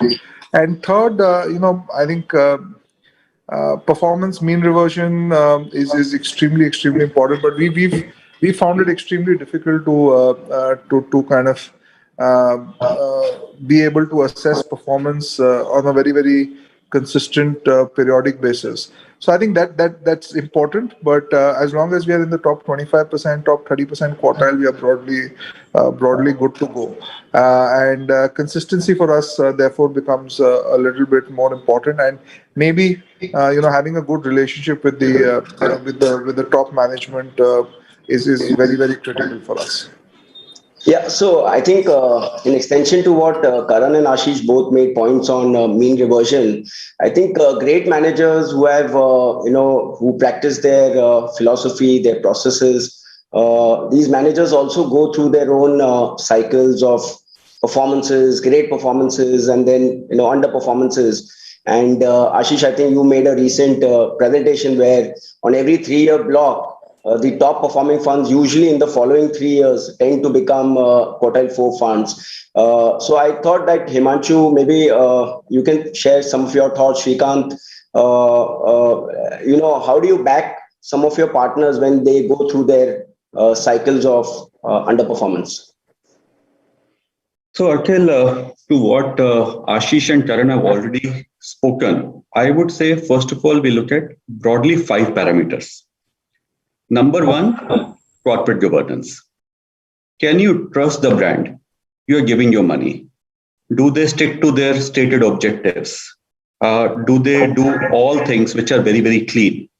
So corporate governance is number one. Second, of course, consistency of performance, track record, and the capability of the fund management team, which is very, very important. Third parameter, which is exceedingly important, and we have started giving weightage to it, is how much is the skin in the game of the fund management team. A lot of times we have seen various fund management outfits or wealth managers, they give something different to their clients what they subscribe to. While we believe if Navin, you visit my home, whatever food I serve you, I would like to eat the same. Same goes in our investment philosophy. Whatever we serve to our clients, we should also eat. So skin in the game is exceedingly important. And yes, for any relationship to flourish, relationship skills, whether it is with the relationship manager or with the top management, that is exceedingly important because that makes 1 + 1 higher than 2. And fifth, most hygiene factors, whether it is around servicing issues, updation issues, technology-backed support, or the operational support. So these are some of the areas which we focus a lot. And yes, when you do consistency and you follow concepts like rebalancing, reallocation, those helps you to evaluate those managers. We have followed this mean reversion policy. We in fact invented this reallocation model called as STARS way back in 2004. And that's a very time-tested model. It reduces the standard deviation of any portfolio between 20 to 35% and improves the compounded returns by 2 to 4% per annum. So it works on both sides. Rebalancing only reduces the standard deviation, but it also brings in an additional alpha. So rebalancing is something which is very, very close to our heart. In fact, we went ahead on a step called as reallocation, which is a very, very powerful concept. And last, I would say from 2004 till 2021, 17 years, nothing has done better than that. Because I have spent now many years in this industry. Relationship managers also get carried away with the markets. Sometimes greed, sometimes fear. And the only way to control those emotions is work on absolutely boring science-related models, which are very, very pure Excel-driven. And that is what reallocation is all about. Absolutely. Siddharth? I think we obviously have our own proprietary 3-tier model. We've been using that for about 15, 20 years now. But I think it also, for a minute, if I step back, a little bit on philosophy, right? So the way we generally slot most of our counterparties is it part of our core holdings or is it part of our satellite? And core or satellite is not passing a value judgment on whether it's good or bad. Essentially, core is something that is an all-weather hold. It's a hop-on, hop-off. You don't need to specifically define an exit unless, of course, as Himanshu mentioned, someone deviates from the stated objectives. But generally, a core manager is supposed to be one who is relevant in all market conditions, all market cycles. And satellite is usually our counterparties for us who are contextual for that market conditions. So, which I think most of us end up making the mistake when we onboard a satellite manager and do not define an exit window, and it ends up becoming a core, and it usually ends up giving a zero-sum approach. So it starts with philosophy. Once the philosophy is very clearly identified, it goes through the rigor of our 3-tier approach. The first tier is purely on quant. I think Himanshu echoed a lot of that. The quant is largely to do with risk than to do with return. Return is very easy, but the overall concept of risk-adjusted return is of paramount importance. Second is to do a lot on qualitative parameters. And the third is also what some of my other panelists mentioned, is the senior management comfort, both within Kotak and what one sort of hears on the ground.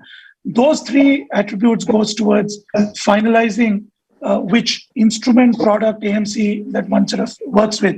But I think 2 things that have become much more important than these. I think all of us have got our own standard way of evaluating funds. For us, 2 things, I think Himanshu mentioned it, but I'll just maybe take a slightly deeper look at it.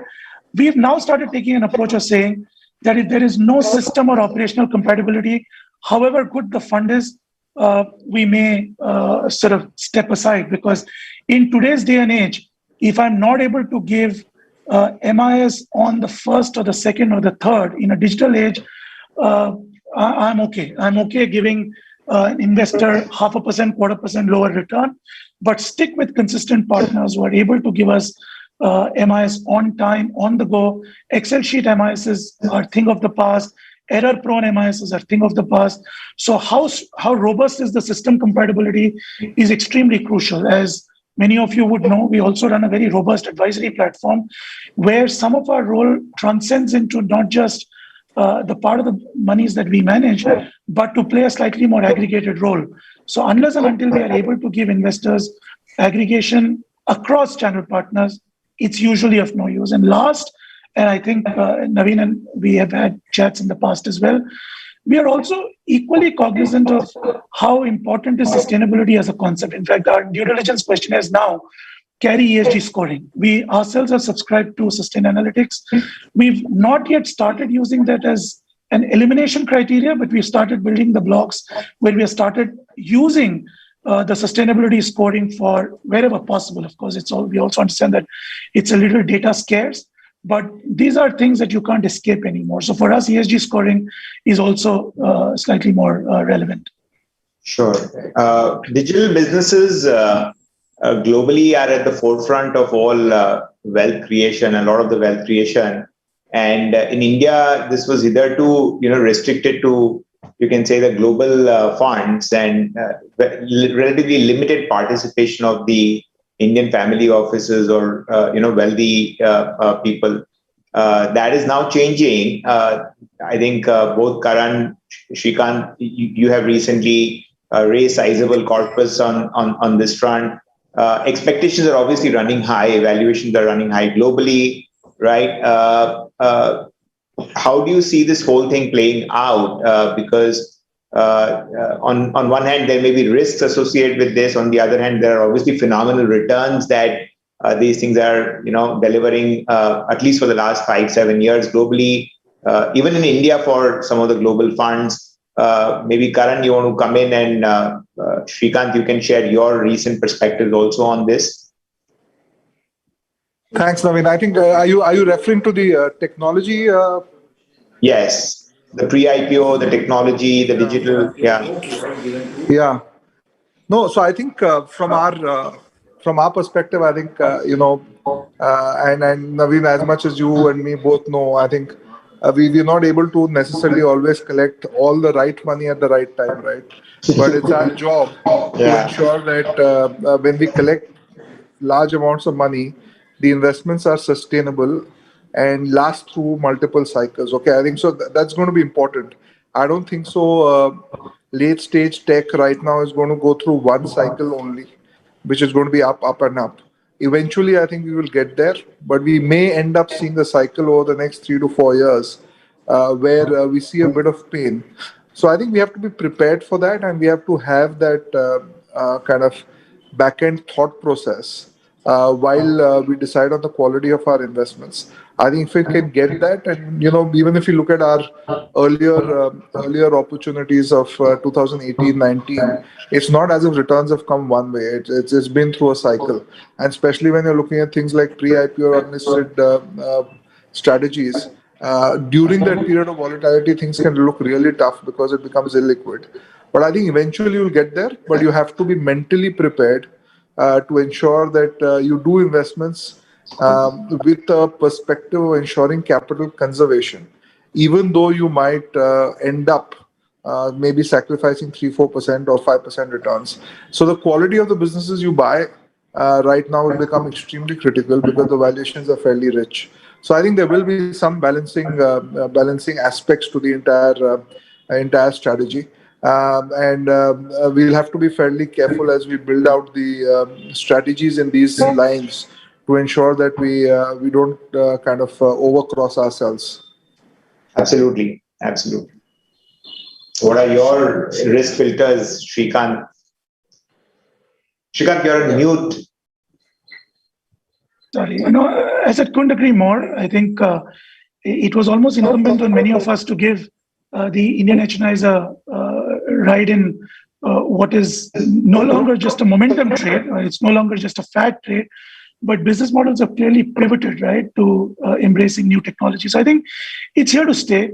Yes, one may argue that the valuations are higher, and I don't think anyone will be able to successfully argue that every company which is valued at multiples of $1 billion are all very well justified. But the fact is, that's exactly how globally some of these technology companies have got their valuations, right? Because what one needs to understand is many of these companies do not follow a linear approach of growth. Most of them follow an exponential approach of growth. And we've had very interesting conversations with fund managers, because we're also now looking at listed fund managers. How are they going to evaluate? So far, it was all okay when wealth managers, investors, asset managers, they were all on the sidelines, slightly sometimes cynical, slightly sometimes having the fear of missing out. But now here it's a brute reality. Zomato has hit public markets. Paytm is going to follow suit. Some of them are going to find their way into the index. This is exactly how it happened in China, how it happened in US. So 2 years later, 3 years later, the composition of Indian index might look very different. So I think it's here to stay. Some of them may go through the ups and downs of valuation mismatch. But overall, to discount the fact that technology is not going to play a strong role is not right. So I think we also, the successful fundraise that we've had also was a part of the latent demand that was out there. So it was not just that it just happened to be right place, right time. And according to us, it's at least the next 2-3 years is going to see many more of these opportunities for Indian investors before finally it settles into a category of its own. Himanshu, you have some thoughts on this as well?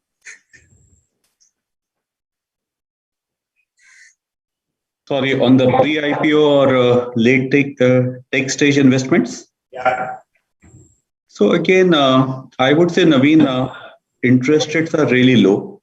Difficult to get real rate of returns from fixed income. Equities will increase volatility. So there are a couple of things which clients will have to do without increasing volatility substantially, is to get into alternate space. So alternate space is something which will definitely create more opportunities. Digitalization, which is primarily available in unlisted space. Because today, 80% of the companies, which are about $500 million, are available in the private space. And if one has to get in over there with a slightly different correlation, one will have to go over there in the unlisted space. Similarly, venture debt as an asset class is also picking up very well over there.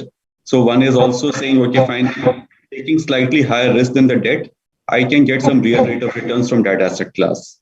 So these things, I would say asset allocation, especially when we talk about ultra high net worth and family offices, COVID times have given them actually thinking to go back to the drawing board and say, okay, fine, if we have to really create real rate of return, what kind of an asset allocation will drive us as we go forward?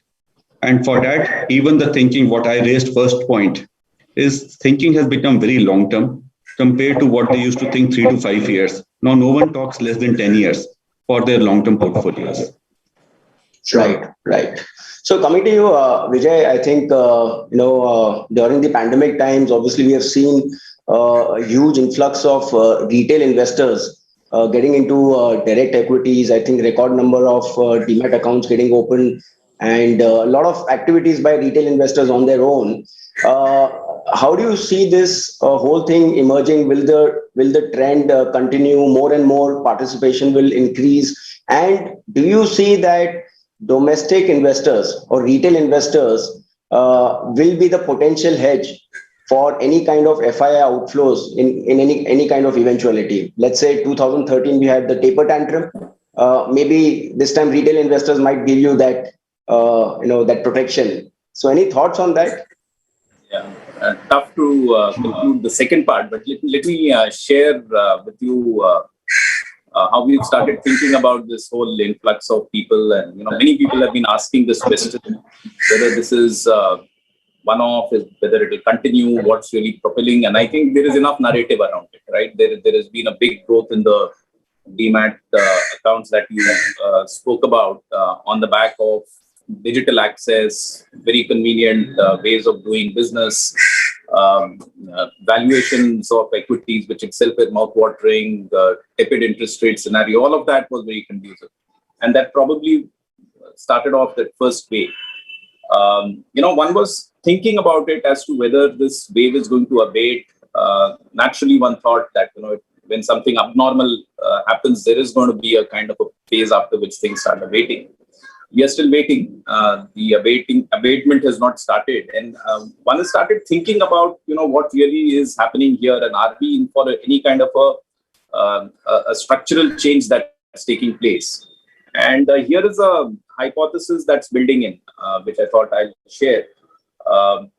Given the fact that, the retail investor interest seems to be continuing, even with greater force, one was looking at, the population profile that's coming into the markets. And we find a very, very large proportion of people who are coming into the account, starting off their new relationships, a majority of them actually, happen to belong to the below 25-year age profile, let alone, 25 to 30. They're below 25. That's a little bit of an eye-opener. And we were actually thinking about, what really is happening. And one way to think about it is that, the people, the investors or the individuals born after 90s, as compared to the senior millennials, guys who are born probably in the 80s, there is a little bit of a difference. The 90s born is a digital native. 80s born is very tech savvy, and there's a difference between a digital native and a tech savvy guy. And this digital native, literally born with a mobile phone in his hand, very used to living inside that phone. His world is different. He's inspired differently. He's motivated differently. His buying, construct is very different. And unless you belong to him in his world, you're irrelevant. And given the fact that, the new age access points into the markets belong to his world, they have, in a way, captured his imagination. And at what I figured out is that close to about 1.5 crore Indians have turned 25 in 2020. 2021, another 1.5 crore Indians are turning 25. And 2022, another 1.5 crore Indians. And 2023, another 1.5 crore Indians. And the story goes on for the next 10 years. So it looks like these digital natives are coming like a tidal wave into the system. And many of them naturally sort of, from a mindset perspective, also aligned towards financial investments. They look for digital ways of putting their money to use, including into cryptos. You're seeing and reading a lot about money flows there. So it's not just Indian capital markets, but also cryptos, overseas investments, and so on and so forth. So there is this kind of a narrative which is getting constructed as to whether indeed it is a structural change and the story is going to continue. Now, your second part, whether this whole story is going to replace the FIIs, too early to say, because I think it's going to take a few years before they're large in numbers, but they're still not, the shakers and movers of the quantum. So I think it's going to take a little bit of while. They go through a maturity phase. There's going to be still that, experience of facing a downturn and then still coming back strong. They've got to still face that all. So it's to be seen. I think it's still early days for that. But more people into the markets, I think good augurs very well for the industry, for the country, because whether it is in equities, whether it is, it's going to be in the world of investment, whether it's mutual funds, equities, somewhere or the other, and they'll toggle between one and the other. So I think that's the kind of move that probably recent times have triggered. I think amazing answer, Vijay. I think a lot of insights and a lot of data points. Thank you so much for that. In fact, I tracked this data, may not be too accurate, but a couple of years back, 24% of our total market cap used to be FIIs. And roughly 14-15% is the retail participation. Rest all is the promoter. So while the FII market cap contribution has come down from 24 to 20%, retail is still intact at 14%. And we do hope that this 14-15% can go up to 20 sooner than later. So let's hope for that. Ashish, you may want to come in and share your experiences. Yeah, so I mean, on the stocks bit, clearly, I mean, we've seen a preference of not just younger investors, but even amongst family offices, HNIs, ultra HNIs, there is a trend towards building a portfolio themselves, because the pandemic has accelerated digitization. The pandemic has also given a lot of time to people to ponder over their portfolios and how it is to be constructed. I think the other trend which will also emerge apart from passivization is for large caps, and wherever the alpha is missing, people may actually do it themselves directly. I mean, they don't want an active fund manager to be buying an HDFC Bank or an Infosys for them. So a lot of clients are migrating towards creating large cap portfolios on their own as well. So you will see both. You will see passives and you will see direct buying of stocks in large caps. This is a trend I think we are going to see accelerating. And like I said in the beginning, digital is going to be the new reality going forward. Even once things open up, I think people have realized that this is way more efficient than actually traveling and doing physical meetings. I mean, you can actually sit out of your room today and do meetings in 4 cities in India, which was just impossible a year and a half back. So I think Figital is the new word. So people will do relationship meetings physically, but execution, portfolio reviews, any intellectual conversation that you want to have with data points, etc., it's best done on Zoom. So this trend is only going to accelerate. And like most people on the panel have said, basically, COVID has been a defining moment for digitization. It's accelerated this journey almost 3-4 years, even for the financial services industry. Right. Thanks so much. So Karan, Srikanth, Himanshu, bringing you back again. So basically, we are seeing a lot of corporatization in the family-run businesses or family-owned businesses. Since you also manage a lot of large family offices, do you see this corporatization in the family wealth office kind of setups? Any trends, emerging trends you are seeing emerging in the last few quarters? Preferred asset classes? How are they looking at risk? All these kind of things. Maybe Karan, you can start, and then Srikanth, Himanshu, you can add your thoughts. So I think the one change which we are seeing clearly is the fact that clients are open to doing a little bit of illiquid stuff, and typically private equity and structured credit used to be a much smaller portion of the client's portfolio. But overall, I think the impact of compounding, and especially the impact of compounding on reinvestment, is something clients are able to appreciate, and therefore, they from a family office perspective, apart from doing investments in the normal core stuff like we discussed earlier, I think there is enough appetite for some bit of satellite stuff, and some family offices obviously have the ability and the expertise to be a little bit more adventurous, and also maybe do investments directly in some of these things. We for one have been a little bit more cautious in taking a fund approach, but I think overall clients are comfortable with taking an approach of 5 to 15% in a combination of a little bit of structured credit as well as a little bit of private equity. So I think that's something which is here to stay. And within the listed equity portion also, clients are willing to have a 3 to 5% kind of allocation to a broad, for the lack of a better word, a broad pipe kind of approach, where it's semi-unlisted in that sense. So I think overall 10 to 20%, depending on what kind of client we are talking about and the sophistication of the family office, I think there is a little bit of orientation to take a little bit of illiquid risk. Maybe the market risk is similar to what is there on the listed side. Absolutely. Just want to add one more question before Srikanth you come in. We also have had recently we got the white paper on the accredited investors. Which says that you can have flexibility around large family offices making investments through either the PMS or the AIF route. So post this white paper, have you started thinking how this will whole thing kind of shape up? No, I think the accredited investors thing is a great change in regulation, and I think it will go a long way in adding flexibility to managing portfolios. I think there are many things there, right from the flexibility of having an AIF with a minimum 70 crores contribution, having a lot of flexibility both in terms of approval as well as in terms of investment construct. But most importantly, if the accreditation comes through, I think the ability to take investors with minimum 25 lakhs and on the PMS side, I think, and most importantly on the AIF side, I think, and even on the advisory side, you can do a lot more stuff compared to what was being planned earlier.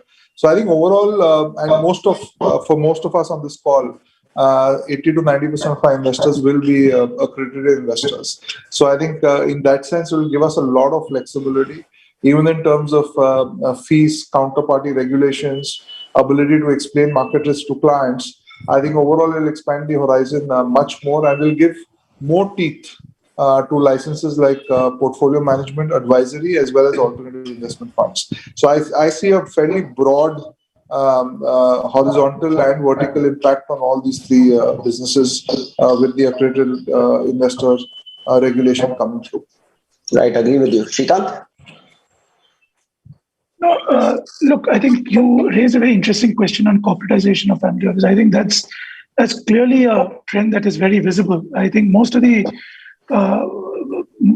the family offices now are almost becoming a quasi-institutional player, right? I mean, what used to be delegated as a private client HNI, many of them are taking space which almost resembles close to a quasi-family, quasi-institution kind of a thing. And I think in many anchor books you will see, in many institutional fundraising you will see, it's almost 20, 30, 40% run by family offices. And that's exactly how the trend in some of the Western parts of the world also, or closer home in Singapore, Hong Kong, is also visible. I think it's also, if you see the reason of some of these getting into that space is almost before a year back, we didn't have a clear sort of a regulation covering advisory on its own. I think what has happened in the last 1 year is advisory as a business has clearly been green-lighted, and you will now see going forward many of these investors having a very clear shift to what they expect from their wealth manager. And there is not, this is not a question of what is right or what is wrong, but I think the era of running commingled business models is clearly getting unraveled. I think some of those will also play its own part of how some of these family offices get structured, because now investors will have an option of either setting up their own family offices, or will have an option of outsourcing family offices to firms providing very clearly identifiable advisory services. And I think on the asset classes that you mentioned, the larger the pool of a family office, the more sophisticated the family office setup is, I think we are clearly seeing them getting more and more interested in asset classes that goes beyond the conventional norm. I think most of them have already been mentioned. And I would only sort of add weight to what Karan said on the question on accredited investor circular. I think that, along with the whole investment advisory regulation, these are progressive steps. These are very clear signs that newer business models, these are clear signs that investors who have minimum net worth of X and above will clearly be under the light touch regime, where your ability to do far more for those investors will give long rope for the investors to get their investment objective, and for intermediaries like all of us on the panel to hopefully do a little bit more than what was hitherto available. So I think these are extremely progressive steps from a regulatory point of view. Absolutely, Shrikant. Himanshu? Yes, so I know we are running behind schedule, and to a consultant during an afternoon, you give a chance, they don't want to stop speaking. So I'll be sharp, focused, and only mention few bullet points, which are basically happening with various family offices. So what Shrikant mentioned, they're really becoming semi-institutions. And 5 or 6 trends, which are really picking up with them. One is, they are really unlocking value in their traditional businesses and investing into new age businesses. Like last year, 12 unicorns came into picture, 1 unicorn every month. And as per the data, next 5 years, 190 unicorns will be born, which are called as unicorns today, which means 1 every 10 days. So a lot of business houses are thinking that why not unlock value in the traditional businesses and create a kitty for new age businesses where they can de-risk and compound their money at a better rate. Second trend, which is also happening, is their thinking has become long term. They're also increasing their allocation from physical assets into financial assets and going more on equity side. So that is something which is happening. And there, I would beg to differ from some of the things which have been said on the passive investments. I think passive investments increased from 7 to 10% because they were marketed as low expense ratios, or maybe 2018 and 2019 because of reclassification. They did well. But if you just see 3 years rolling returns, and there is a lot of data which can say still India will create alpha by active managers like you. Because today of the market capitalization, 6% is only mutual funds, while US is about 25 to 30, Japan is about 35%, where passives have really picked up.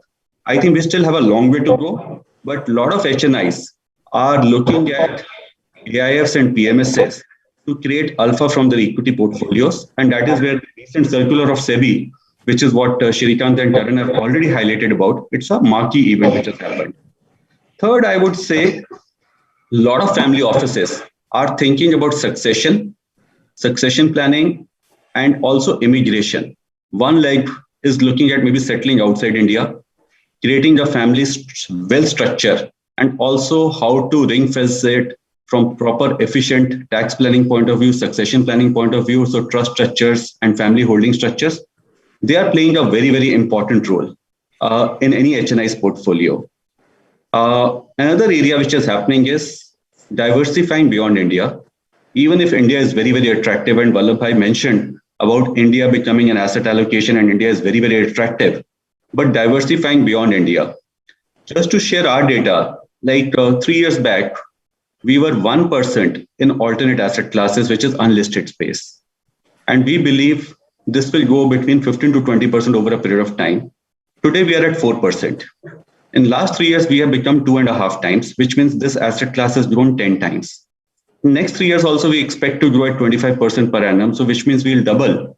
And if it's going to become 15 to 20%, it has the potential to become 8 to 12 times from here itself. And same is the case with LRS window, which has gone from $1 billion to about $14 billion after this government has come into picture.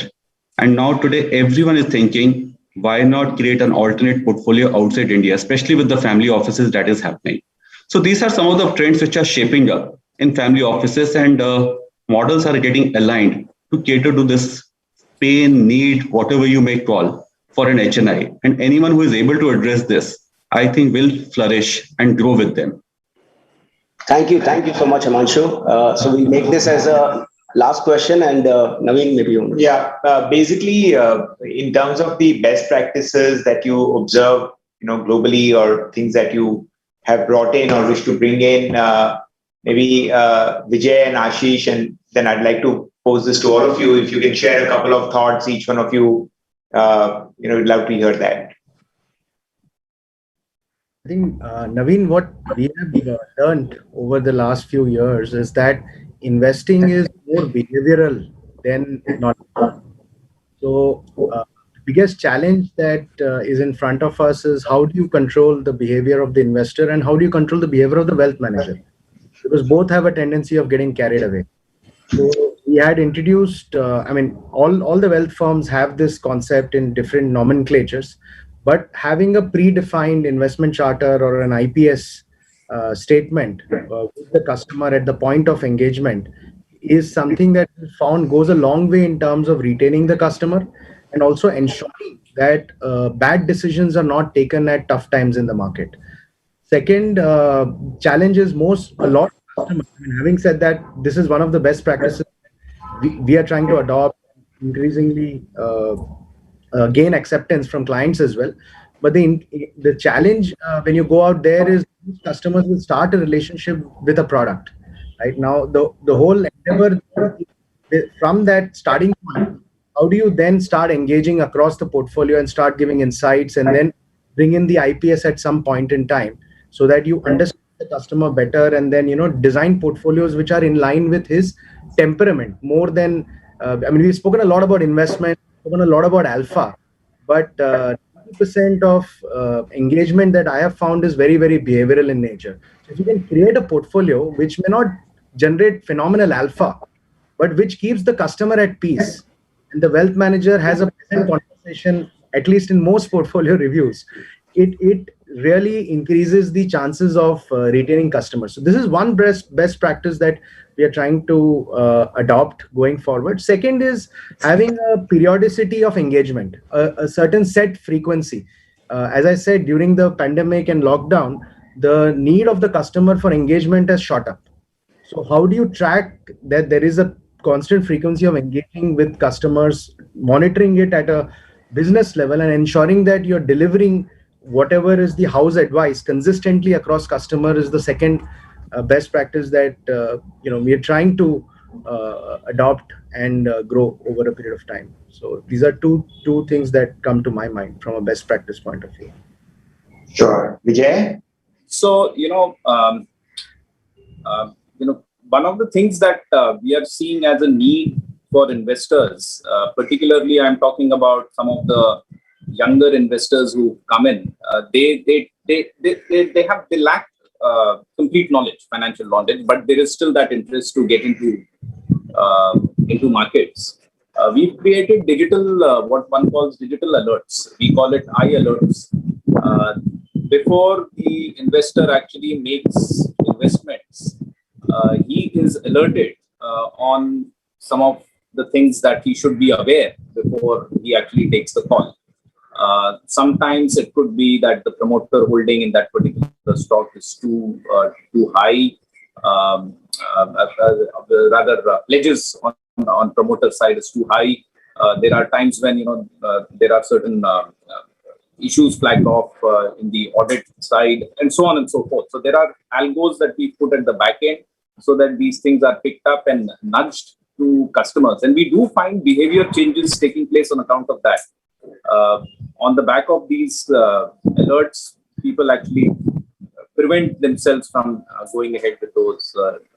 Because at the end of the day, we believe that it's about the investor well-being.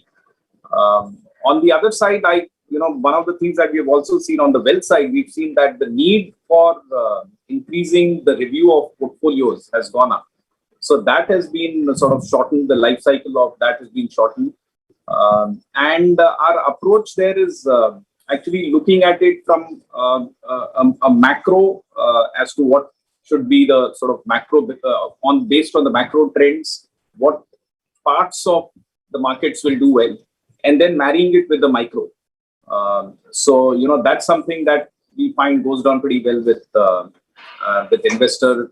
He's able to relate to those kind of conversations well, and then the over a period of time morph him to what one would call as a model portfolio. So we have a model portfolio, and we sort of demonstrate track record there, and we find that people like to align themselves to that model portfolio. So these are some of the things that we've taught in recent times. If I may just add here, Navin, the other thing is that more and more clients, especially the larger ones, want customization. They're very clear that we don't want to adopt a model, or we don't want a one-size-fit-all kind of a portfolio. So there is a greater need for the wealth manager to understand the specific nuances of a family customer, and then tailor make the portfolio to suit their needs. I'm sure tech will help us do this faster in a more efficient manner going forward. But this is another need which is clearly emerging, that every customer wants to be treated very differently. And larger the portfolio, there is a lot of need for customization. Yeah, I completely agree, Ashish. It is tailor-made, it is bespoke, it is customized. But you have a framework which just makes it simpler for the customer to think about it. He finally takes his own calls, but it helps. Shrikant? No, I think from an international point of view, some of the best practices that we see very clearly sort of getting adopted in India. One, I think the whole concept of home country bias, right? I mean, we in India have been very inward looking. Many times for the right reasons. We've been rewarded well. But I think that's something that if you go and look at any of the international investors, the concept of diversification is almost as deeply embedded as the concept of asset class diversification is. So you wouldn't see a New York investor or a London investor or a Hong Kong investor put 100% of their money in their own country or in their own currency. So I think diversification across geographies and currency is almost a given as far as international. And I think that is something that we are seeing that getting changed even in India. Second, I think products are growing horizontally. Otherwise, we, about half a decade ago, had only a clutch of products that were available through the mutual fund route or through the PMS route. I think that is also coming to an understanding that no product is good or bad. Every product is suitable or not. And that consciousness is obviously coming to investors, be it through the AIFs, be it through venture debt.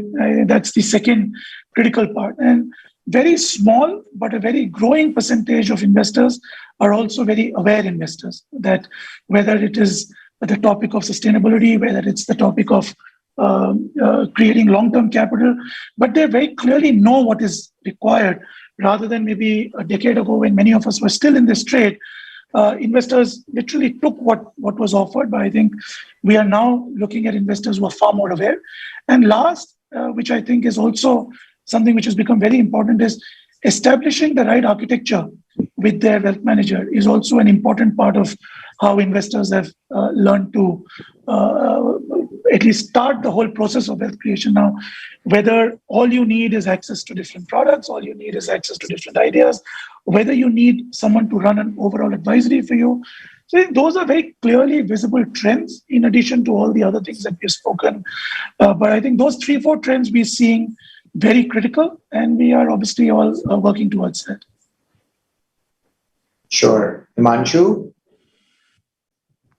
So I would say some of the best practices which are practiced globally, and in India also they are becoming prevalent, but still some homework needs to happen. One is the approach needs to be very holistic. It needs to be service driven or asset allocation driven rather than product driven. Second, one of the key challenges for the industry is it has to be conflict free. So if you manufacture, do you also advise or vice versa? That is one of the finest practices. Some of the global regulators have looked at it, where they say if you are an advisor, you don't need to get into manufacturing capabilities. And at some point in time, I think our regulators should also look at that approach. Then some of the clients, their needs are around confidentiality, continuity of relationships, and does my advisors really care for me? So when March 2020 happened, were they really sitting next to me, even on virtual meetings like this? Now, those are some of the things which are extremely important for taking the profession to the next level. So these are some of the best practices I would like to highlight. Great. I think we've really overshot our time. Thank you so much, all of you, for taking the time on a Saturday afternoon. We really appreciate this. A lot of insights, data points that some of you shared, best practices. All of them are extremely valuable. Thank you so much for joining us today. Thank you. Thank you. Thank you. All the best. Take care. Bye. Thank you all for such an insightful session on the future of wealth management. Ladies and gentlemen, moving on to our last session. Our Managing Director and CEO, Navin Agarwal, will be interacting with our fund managers on how they are planning to structure their respective portfolios to capitalize on the USD 5 trillion GDP and 5 trillion market cap growth. On this note, I would like to invite our fund managers and our Managing Director and Chief Executive Officer, Mr. Navin Agarwal.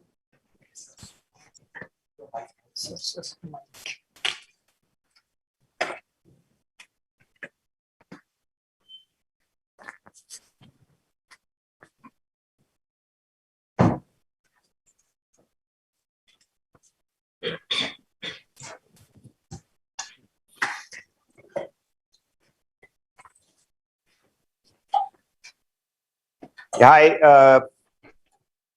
Yeah.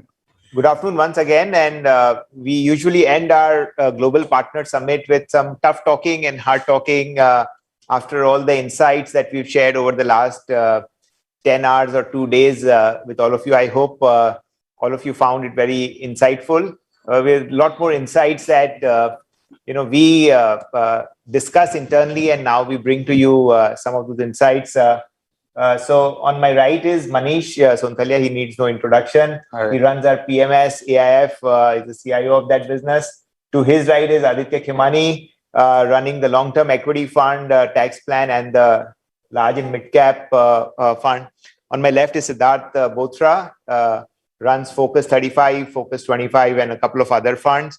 And to his left is Sushmit Patodia, running some of our very interesting AIFs that have done very well. So they all have a lot of insights, and I think we don't have any session following this, so we're going to keep it open-ended for this afternoon. So Manish, I think I have some tough questions to ask you, but before that, what I'd like to know is that you face a lot of tough questions from clients all the time. So do you want to share, a couple of these, really good, maybe insightful, useful, tough questions on which you could kind of give insights, share your thoughts. Some of them may not be unreasonable, right, at all. So you want to share a couple of these things, and maybe I'll kind of put these to all of you, because I may have my own tough questions, but I think ultimately clients have, we owe the most accountability to our clients. To explain to them our performance, to explain to them our thought process, and so on. So maybe I start with Manish, and then we, Sure. go around with all of you. Sure, Navin, thanks.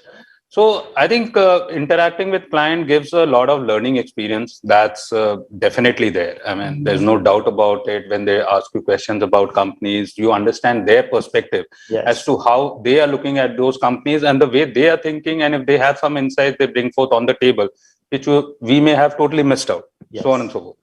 So it's a great experience. It's a learning experience. But when the things get slightly edgy is when clients ask for, what's your 6-month IRR on the portfolio going to be like? Or what's your one year IRR going to be like? That's why I said, what reasonable questions are they asking you? So, in a buy and hold approach style of investing, where the portfolio is positioned for companies that we hold in the portfolio on a 3-year rolling basis, right? We intend to hold these stocks on a 3-year rolling basis, and we base our buying or investment decisions based on fundamentals as opposed to technicals and so on and so forth. So what we bring on the table is actually superior stock selection within the whole gamut of stocks that we have. We buy 25, 30 of them, and then let the whole journey of growth for that company play out. That's what we are doing. And I think, long-term approach of investors will really help our investing style.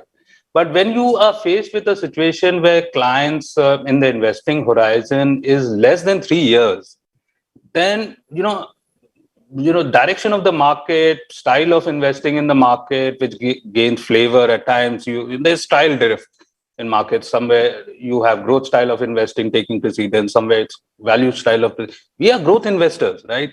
But valuations may have become, you have got front-ended returns, stocks go through corrections, time corrections particularly, and then you say, why don't you see the 6-month IRR? It's not going to be that great. Why are you holding that stock? I mean, it really creates a conundrum. So I think this is the most difficult question that I have recently faced as to how and this is all a comparison with how competition is shaping up. And given that markets are sizzling every day, and the whole idea of investors is to become rich very quickly. I mean, that's something, it's everybody wants to become big and rich but that's slightly on the dangerous side. Right. And I think while we move to Aditya to, check on his difficult questions that he faced, I might as well ask one more question. Your flagship fund that you run is called Next $1 Trillion Opportunity. It's a 14-year-old fund. We all know that, for the 9 years ending 2018, it had a winning streak of 24% compounded return and almost 10% alpha per annum. Quite remarkable, numbers. And everything goes through its own mean reversion, right? And the fund had a mean reversion for the last couple of years. But you've come back very strongly in the last 12 months in terms of the performance. Did you make some changes because of which this happened, or do you want to share how did all this happen, and how was that phase of a couple of years, when the performance saw mean reversion? Yeah, so you're absolutely right that each fund goes through its round of mean reversion. You have a fund which got launched 14 years back. It did quite well, and gravity will pull down performance for whatever reason. So according to me, the fund did not do well from 18 to 20. For the function of that, we had exposure to certain sectors which were correlated to the economy. We were slow in moving out, and so on and so forth. There was nothing wrong in the style of picking up the stocks. The broader markets went through some deep corrections, and we have a 50% portfolio which is aligned to the broader market space, the small and mid cap space that went to valuation correction.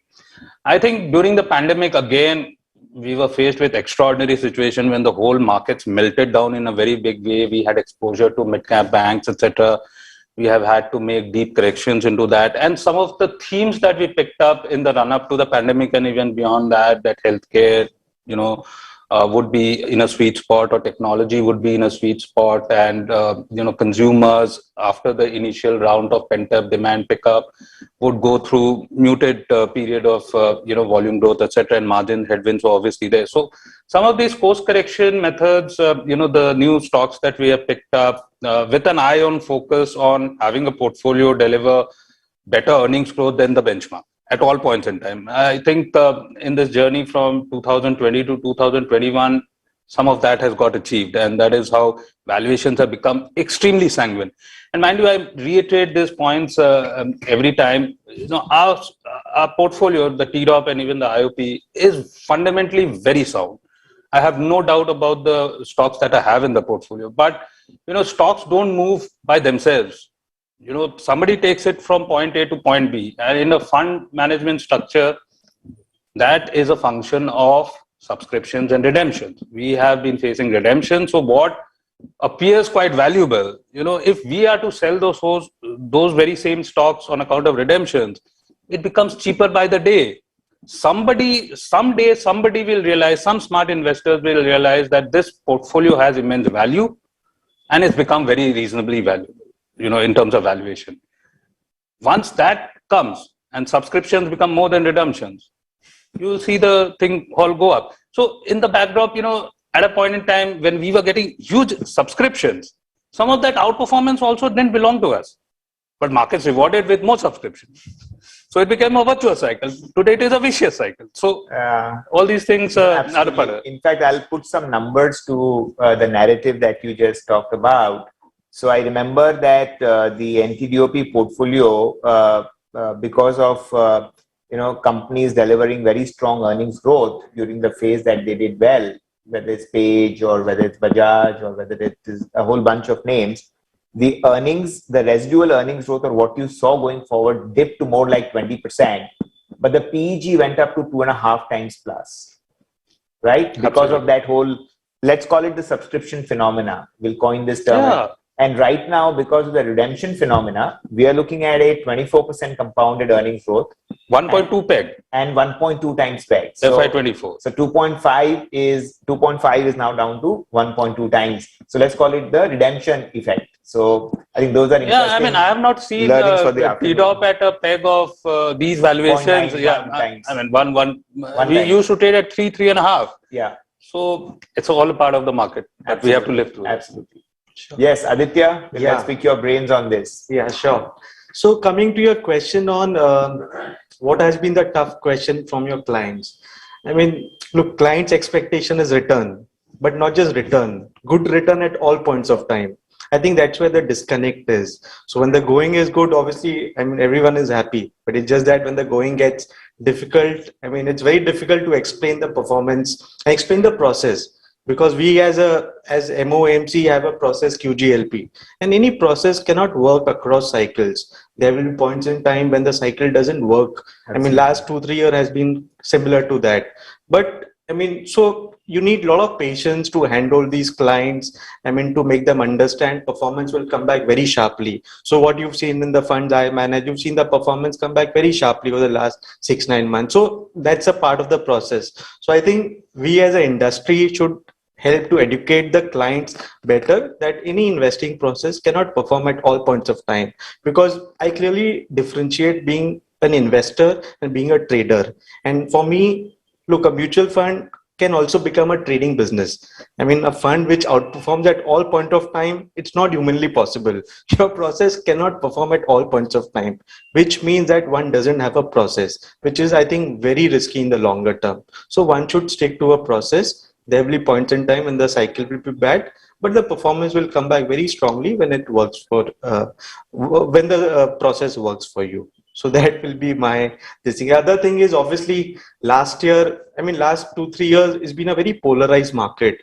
There has been stock big weightage in the index, which has just moved up massively. Suppose you don't have that stock in the in your portfolio, I mean, you look look like a big fool in the eyes of investors. So in case, just to give an example, Reliance, how that movement happened last year when Facebook and all invested.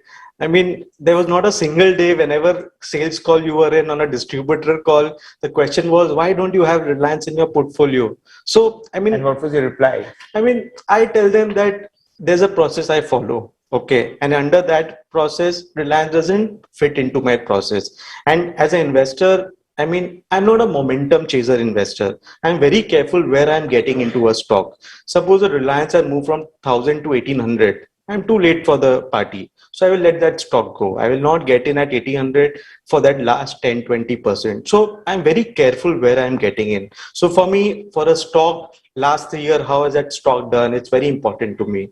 I mean, what is in the price? What Manish always asks that question. What is in the price? Do I have an edge? I mean, so these are questions. And another thing like narrative versus reality. Right now, like we keep on questioning in our FM meetings that how is IT sector looking? I mean, what is the narrative around it? What is in the price? So I think those are very important to me. And probably in the last 2 years, I'll just complete 2 years on 24th July. I think it's made me much more stronger mentally, because at points of time, you have to just let this noise not disturb your investing process. Because the moment you do that, you will not be able to perform in bad time also, good time. So do what you feel is good in the longer term is what my message is when I do this sales call. Yeah. No, absolutely. So temperament, they say, is 99%. Nobody knows it's 90 or 99. It's not scientific, but it's hell of a lot. And I think you're really alluding to that point that, you got to get your, mind or behavior in place, particularly when things are not going your way, whether it's a fund or a stock call or a sector call.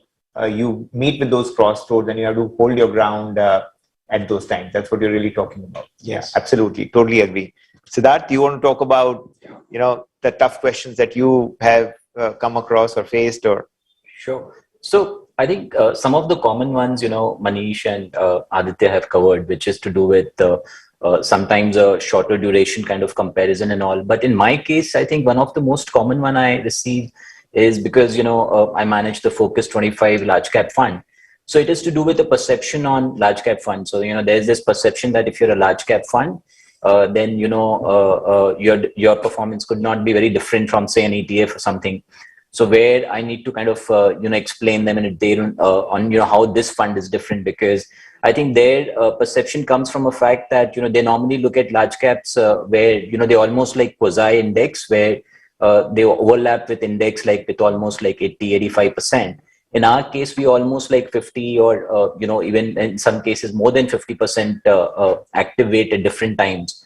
And the other thing is that, we strategically have a large cap fund under the focus large cap category, which allows us a lot of flexibility in the sense that a pure large cap fund needs to have almost 80% at all times in the top 100 companies. Whereas under my segment, which is the focus large cap, I can keep my top 100 till 65. 65 is the upper limit, and I have flexibility with 35. So from that regard, I, always, this is one of the common questions across all my interactions where, when I'm meeting someone for the first time or when they are not very clear about this fund, I think this kind of then gives them a sense as to how this is one of the most differentiated large cap fund that we have. Well, you talked about Focus 25. I want to hear about Focus 35. Yeah. So again, the fund was kind of a category creator, if I may call it. It gave the credibility to this thing called multi-cap fund. Eventually now, after the regulatory changes, it's all these funds have got morphed to becoming flexi-cap funds, right? But this fund was the largest fund, the best performing fund, and kind of, I would say, brought the word focus as a category, which now even the regulator has kind of uses. So phenomenal performance. But again, like in the case of NTDOP, went through its same couple of years of drawdown, and you're very hands-on now, running this portfolio. What is it that you're really doing and planning to do or thinking about, or how do you restore the glory of this being the best performing fund once again? Yeah, so it's been relatively a short time that I've taken this fund. So I think one of these, so of course there's a lot of questions with regard to performance. So I think first thing is just having a background on the fund itself. Like it's almost now completing around 8 years, and out of that 8, close to 5+ years, it's been not just beaten index but beaten it significantly. So when you look at it since inception, it would still have more than 3% alpha. It would be still in the bucks of top 4-5 funds in its category. So the point is that in the life of a fund, obviously you will have as even Manish had alluded, you will have some periods when it doesn't do that well. The broader point is that you have to look at that on an 8-year period what the fund has done and so on. And my sense is that there is really nothing that we have kind of drifted away from what actually got us the glory. There have been little bit of mean reversion. Also the fact that I think there could be obviously a couple of things that we could allude to which could have resulted in not so good performance in the recent time. One of them is that post-COVID, perhaps, our move towards more economy related or, the positioning on the fund side was a bit, on the defensive side, and hence that kind of impacted the overall returns. But I think those kind of things are more tactical.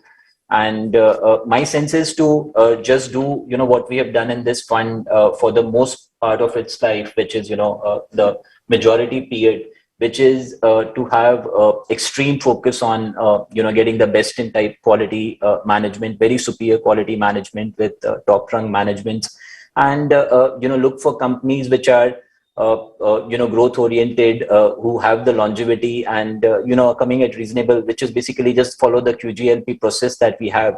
And, the whole focus is on trying to do, what the fund has always done, in the majority period, done well. And that's the primary thing. And I think where we stand today, there is not so much of a divergence. I mean, you need a little bit of tinkering here and there, and we've been doing that. And so I think I don't see much of a challenge. I do see that what the fund has done in the past is something we are doing the same thing. So it's essentially just focusing on believing in your philosophy. And we have had a tough time in the last 1-2 years in the fund. But I think things can change given that our focus, our commitment on what we are doing remains. Absolutely. Sushmit, what tough questions are you facing? Because your funds are very thematic and I would say very differentiated, whether it's anti-fragile, which became very relevant during the COVID era, or it is the earlier strategies, the EOP1, SOP1 strategies. You want to talk about that? Yeah, so thanks, Navin. And I'm a little lucky from that perspective because, I don't have the legacy that a Manish or a Siddharth carries. So, I don't have the law of averages or the law of gravity yet playing on me. So that saves me from the last 2-3 years that all these gentlemen have gone through. Having said that, what I've realized is, when we talk about equities, it's unlike soaps, right? So you don't know what you're buying, right? It's basically a promise that an investor is buying. And when the promise doesn't get delivered, then the customer feels bad or sad. So I think at that point in time, we need to communicate as to why the process has not been delivered. So, when a promise is not delivered, you can either communicate or you can not communicate, right? So there are only two choices. If you communicate, I have observed most investors understand as to what is going wrong. So I think there is a little bit of difference when investors buy funds, because actually they're not buying something which is hard or tangible. They're actually buying a promise. And it's like I always compare it to a marriage that you get into marriage saying that, okay, this is going to be a good marriage in the future. There's a promise of coming together. But if something goes wrong and you stop communicating, it typically ends up in a disaster. But if you keep communicating, then you kind of mend your differences and move on. So I think that's what I have learned in the last 2.5 years, that you will always not be able to deliver on your promise. And when you can't, it's better to communicate than to keep quiet. Very much like how we go in a relationship, frankly. Yeah. That's my biggest learning of the last 2.5 years. And frankly, I've, as they say, you can learn from others situations. And I've been lucky to see how Manish and Siddharth have communicated through this phase and learned from them. Absolutely. And Sushmit, your funds are also more small and mid-cap heavy, relative to some of the other funds that we manage.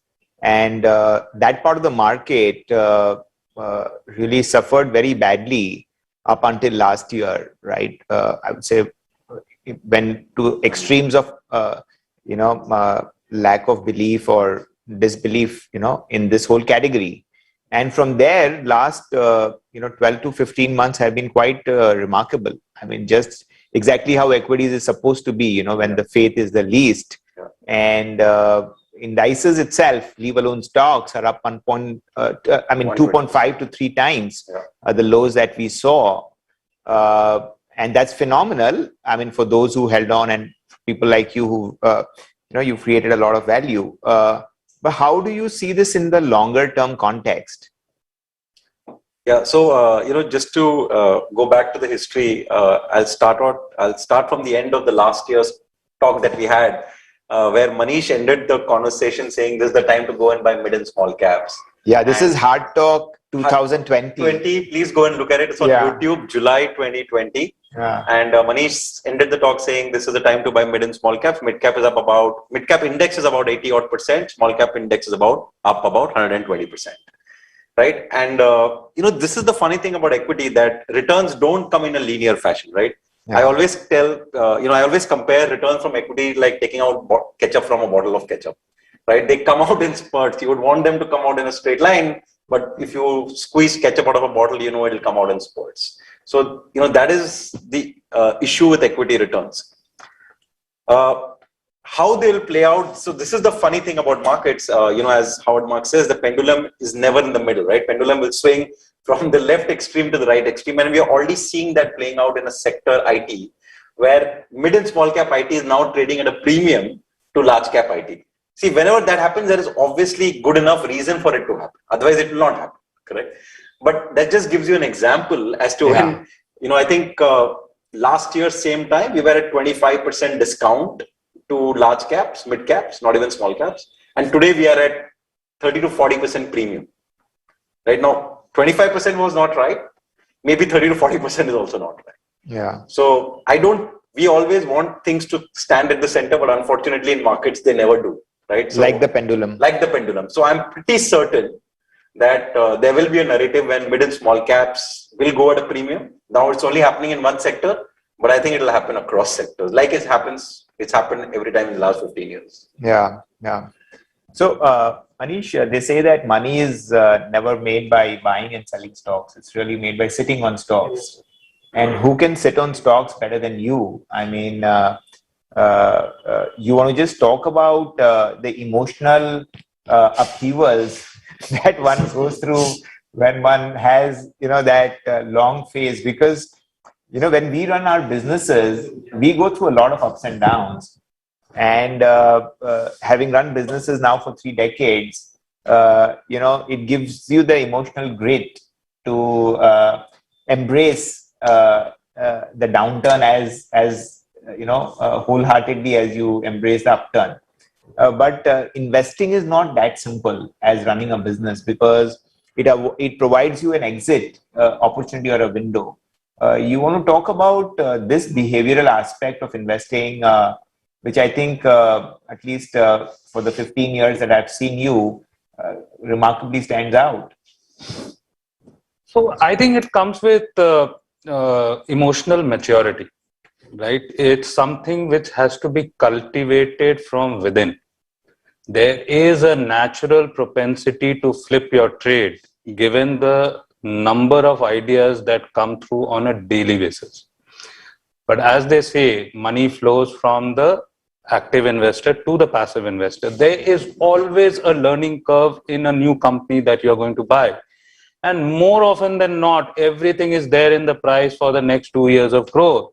You may think that you're buying it a bit early. You may buy it a bit early. Maybe you're looking at 15, 20% or 30% upside, or maybe 50% upside. But you're never going to create wealth if you're gunning for those 20, 30% upside, and then you want to flip on to a new idea. It is the emotional grit, and that comes through understanding the dynamics of the business. If you understand how the business goes about making money, and that is a function of competitive advantages, and you compare it with the other names that you want to buy in your portfolio, you watch out for the differences in the strengths of the company, how long those strengths are going to remain with the company, how the company makes money. You get an idea of how much cash flows a company is going to make over a lifetime. When you buy a new company, all of that is not known to you. You basically have a basic construct about that business. That only happens through time traveling. You know more things about the company on an ongoing basis. Nuances are learned on an ongoing basis. You can't be saying that, or you can't be getting it too right if you say that I have a new idea which I've started researching 2 months ago. Now know enough about the company, and I'm now good to hold that company for whatever time frame you want to hold. It comes with cultivation of this thing has to be cultivated from within. It just can't happen overnight. You have to live through this phenomenon. The habits have to change.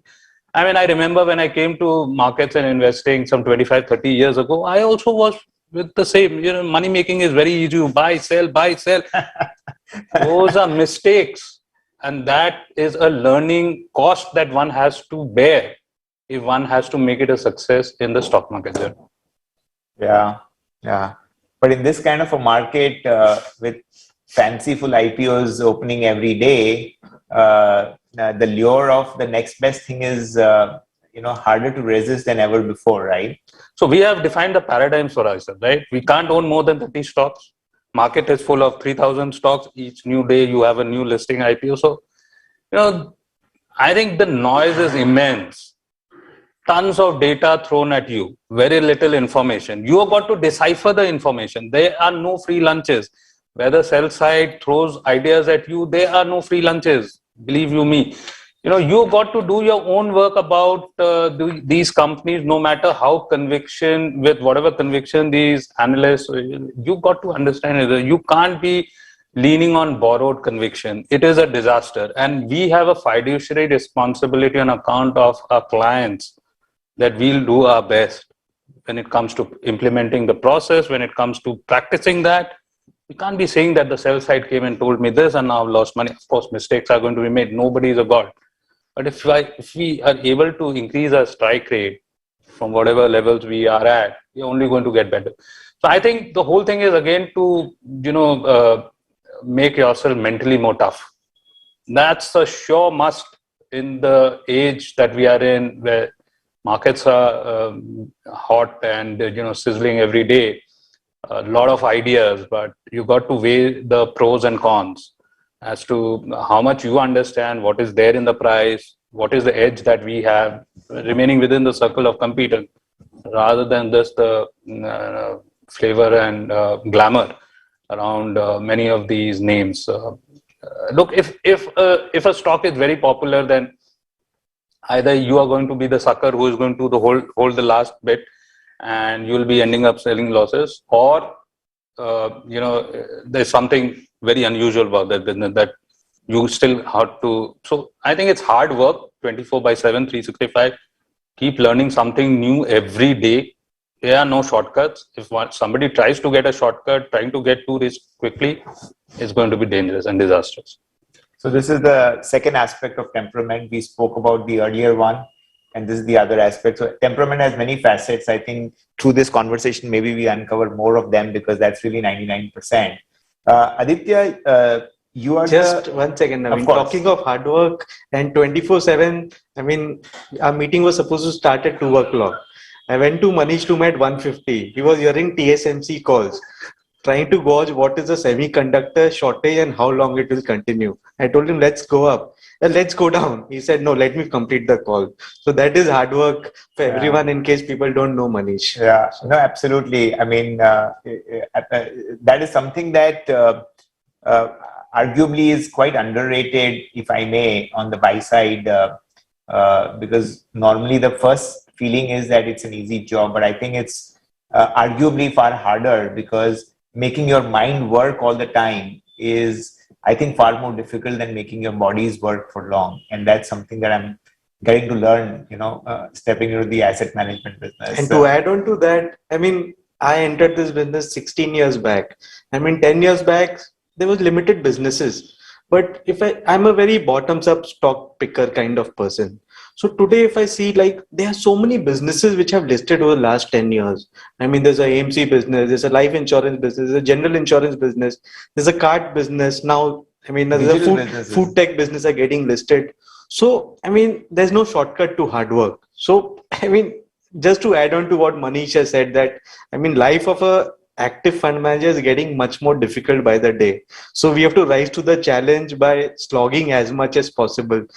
So that is just to add to it. No, absolutely. I mean, I always, I cannot see the half glass full, half glass empty. I always see the half glass full. So I would turn that into saying that this is a learning expedition, and your learning expedition now seems to have a longer runway than you may have had in a rather licensed drudge economy that Vallabh spoke about, earlier on, when we had a handful of companies to really look at. So the next question to you, Aditya, is that QGLP is a very evolved framework. Wealth creation study started in the year 1995. 2020 marked the completion of 25 studies. And it has many nuances, many insights, many frameworks that we've collected over a period of time. With such structured thought process, what were your early, should I say, misunderstandings of QGLP and your evolution of your understanding of QGLP? There's been, just as you said, a couple of years, if I may. Sure. Look, when I came to Motilal AMC, I mean, I read about QGLP, but I was not an insider. So I did not know as much about QGLP. So, but after I joined here, Q came very naturally to me, because I mean, if I see how I've evolved over the last 15 years, I've been a very quality conscious investor in terms of quality of business, quality of management, cash flow is very, very important to me. So Q came very naturally to me. But one thing, when I came here, G and L is something I've honed. I mean, I think I've become much better investor today than what I was 2 years back. Because if I go through my last 5-7 year journey also, there have been points in time when probably I bought a stock just because it is cheap. Optically, P has been 13-15x.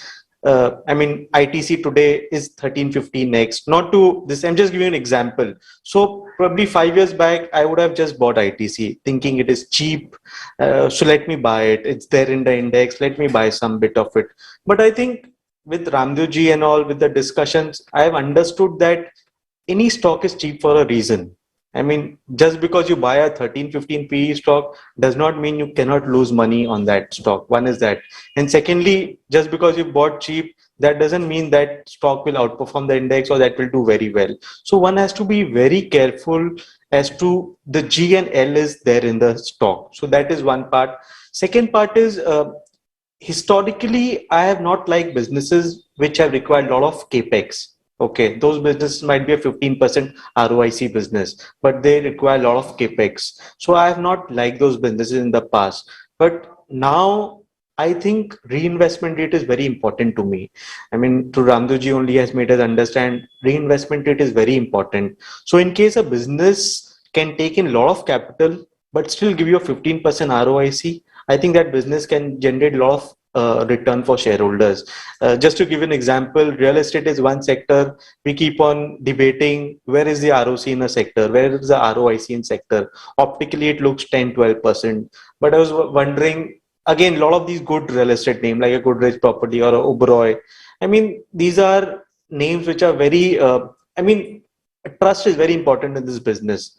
So, plus the reinvestment rate is very high. They can raise as much of capital. They can become a factory. They can launch 100 projects. The ROIC could be 13-15%, but still for a shareholder, they will be able to generate a lot of wealth. Similarly, businesses like hospitals, business like malls and all, optically they might look at 13-15% ROIC, but the reinvestment rate is very high in those businesses. That's why there's a disconnect when people talk hospital business trading at 20-25 EV EBITDA. Where is the value? That is because those businesses have a much higher reinvestment rate. Hence, the longer term growth is much higher in those businesses. That is the other learning I have got from a nuances of G and L.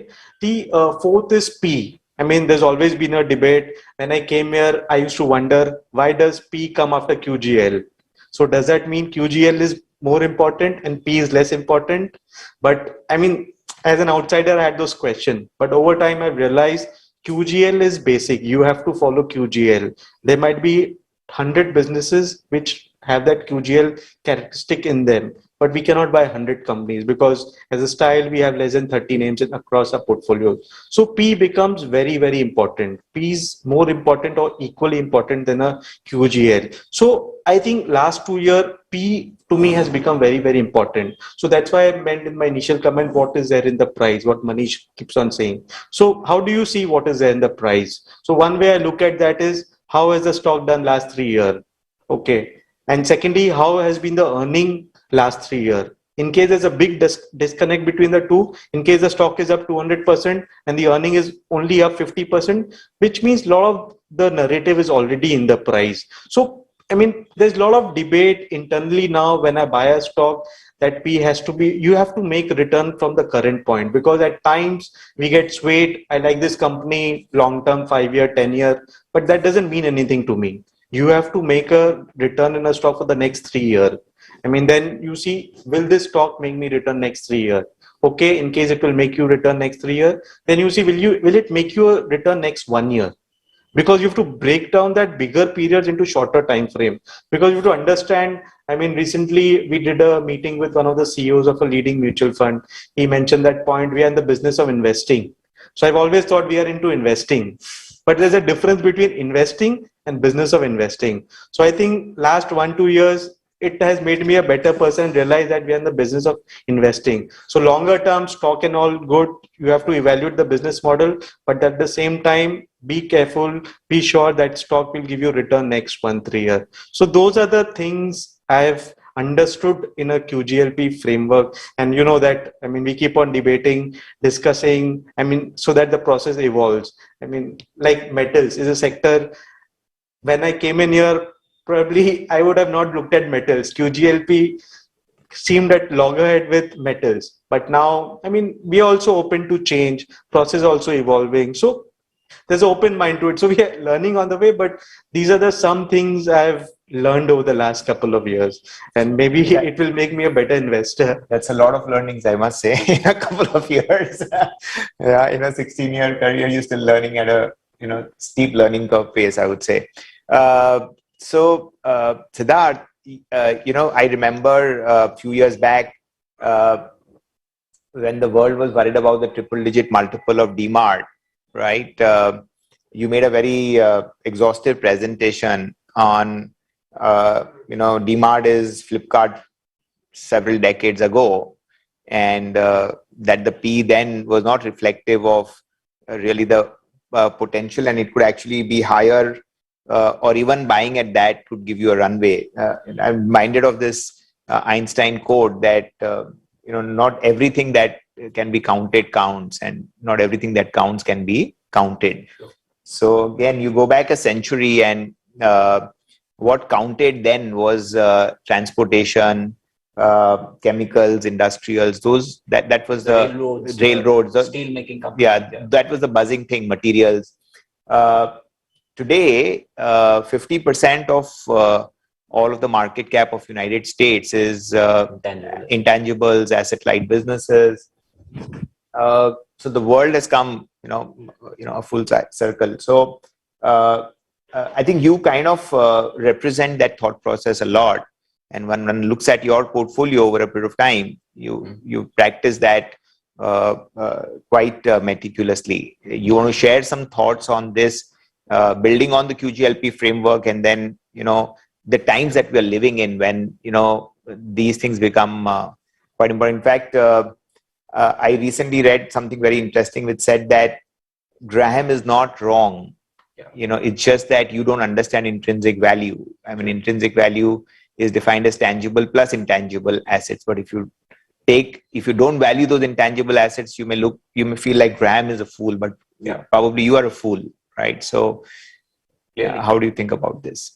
So I think this is a trend we are seeing globally. Like, as you rightly mentioned, in US, if you look, 50% of the balance sheet of most corporates would be in intangible assets. So, if you essentially see, we have been through ages in the investing also. There was one in industrial age, which was about, which was the Graham's period, which was about, say, valuing railroads, valuing steel companies, valuing something very, very tangible.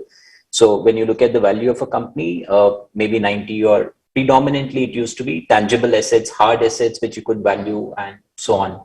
Then we moved to the consumer age where, it was about brands, it was like about Coca-Cola and so on, which is where we saw the evolution of Buffett lean more towards Munger and, move away from following just cigar butt kind of investing to more like evolved investing where, he felt that it was better to kind of buy wonderful companies at fair price rather than, buy fair companies at cheap prices.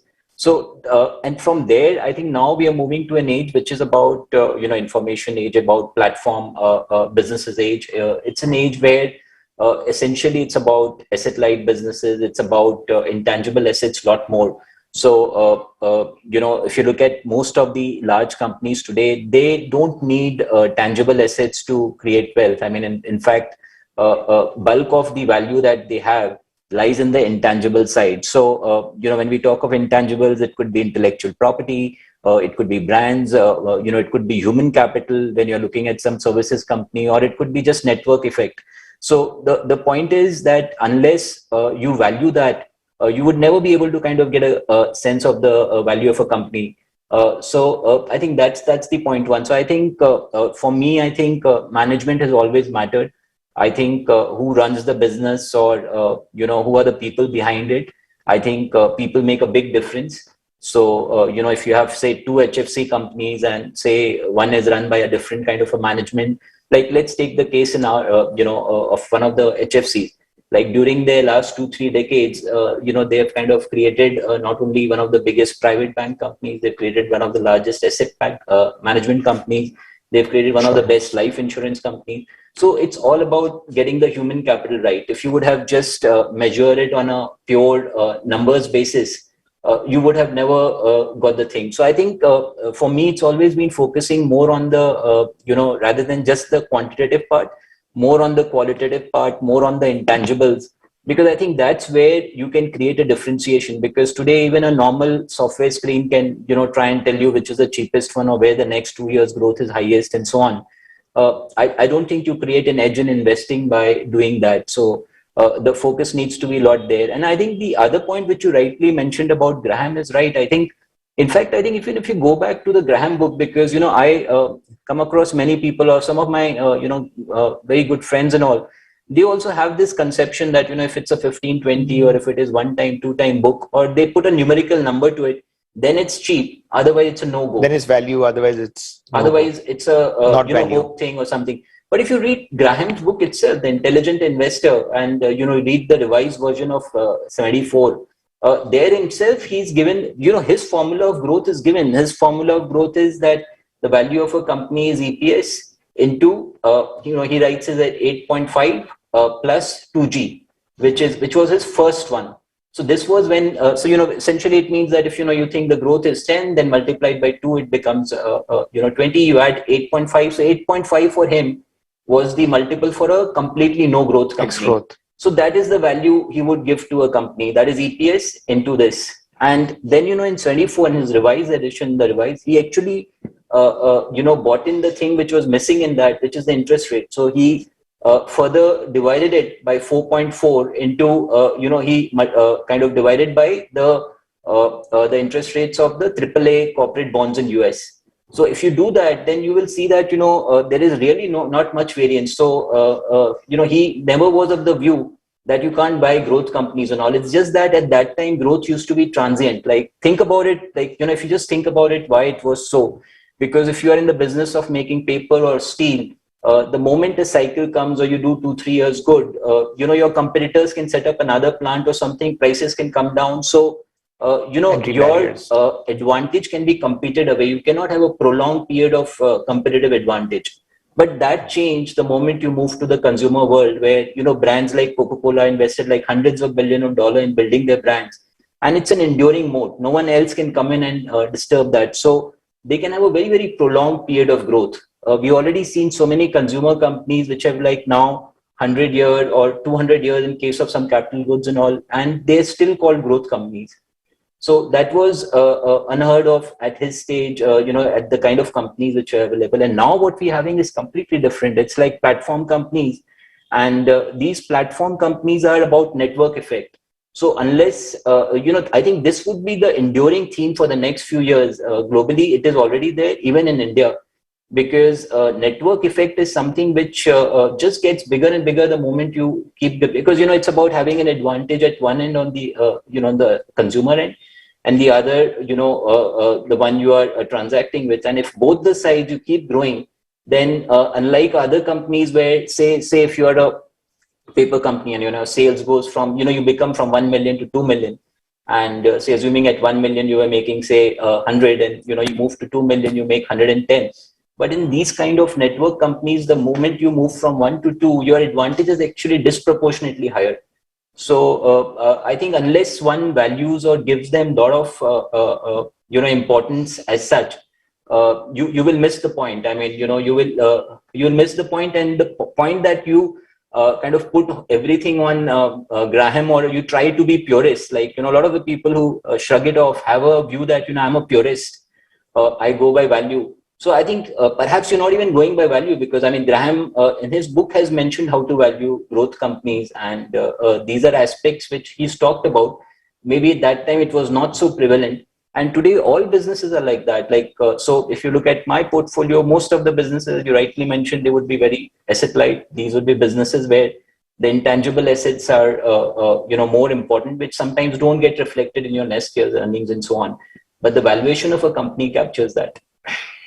Yeah, in fact, I think the 2016 book, End of Accounting, dwells a lot deeper into this whole aspect of how, balance sheets of these companies and P&L of these companies are totally distorted because you're expensing your balance sheet items and valuation numbers are derived out of the old erstwhile annual report and P&L items, which are probably not showing you the right picture. Sushmit, you did some interesting study on the profit pools and gives you a runway for how small and mid caps can do better, because the profit pool build-up itself is quite remarkable. Do you want to share some of the thoughts on how you think about the build-out of profit pool, and in turn how does it impact your way of investing or portfolio construction? Yeah, just to also add my 2 bits on this whole Graham thing is very interesting. If you look at this demographics, actually, sometimes I wonder if, everything evolves because of the humans who are in play at that point in time. So when Graham was investing, the life expectancy of an individual was 40. There was no need to compound beyond a point, right? Because you could only start investing at the age of 27, 28, and you could have to sit just as far as a decade, right?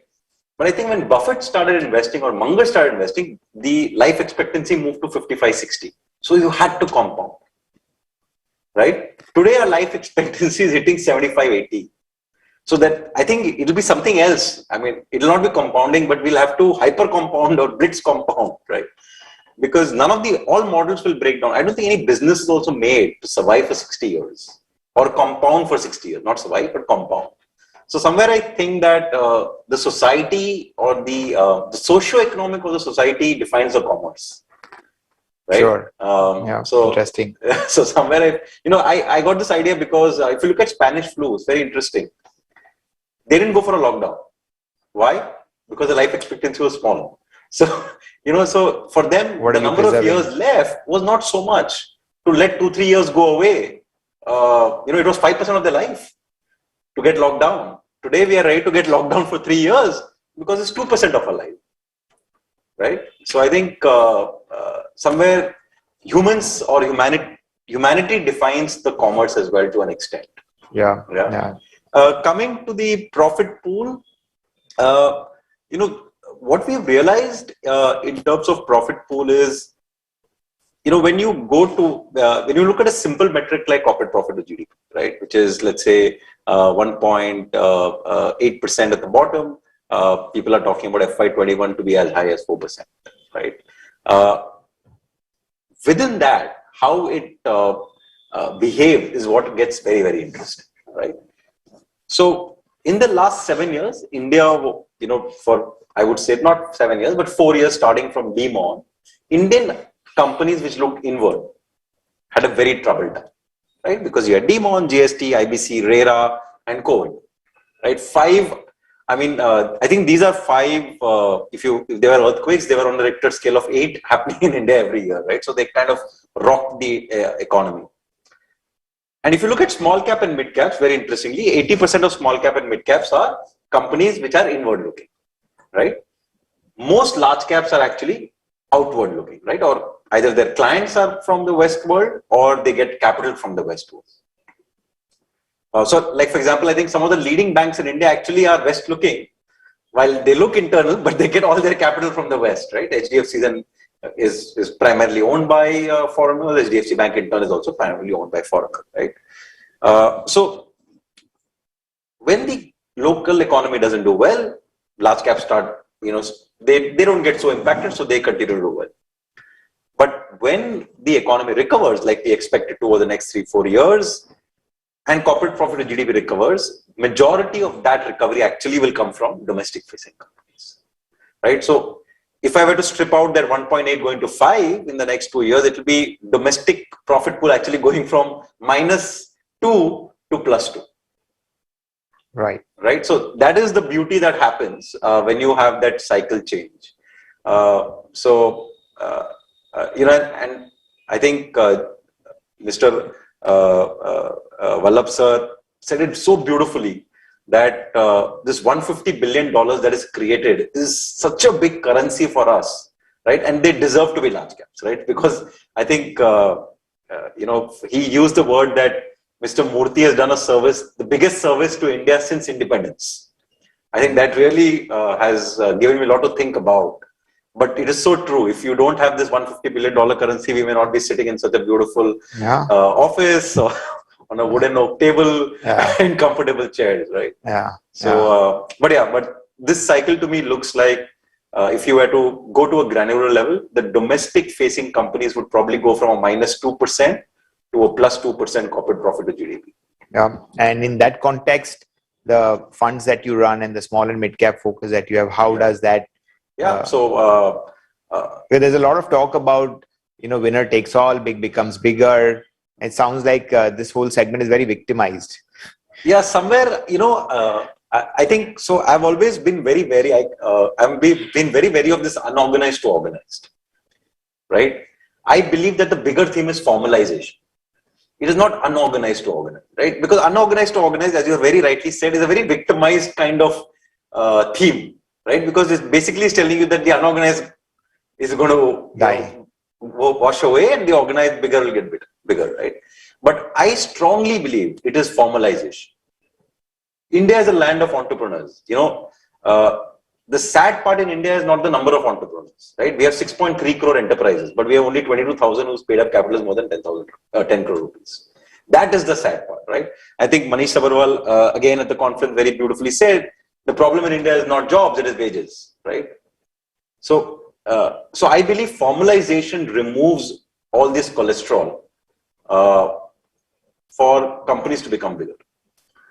So to me, the biggest theme in India for the next 4-5 years is going to be formalization, not unorganized to organized. I think that's not a pleasant thought according to me, right? But if a small firm becomes big, and we've seen that happen in markets, right? 2-3 small cable and wire companies. 5 years ago, I don't think we had any, I mean, I wouldn't have dreamt of them turning a 500 or 1,000 crore profit, right? These companies are now talking about 500,000 crore profit. So were they unorganized 7 years ago? Maybe. So suddenly have they become organized? I don't think so. They just become formal.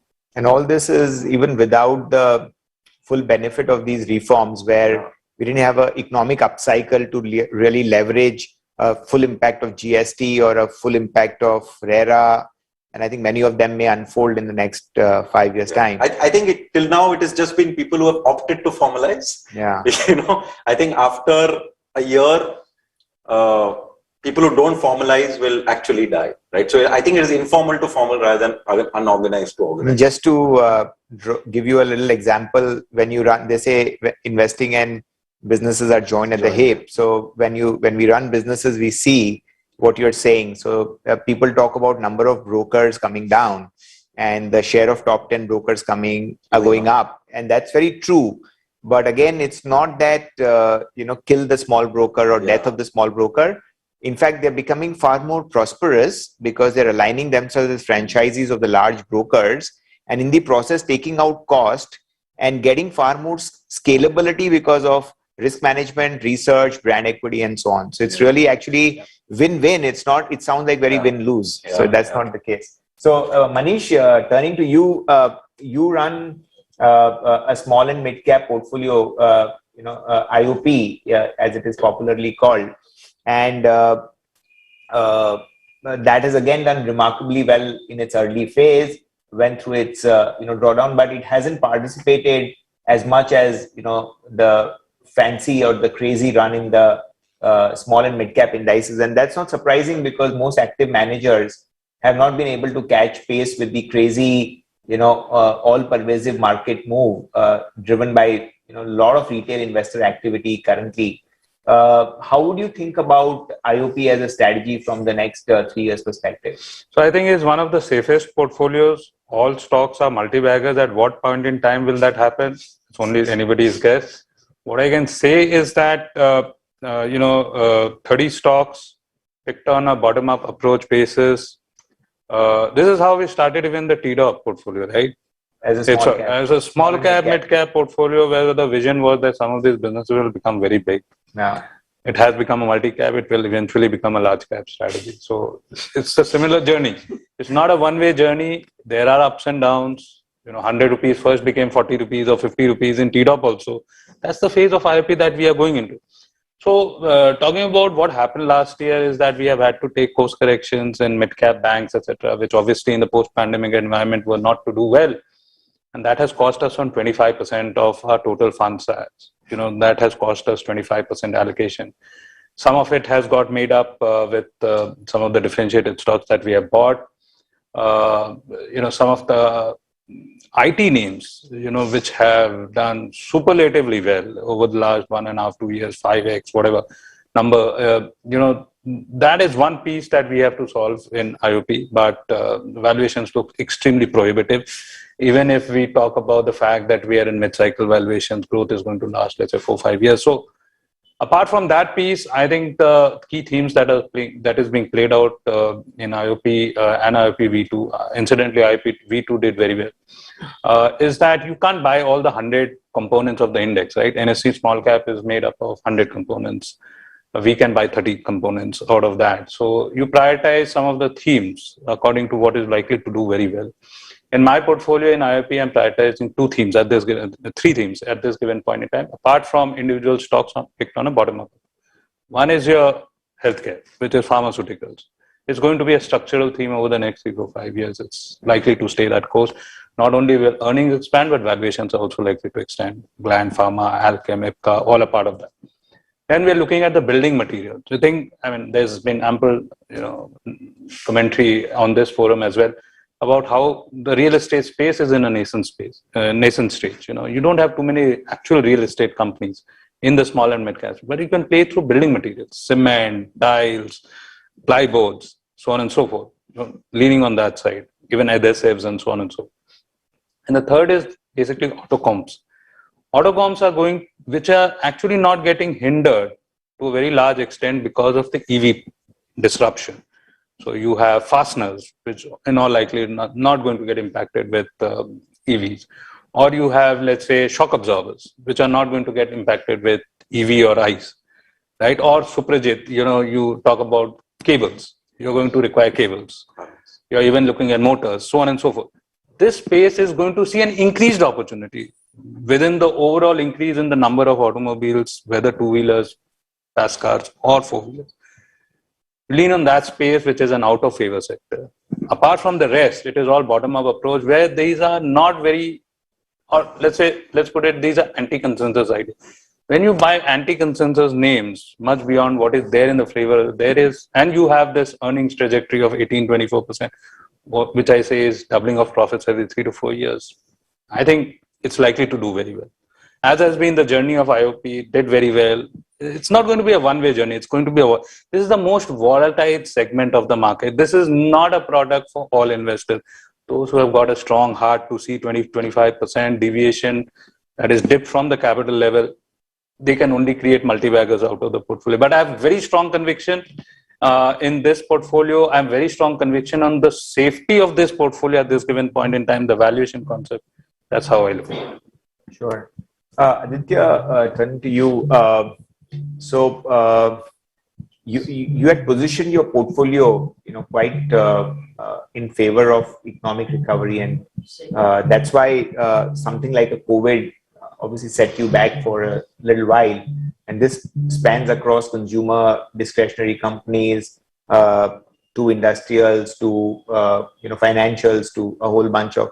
How do you think about your whole positioning at this point in time, and with the risk of, and we had the COVID specialist also probably gave some silver lining. How do you think about the positioning of the overall portfolio from the next 2-3 years perspective? Sure, Navin. So just to give you a background, long-term equity fund I took over in September 2019, and the large and mid-cap fund was launched in October 2019.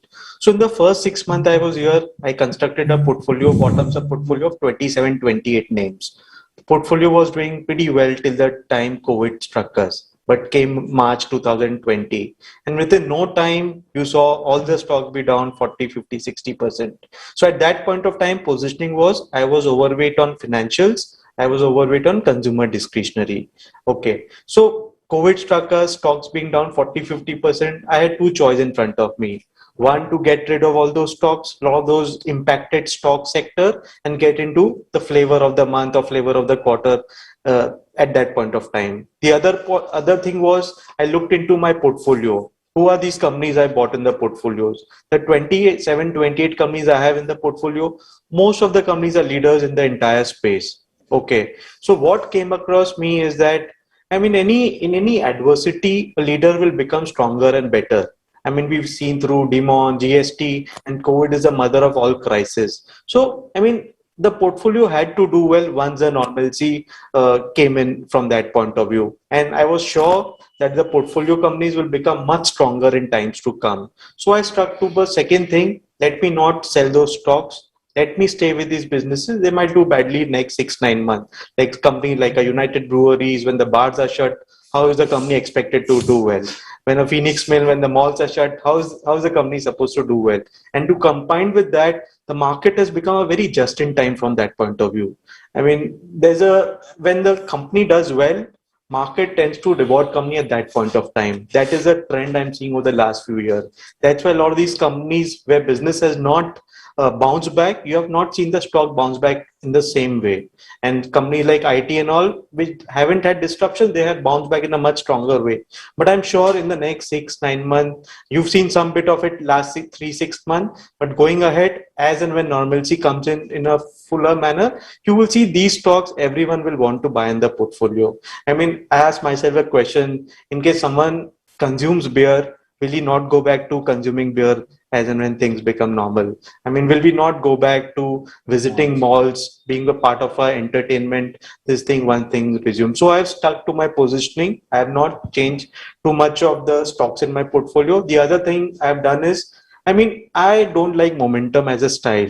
Generally, my style is, in case my portfolio stock becomes high momentum, is given me good return, I am happy to give that stock, but move to a stock which has not done very well, because price is very important to me. So today, if I have to see next 2-3 years, I mean, market has clearly segregated in terms of COVID proof stock and COVID impacted stock. So today my portfolio is 70% allocation is towards sectors which are play on economic recovery, and 30% defensive. So within that 70%, banking is the biggest sector. Banking is 30 to 33%. I own the best banks in the portfolio. And last year, whatever asset quality we thought will come across banking space, I mean, I've been positively surprised how the book has behaved for a lot of these well-managed banks, including SBI. We always question how will SBI's asset book do in a bad cycle, but I've been positively surprised. So I think banking is the biggest play on any recovery next 2-3 years, because you cannot grow without banking participating in that recovery. So banking is 30 to 33%. The balance consumer discretionary is around 20% of the portfolio.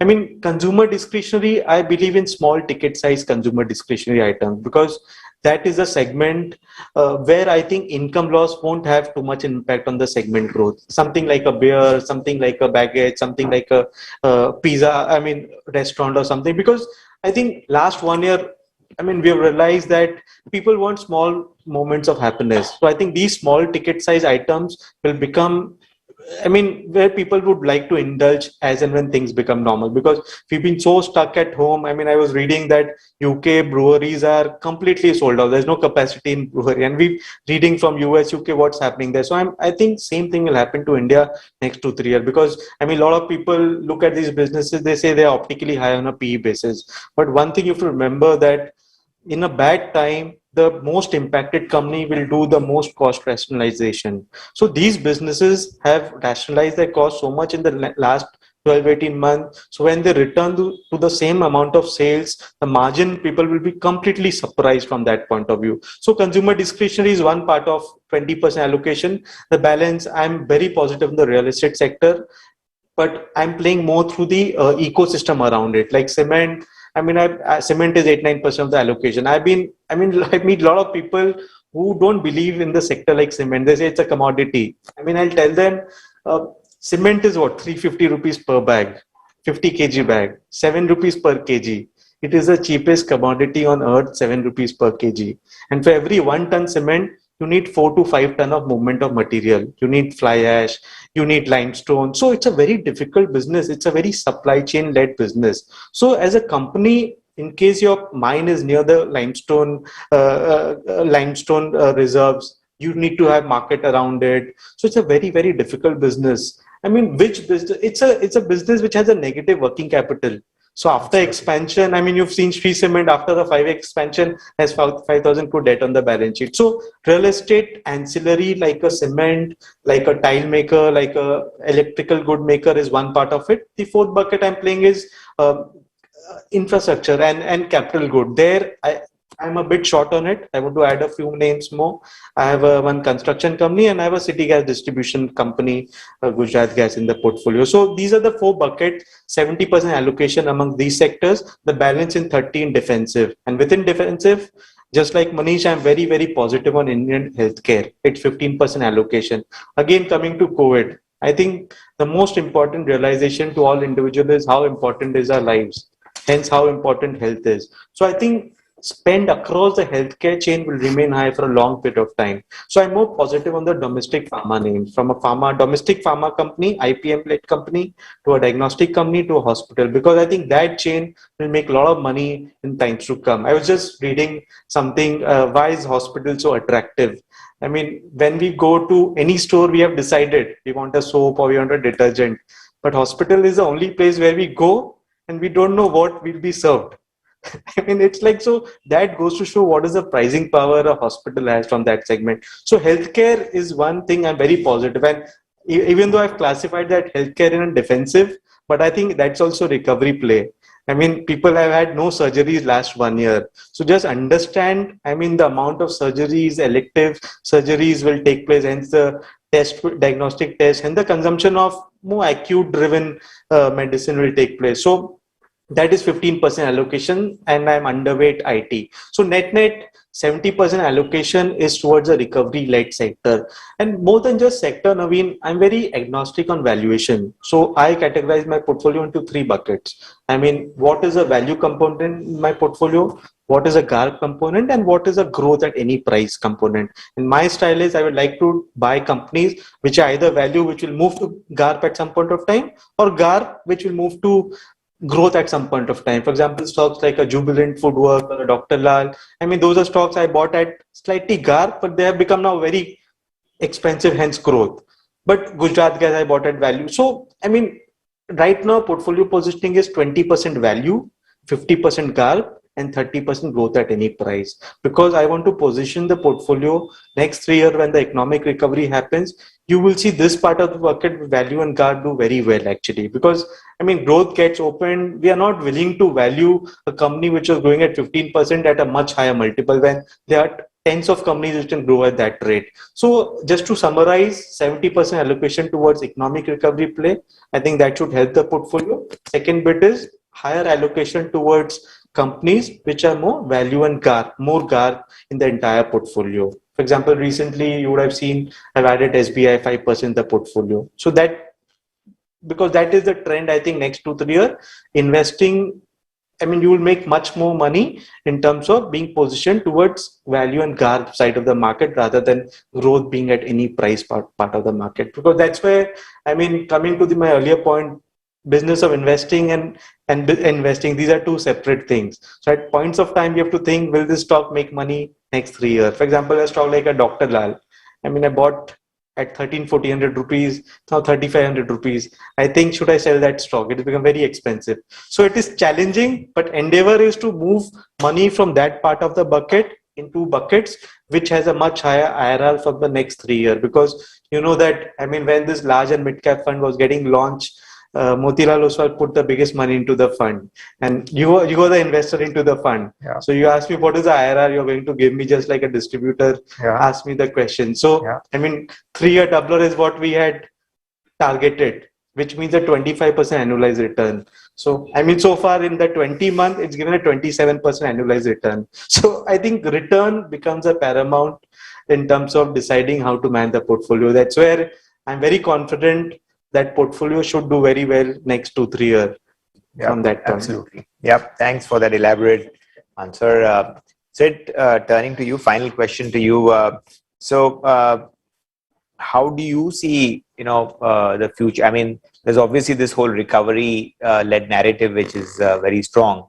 But when you apply your own frameworks, what are you kind of most excited about from the next 3 to 5 years? Obviously, recovery will play out, economic recovery, earnings growth coming back, markets getting more broad. We're already seeing that. But what really stands out in terms of any thought processes of what you like, how you think about the future?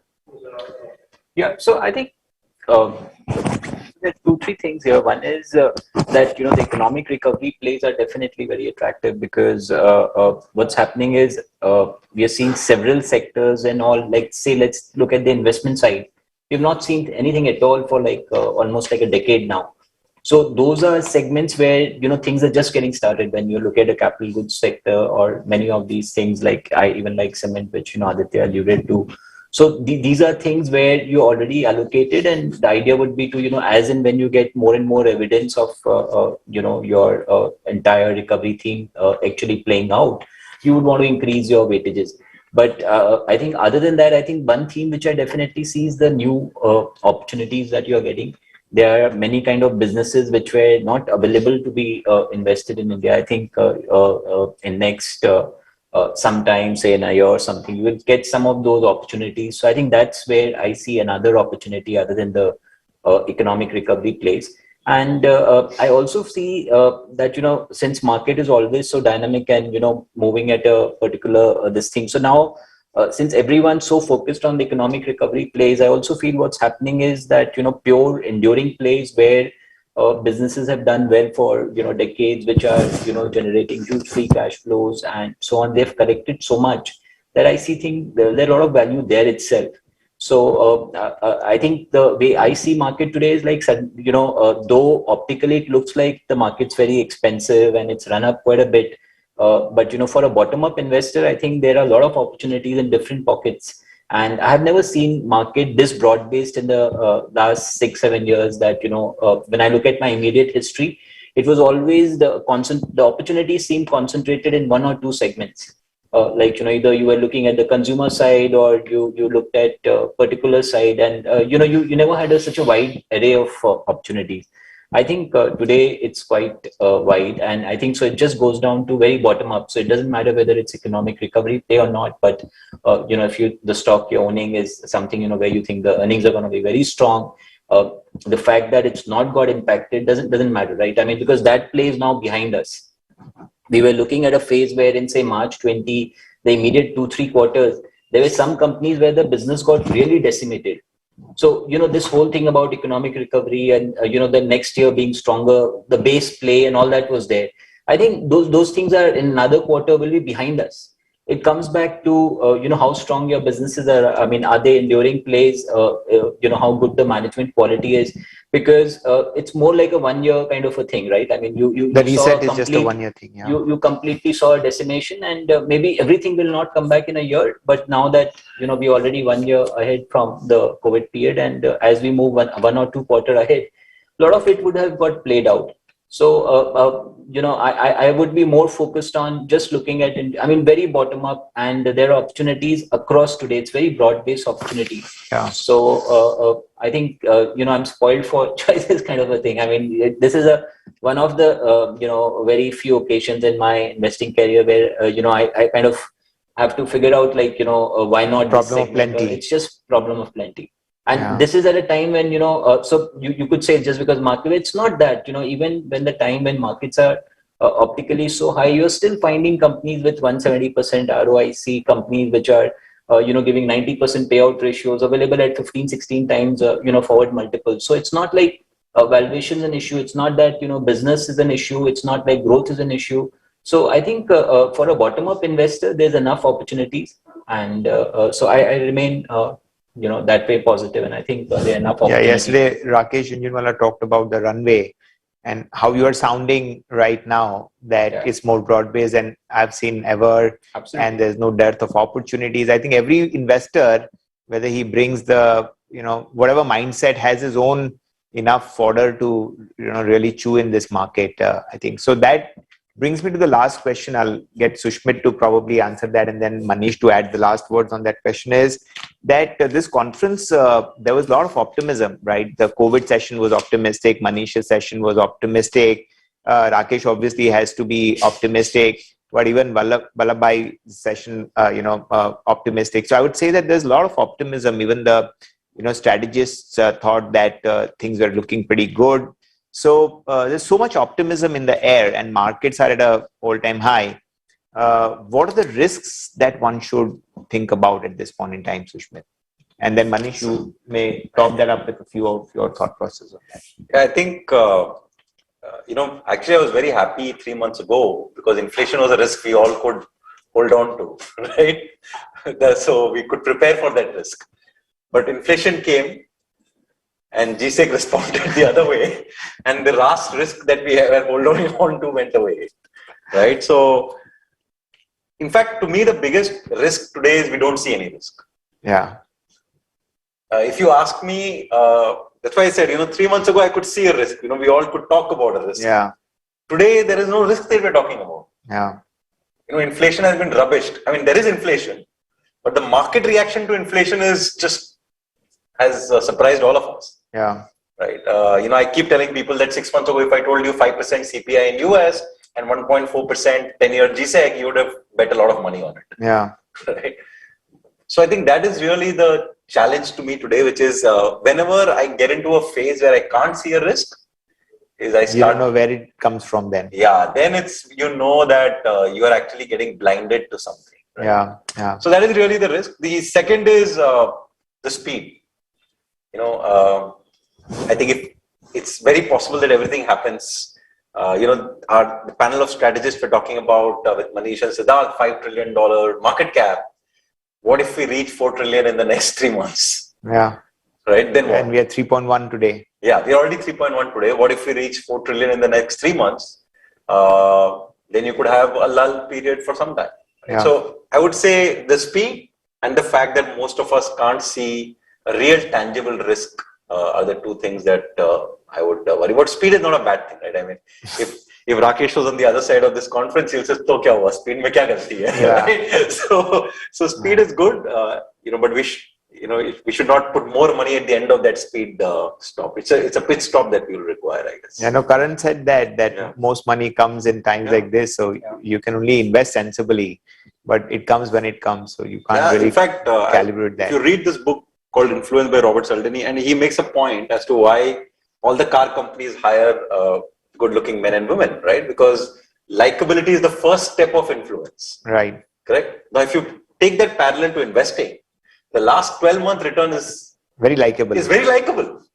So you can't blame somebody to put money, right? As fund managers, we all want people to put money in 2020 April, right? But that goes against human psychology.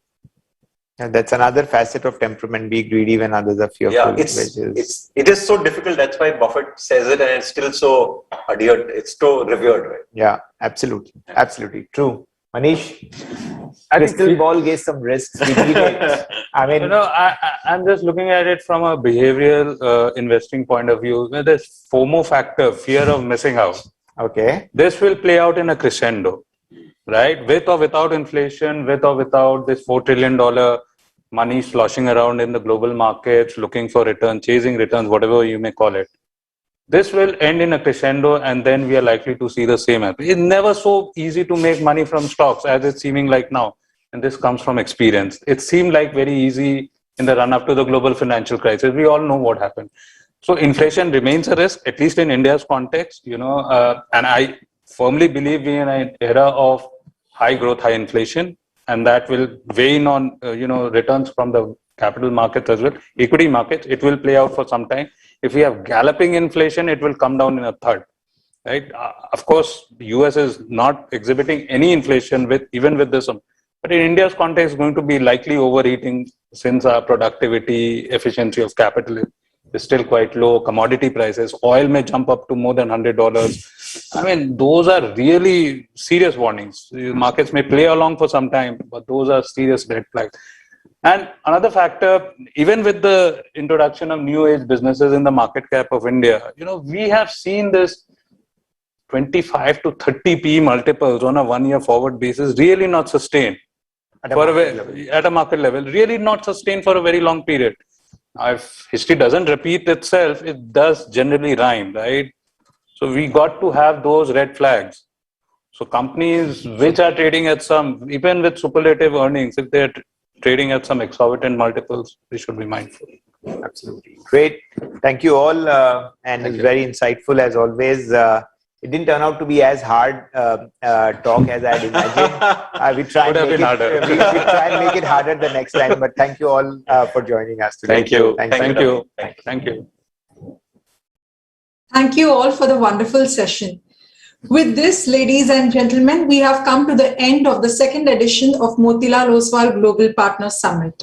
We hope to see you in the third edition in 2022 with deep insights on a different topical theme. Till then, stay invested in your health and stay optimistic. This is Nikita, your conference host, signing off. Thank you.